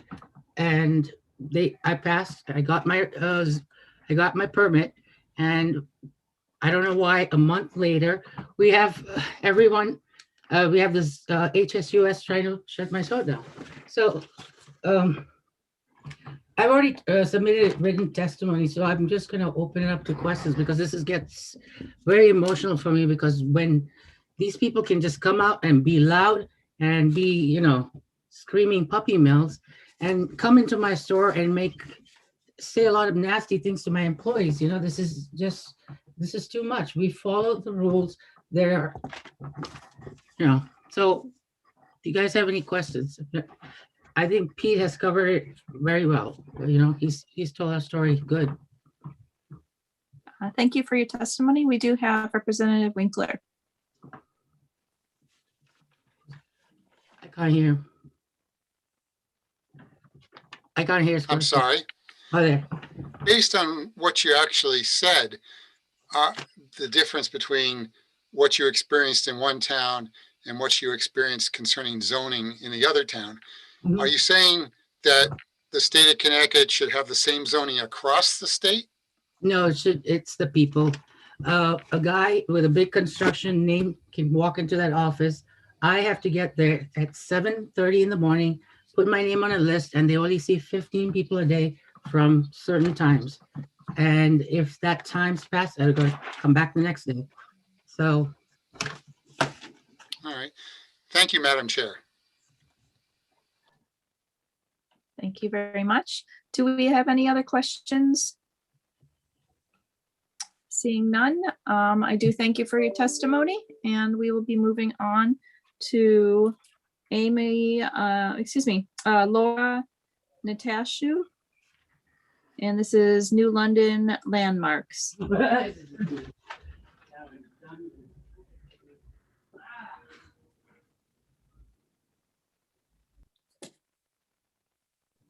Just 1 second. She actually just left. We have a couple of people who skipped, who unfortunately left. So I think up next would be Stacy Ober from the American Kennel Club. Okay. All right, Miss Ober. Here we are. Good You afternoon, can go right ahead. Thank you. Madam Chair, committee members. Thank you for this opportunity to speak with you this afternoon. My name is Stacy Ober, and I am the advocate in New England on behalf of the American Kennel Club. And I am registered with the state of Connecticut. And I'm grateful for this opportunity to provide accurate information to all of you about the American Kennel Club. We've been around for 135 years. We are a nonprofit organization that promotes the breeding, training, and exhibition of purebred dogs. And we also are celebrating having funded more than $59 million for canine health research that benefits all dogs. We represent more than 5,000 clubs across the country, and there are 57 dog clubs that are affiliated with the AKC that are in Connecticut. I know that I've been listening today. I just want to acknowledge that it seems to me that the legislation has been presented in an oversimplified manner for what is, I think, a very complicated area. Because of that, I have submitted to the committee with my written testimony a copy of the legal analysis that was provided to the city of Stamford, because it does reference Connecticut case law with regard to legal counsel's decision that in fact the state had preempted this area, and why it was not appropriate for a municipality to go forward and adopt its own rules. Because I cover New England, I can share with you, I have a lot of experience, and AKC has seen this proposal across the country. It was stated earlier today that this would not harm reputable breeders. In my written testimony, I've shared with you all that Americans love their dogs, and there has been high demand, especially during this pandemic, for companion animals.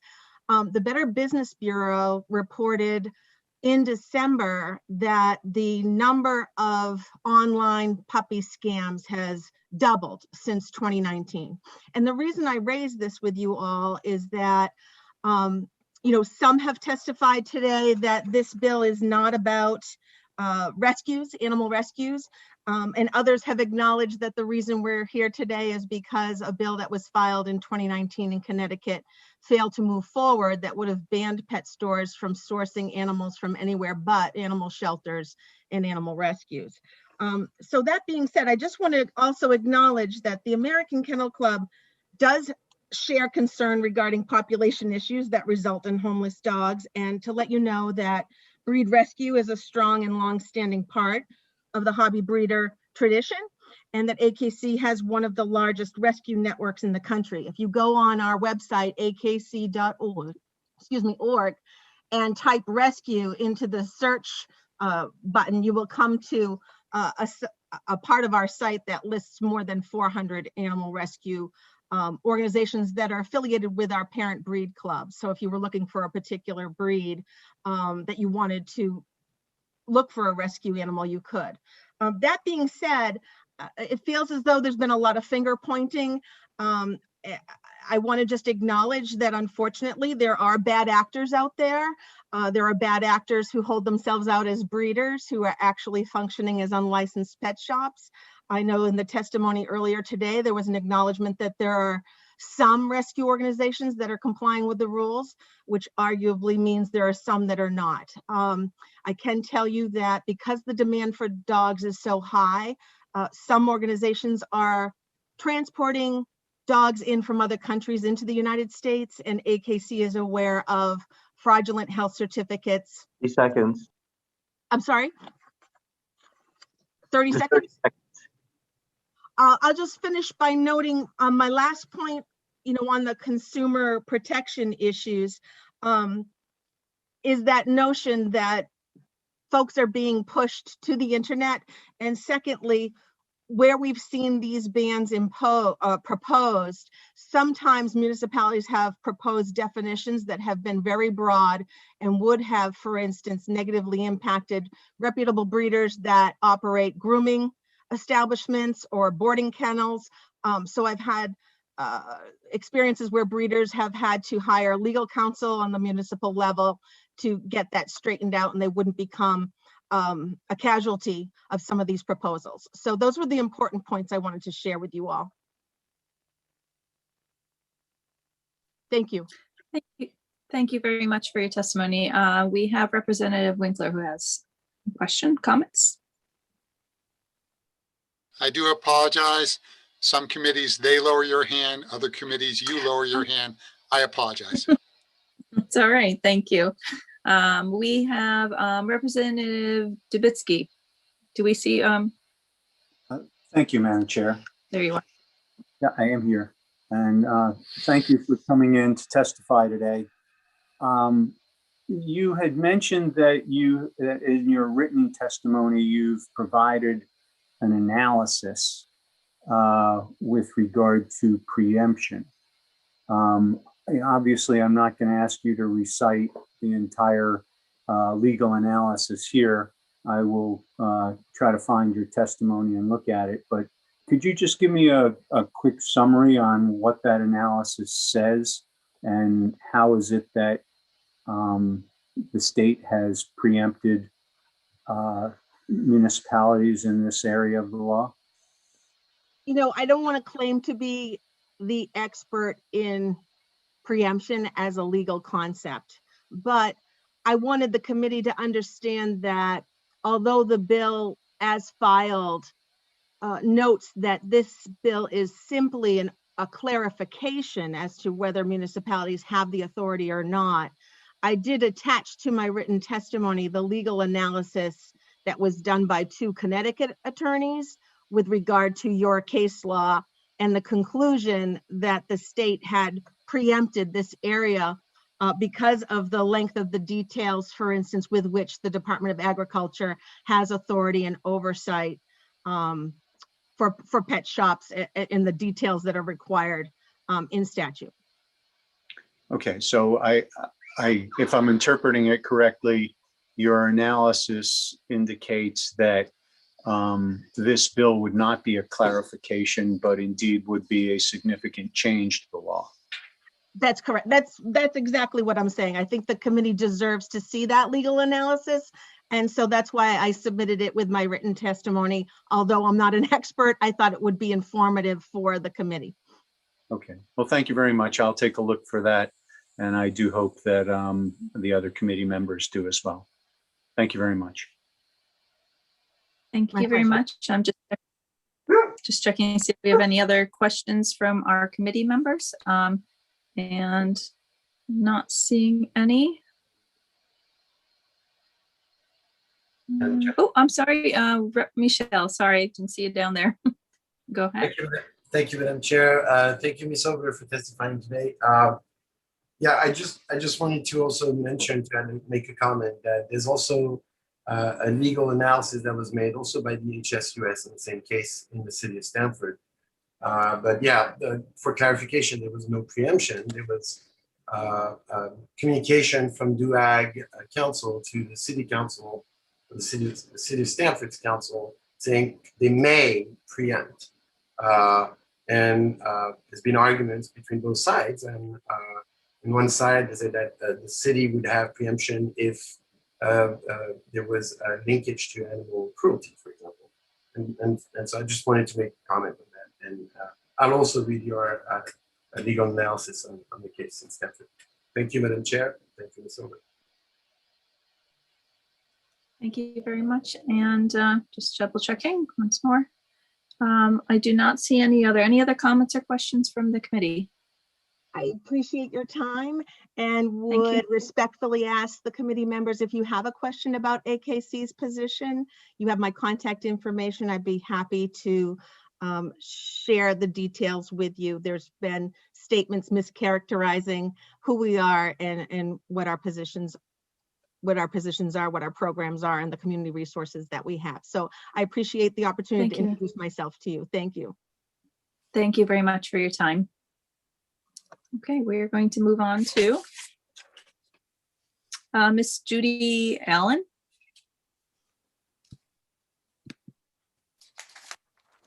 Hello. Can you hear me? Yeah. We can hear you. Go ahead.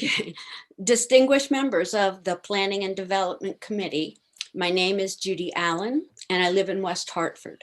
I am here today to speak in favor of Senate Bill 966, an act concerning the Metropolitan District of Hartford County, and I have some suggested additions. I've submitted written testimony, but I think it hasn't been posted. I'd like to address just a portion of the bill that would create a task force. I hope you get my written testimony because it addresses some of the issues that Attorney Stone brought up about finances. For many years, I have attended almost all of the MDC's board and committee meetings. I am probably one of the few people who has actually read the entire MDC charter. So I believe I have a unique view into the operations of the MDC. Their drinking water is excellent. Frontline staff do an excellent job. I appreciate commissioners serve without pay for a difficult job that requires a lot of their time. But much needs to be changed. MDC uses an outdated rate structure that is unsustainable. Their nearly 100-year-old method for funding sewers and setting water rates needs to be brought into the 21st century. They explain that water rates are based on a guess of how much water they will sell in the coming year. Because of conservation efforts, they sell less and less water. This is not unique. Most water utilities struggle with how to keep water rates down and still maintain an aging infrastructure. Models have been developed that successfully address this. In response, the MDC says their charter won't allow them to change, and they refuse to seriously consider alternatives. Instead, they look for ways to incentivize certain customers to buy more water through providing discounts. Transparency issues resulted in legislation that created an independent consumer advocate who has been extremely helpful. Yet staff and commissioners have been upset, even offended that anyone would think they need additional oversight. Commissioners will tell you that they are the oversight. However, they are political appointees. There is no public input into the selection of commissioners. I strongly suggest an addition to the bill that would exclude any commissioner from serving on the task force. Their belief that nothing needs to be changed makes them biased from the beginning. The number of people on the task force should be reduced. 19 members is too unwieldy. Town representation is covered by the Capital Region Council of Governments. By eliminating the towns, the Department of Energy and Environmental Protection could be added as they oversee the MDC's Clean Water Project. Thank you for listening, and I'm glad to answer any questions. Thank you very much for your testimony, Ms. Allen. I'll just check and see if we have any questions, comments from the committee. I am not seeing any, so thank you very much for your time. Thank you. We're going to move on to Angelo Grano from Soul Camp Productions.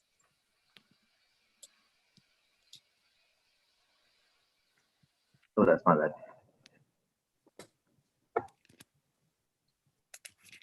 Angela, can you hear us?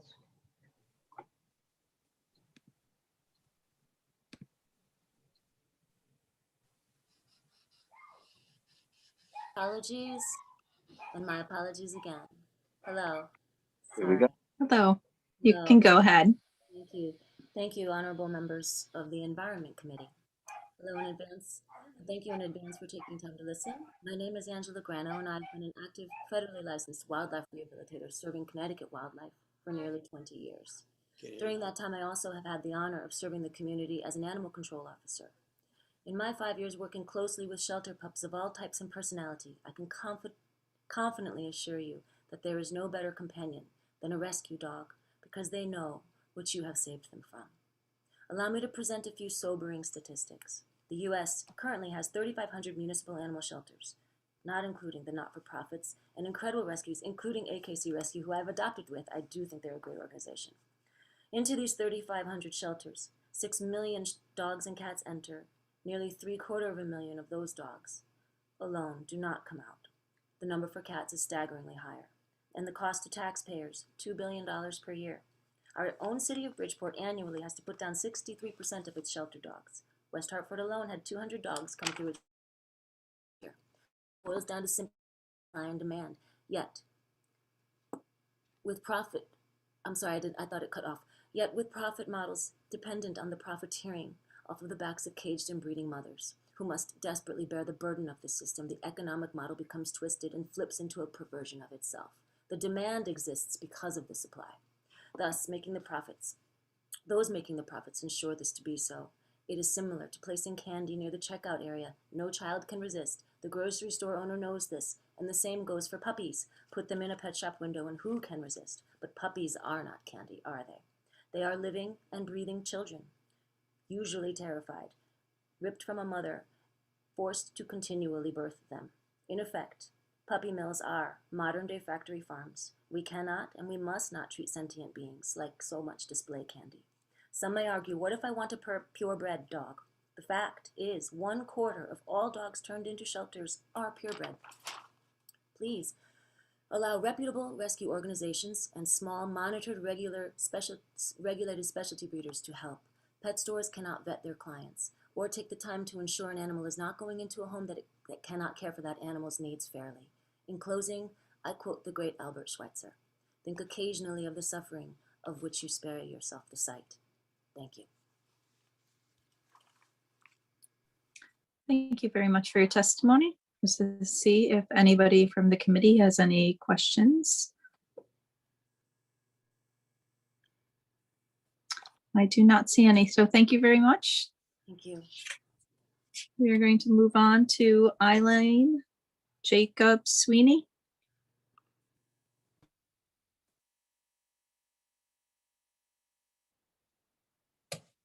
Here you go.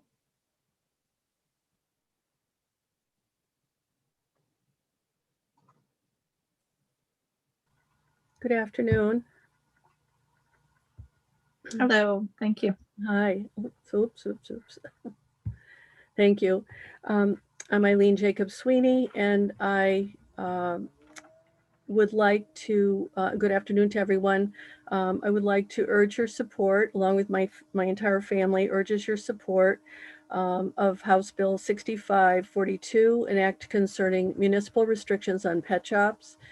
And I just want to say that we believe that animals are not a commodity and should not be commercialized for profit. Millions of compassionate humans donate time, talent, and treasure to rescue animals in need of homes, operate nonprofits, and partner with commercial entities that offer food and supplies for our animal companions. And they also host adoption days with the animals that need homes from the rescue groups. We fought a long time for justice to protect and have justice for women, children, diverse members of our society. And finally, we're fighting for animals. They are sentient beings, and they should be treated in a way, when we're looking at this issue, we should look at the way that animals are treated in puppy mills. You can go online and find many examples of it. I remember when I was a teenager reading Peter Singer, who was an Oxford professor, about his book was called Animal Liberation, and it had lots of photographs, and it was an excellent book. It still is to this day. And since then, we've come a long way. So many people have become vegans and vegetarians and for the environment as well, but because of the cruelty that's involved with using animals for our needs. So I very much ask that you do that. And I wanted to mention that years ago, our family was looking for a dog. I went on Pet Finder. I found one at the Stamford, Connecticut animal shelter, the Municipal Pound. And we drove down, and the dog, he had been dumped on the road outside. They hadn't even waited to put him into the shelter. The car dealership next door said he came barking to their door. The salesman brought him to the shelter, and we all assumed that he was from a puppy mill. He was 10 years old. He had a gray muzzle. He had scars all over him, and his teeth and his gums and his mouth were horrible. He wasn't neutered. I brought him home. We had all the veterinary care done. He lived another 7 years. Our family loved him, and he had a comfortable life. But he was an example of a breeding dog that was just thrown away by a puppy mill. And I worked with the Connecticut Animal Welfare League for decades, many years ago. And we used to encounter the throwaway dogs from people who would get dogs, buy them in pet shops, and then they would come back and for all these different reasons mentioned today, would turn them over to us. And we have the state veterinarians working with us, and we used to do the pet adoption and make sure that they got good, loving homes.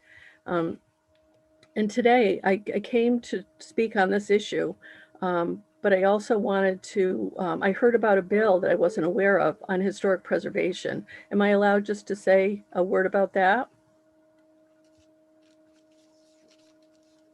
45 seconds. Okay. I would ask that you support House Bill 6547, an act concerning a working group regarding the protection and preservation of historic properties. I agree with Todd Bryant of Norwalk Preservation Trust that you need to appoint, I quickly looked up the legislation. Historical societies and preservation groups are very different. You need to appoint preservation, like the Preservation Trust, which used to be Preservation Connecticut, which used to be the Connecticut Trust for Historic Preservation, Norwalk Preservation Trust, any group that really organizes and fights to preserve our architecture and our historic properties. I just finished the past year working to save one of our treasures in the town I live in. It's in a National Historic District. The Historical Society was not involved. It was the neighbors, the people of our town, the people of Connecticut, and other people who signed on to a petition in the State Historic Preservation Office and Preservation Connecticut. We succeeded, and a corporation that was going to tear it down for a parking lot is now working to either use it, working with our town to use it as an office on the first floor and residents above, or to sell it to, we have people who in town who do this kind of work who would preserve the house and bring it back to its full glory. So I emphasize you really have to work with preservation groups, and it's really the people on the ground.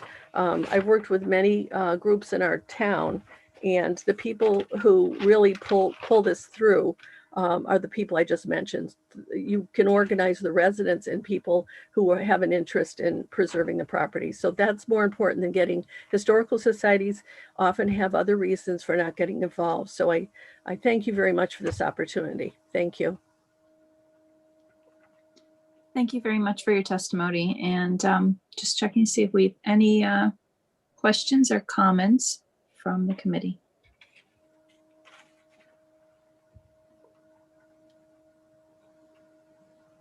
Seeing none.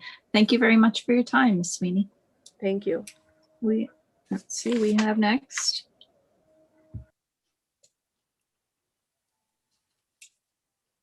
We have Robert Bassi, and you might have to tell me how to pronounce your last name. I apologize. Bassi.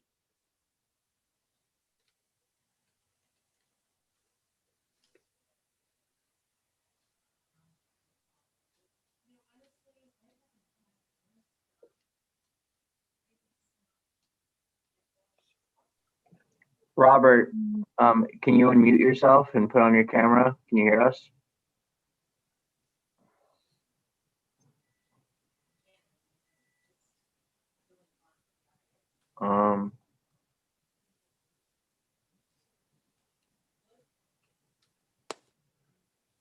I don't know. There we go. How about that? Hey, there we go. There you There are. we go. Please proceed. All right. My name is Robert Facey. I live in West Hartford, Connecticut, and I am a retired employee of the Metropolitan District after 33 years. And I speak in favor of the Senate Bill 966. I support this bill to have an oversight committee examine the finances of the Metropolitan District. As a secondary audit, this will help the ratepayers understand how their money is being spent. As a utility, the MDC is without any type of oversight. PURA oversees all other utilities, but has no say in how the MDC charges its ratepayers. The MDC has adopted a new strategic plan which basically reduces the labor force and contracts out a lot more work, and which leads to more costs of doing business, and also to what expense. The Clean Water Project was to end in 2025, but now there seems to be no one in sight, and once again, at to what cost. Without any type of utility oversight with the MDC, it is not just the fox watching the hen house, but managing the hen house. And all regulated businesses, like the insurance companies and banking industry, are all audited by the state of Connecticut. And why not a water utility? And with that, I thank you very much for your time and your efforts on trying to make Connecticut a better place. And I thank you for the time. Thank you very much for your testimony. We have Representative Delnicki.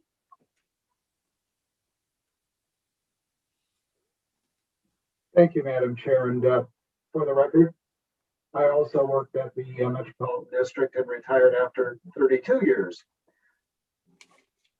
Mr. Facey, what do you think of the concept of empowering a task force to take a look at the operation of the Metropolitan District and to come back with recommendations as a past employee?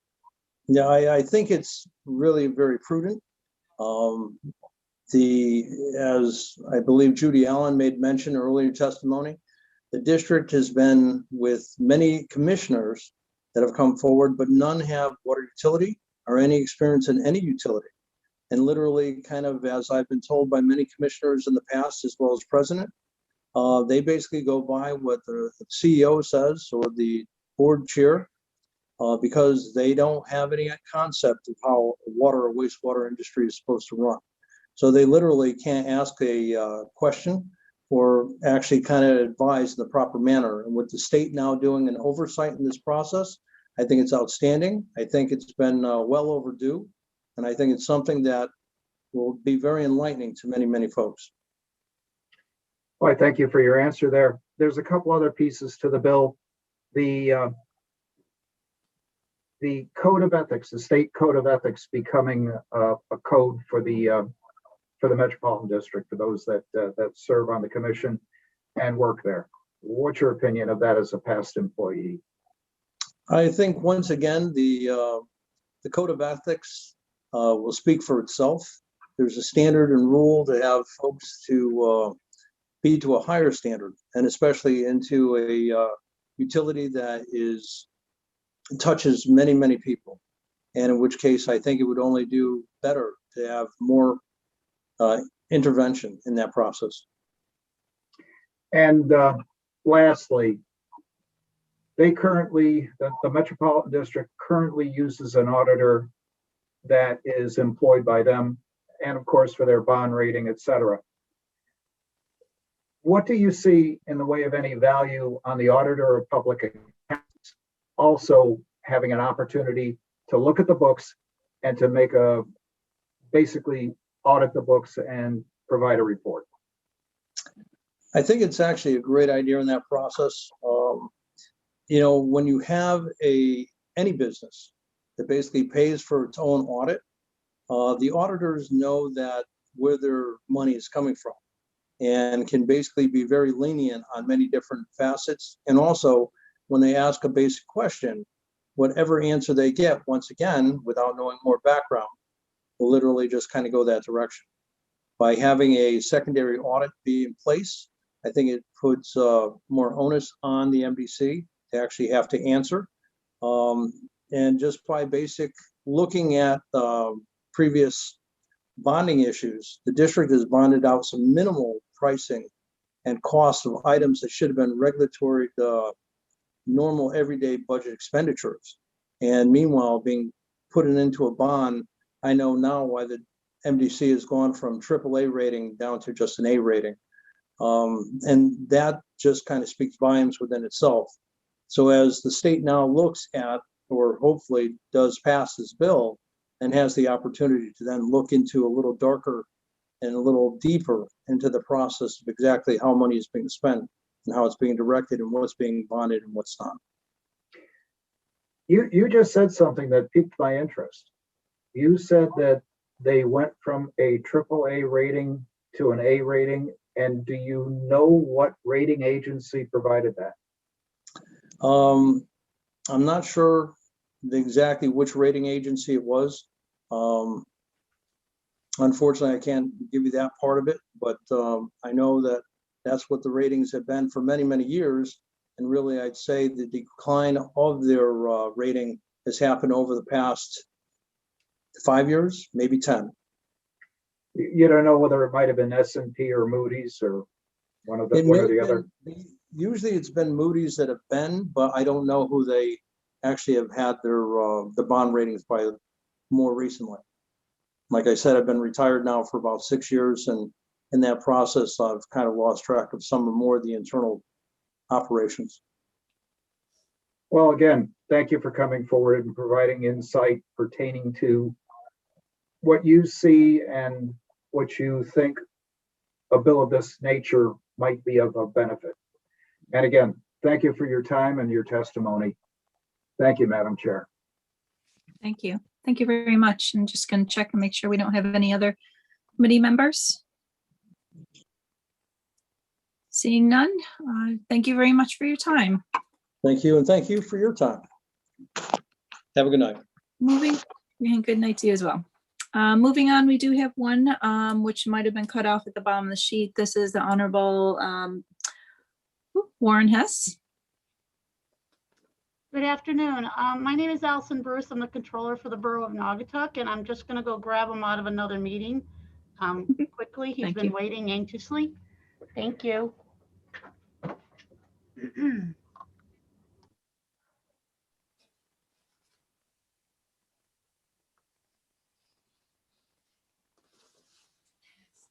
Yes.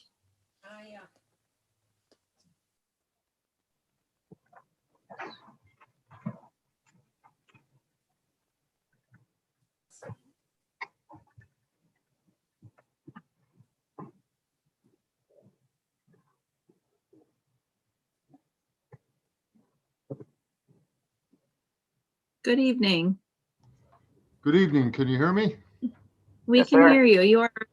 Thank you Well, for being patient. You are our last speaker this evening, so thank you very much. Well, thank you for allowing me to speak. And given that you're probably tired, I'm going to keep it short and get right to the point. So I'm Pete Hess, Mayor of Naugatuck, and I did listen with great interest when Senator Hartley testified, and I did write down some of the questions you asked. But there's one thing that can't be overlooked, and which makes Naugatuck different from the other towns. In the year 2012, we eliminated defined benefit pension plans for every municipal employee, town, fire, police, Board of Ed. And when that happened, some incentives were given to them so that they would, retire earlier and get a slightly higher benefit. So as a result of that, all but 29% of our eligible retirees have retired, which means that we know, much more so than any other town, what's going to happen in the future. We know the mortality rates. We know how many people we have left. We know what we have to pay. We know when that number is going to start to go way down. So most municipalities have a curve that, you know, goes something like this. We have a curve that goes like this. So the problem we face is that in the short term, and I'm going to say short term being less than 20 years, but around 15 years, we're paying a lot more than we normally would be for our pension contributions. And when we get past that, the curve starts to go down. So because of that, we're looking for a way to take care of that interim period, to smooth it out, to make the plan even stronger for the employees and better for the taxpayers. So I'll answer questions on that, but as far as the questions that I heard before, the term we're looking at will be either 25 or 30 years. Our investment assumption used to be 8%, so we'll be decreasing that to 6 or 6.25. We're looking at that, and at least from the advice we're getting, you know, that's really the, you know, the most prudent area to be at. We're adjusting our mortality rates to, you know, to reflect and be consistent with where we are now with longer lives. And we've always made all of our pension contributions, and we will continue to comply with that and with all requirements. So what we're really asking for is an opportunity to really improve our plan, make things better for the town from the standpoint of our budgeting. And we feel that with everything that our actuaries are doing, that it becomes clear that this will make us stronger, and it's a better situation than most towns because we've already taken, you know, the pretty dramatic step of eliminating the pension plans, and we're getting a little punished in the short term, and we want to smooth that out and move forward into the future. So with that background, I guess I'll open it up to questions. Nothing too hard. I'm kind of tired too, but we're ready to answer any questions you may have. Well, I appreciate that distinction that you've made. We will move right over to Representative Winkler. Yes, thank you. I know of a town that said that it went to a defined benefit plan from a defined contribution plan, but found out that not everybody went. And so I just wanted to confirm with you. I assume that the police department is still on a defined benefit plan? You're wrong. Okay. What about 100%?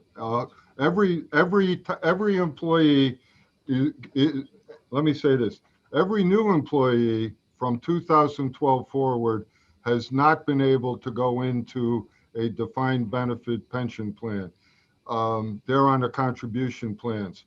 And what's happened is everyone except for about 29% have already left us. So so that means that the remaining 81% are on the contribution plan.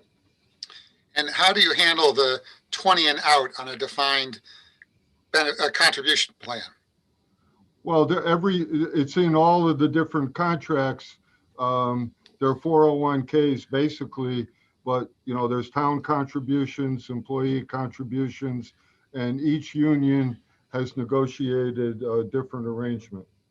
So you make a larger contribution to the 20 and out people? Well, yeah, it's a good question because not only do we make a large contribution, we're in the process of trying to make it even larger in the collective bargaining process, because what happens is, you know, the older people used to control the younger people. Now the younger people outnumber the older people. So we're trying to help them. You know, we want them to come to Naugatuck, to live here, to love it, and to stay. So we're making it more attractive. That's our policy. And final question, managers and administrators are also on the defined contribution? Yes, everyone. Okay, because I know of towns where everybody except the managers and administrators left, but those people maintain their defined benefit plan. So I just wanted to be There's only one person in Naugatuck who's not eligible, and that's the mayor. not eligible for what? A pension ever, or really even defined contribution. Yeah, it's all right. It is. Thank you. Thank you. Thank you, Madam Chair. Thank you. Thank you very much. That was very interesting. Enlightening, having run a municipality. So just a quick question for you. Were any of the employees enrolled in MERS at any point? I didn't hear you. Were any of the employees enrolled in MERS at any point? No. Interesting. Right. No, Thank I'm going to say no, because I don't believe so. My controller just left the room. I'll double check it, but I'm pretty sure the answer is no. And if it's not, I'll submit something in writing. Thank you. I do see we have Representative McCarthy Vahey, our chairwoman. Go ahead. Thank you very much, Madam Chair, and thank you, Mr. Hess, for hanging in there with us today. You may have heard some of my questions earlier with Senator Hartley. So if you're not a participant in the MERS system, I assume you have a pension board who helps to monitor those investments and to manage this process. Is that correct? Yes, we have a professional pension advisor. So you have a professional pension advisor. Do you also have an appointed body of town volunteers, or who does that advisor work in concert with? Let me get the controller, but it's not a town employee. It's a hired company. And part of what I'm getting at is just to find out kind of what the impetus was for making the decision to go in this direction. I'm assuming it was the recommendation of that advisor working in concert with anyone from the town, whether it's a volunteer. Well, it preceded me. So, but, I think that, Naugatuck is a fiscally conservative town. And, I believe everyone thought that this was a really good thing to do for the long term. And I think it is. It does create some short-term issues that are maybe more costly than what was originally thought of. But, I think it was done for the right reasons. And we want to have, we want to be fiscally strong. We want to have conservative assumptions, and we want to do it the right way. And, I think we're really good. Could we be more perfect? I guess so. But, we try as hard as we can to be fiscally conservative and make the right financial decisions. I just want to clarify what you're saying. I'm speaking very clearly about the decision to do these bonds. Are you talking about the decision? I didn't hear you. The decision to what? I'm speaking about the decision to do these bonds in this way. Were you referring to the decision to go from the defined benefit? I was referring. Yeah. So that's a separate conversation, and I certainly would be more than happy to engage in that, because I do believe in the value of pensions, which certainly Social Security properly managed with proper expectations and proper funding. I think they're a tremendous benefit to employees, especially as we live longer. And I think that's part of what's happened in your case, is that you have had a situation where your mortality tables, like everyone else's, have changed. The liability has grown. And you mentioned that your discount rate, your current rate is 8%. Is that a current? No, it was 8 when the pension bonds were issued.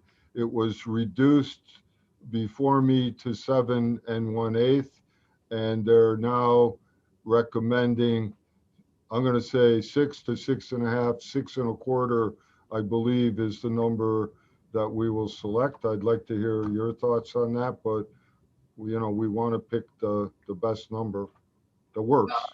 And I appreciate that. Certainly, I know here in our town, when I was a local leader myself, we absolutely relied on those actuaries for the best recommendations on those numbers. We also have a board, a pension board, who's tasked with working with those financial advisors. So part of my question is, and thank you for answering that, your discount rate is currently just over 7. You said 7.25, but you're looking to go farther down with that. And I guess, again, what I'm getting at is the impetus for wanting to go ahead and purchase these bonds. I think a lot of communities. Okay, so we've been working with our actuaries. Mr. Hess, if I may finish, just let me Yep. finish and then you can answer.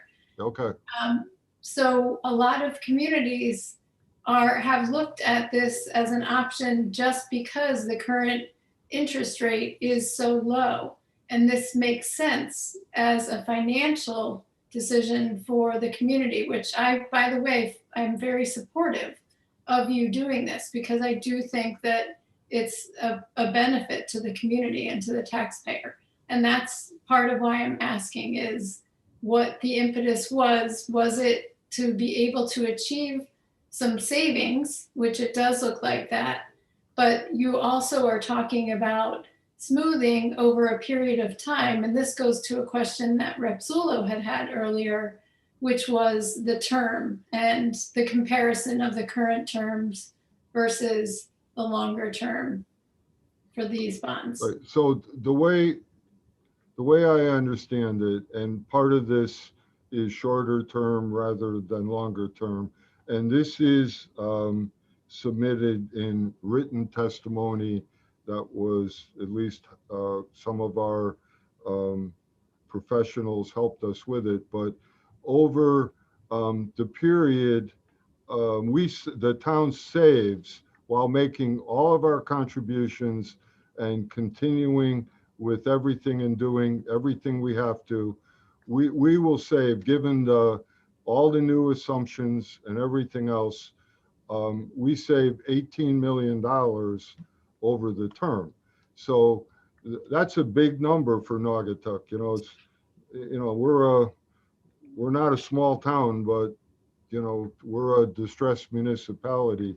So it's my understanding that we can more than meet our obligations, and making even conservative assumptions on what we're going to earn, and with the investment decisions and everything else, that with the most conservative assumptions, we're going to have a stronger plan and save $18 million. And our actuaries have prepared all types of charts, which I'd be happy to share with you. I mean, when I look at the charts, it's what I would call a no-brainer that it's a very, very good thing to do.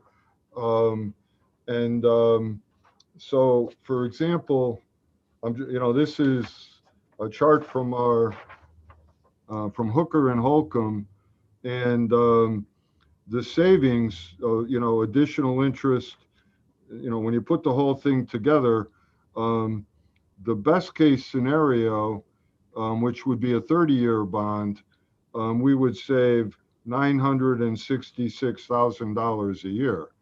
And again, that's a big number for us. The lowest number is in the 700s, and probably, so it's between 700 and 900, depending on the assumptions, and we intend to make conservative assumptions. Thank you for that. And that really, I think, puts a pretty fine point on it. That's a significant sum. It's one of the reasons why I'm supportive of this effort. And my questions are just in a way to further understand. And as the co-chair of the committee, when we take these bills out, hopefully on the floor, that will help me to answer questions that folks have. I would, Mr. Hess, love to look at some of your financials. That would be actually helpful to me, and I'm happy to follow up with Senator Hartley or yourself to get. Yeah, that would be great. Senator Hartley, we'll get her whatever you want. We want to make the best choice, and we'll be happy to share all of our information. Thank you so much, and thank you for waiting with us today too. Appreciate that. We have a long way to go today, so no problem. Thank you, Madam Chair. No, thank you. Thank you again. We have Senator Champagne. Thank you so much. And is it Mayor Hess? Yes. Mayor, congratulations. I'm listening to your numbers there. And you know, this is an easy one to support. I'm kind of in the same situation. I'm also mayor, and you're down to 29% on your defined benefits, which is a great number as well. It took me a little longer to get the school board on board, but currently the last group I have is the police department. But we also just refinanced some of our bonds, saving millions of dollars. So congratulations. You know, it looks great to me, and I think you're doing a wonderful job. Thank you. You're a senator and a mayor? Yeah, Mayor Vernon. How does that work out? It's a long day. Okay. I'm impressed. I don't know how you manage it both. So I believe we do not have any other questions for you, Mayor, at this point. We do appreciate your time and your testimony. All right, well, thank you very much, and have a great weekend. You as well. Thank you. At this point, for the Planning and Development Committee, we can wrap it up with closing remarks. And we have Senator Casano still here. We see his screen. Yes, ma'am. We have Senator Wong.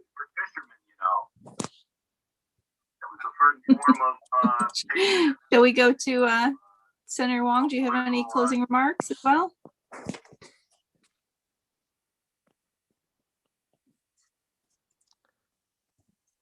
No, you're talking? I'm sorry, Madam Chair. Well, this Zoom world, but thank you for a terrific meeting headed by you. I appreciate your effort, and thank you very much for the opportunity. No, thank you. And we're going to go to our, if you don't mind, we'll just jump back to Senator Casano. We're just wondering if you have any closing remarks for the meeting. You'll just have to unmute.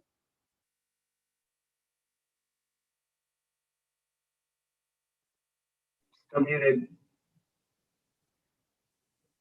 Senator Casano, can you unmute? You're still muted, Senator Casano. There we go. There we go. Okay. Sorry about that. You know that from now. Here I am. Nice job this afternoon. For all of you, most have stuck in all day. It was a long day. Looking at a screen is not what we ran for office to do. I had no idea the negative impact it has on you physically, just sitting here for 6 or 8 hours like we have. And everybody's pretty much stuck it out. And thank you. That's what this committee is all about. That's what the relationships we have are all about. And I'm just proud to be a part of this group. Thank you.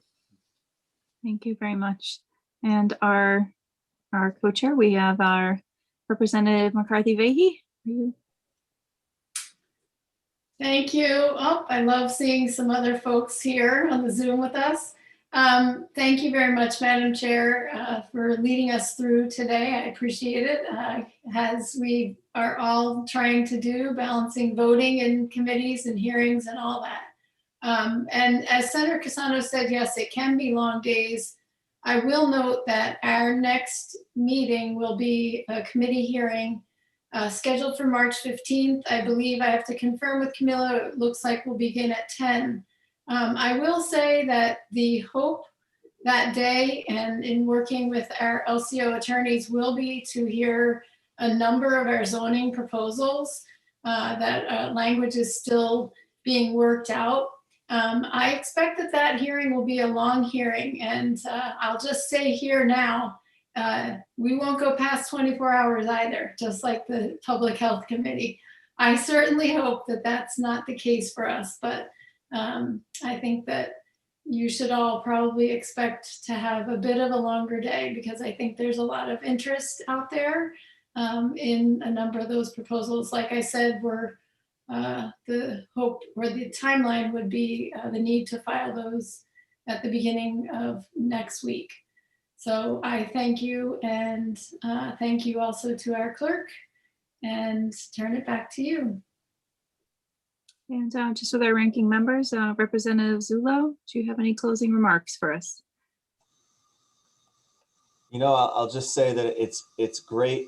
It's a rough, you know, like a dog would say, it's a rough time looking at this screen, but it's great to see so many passionate advocates, especially for. I couldn't help myself. Oh boy, just caught that one. Thanks, Joe.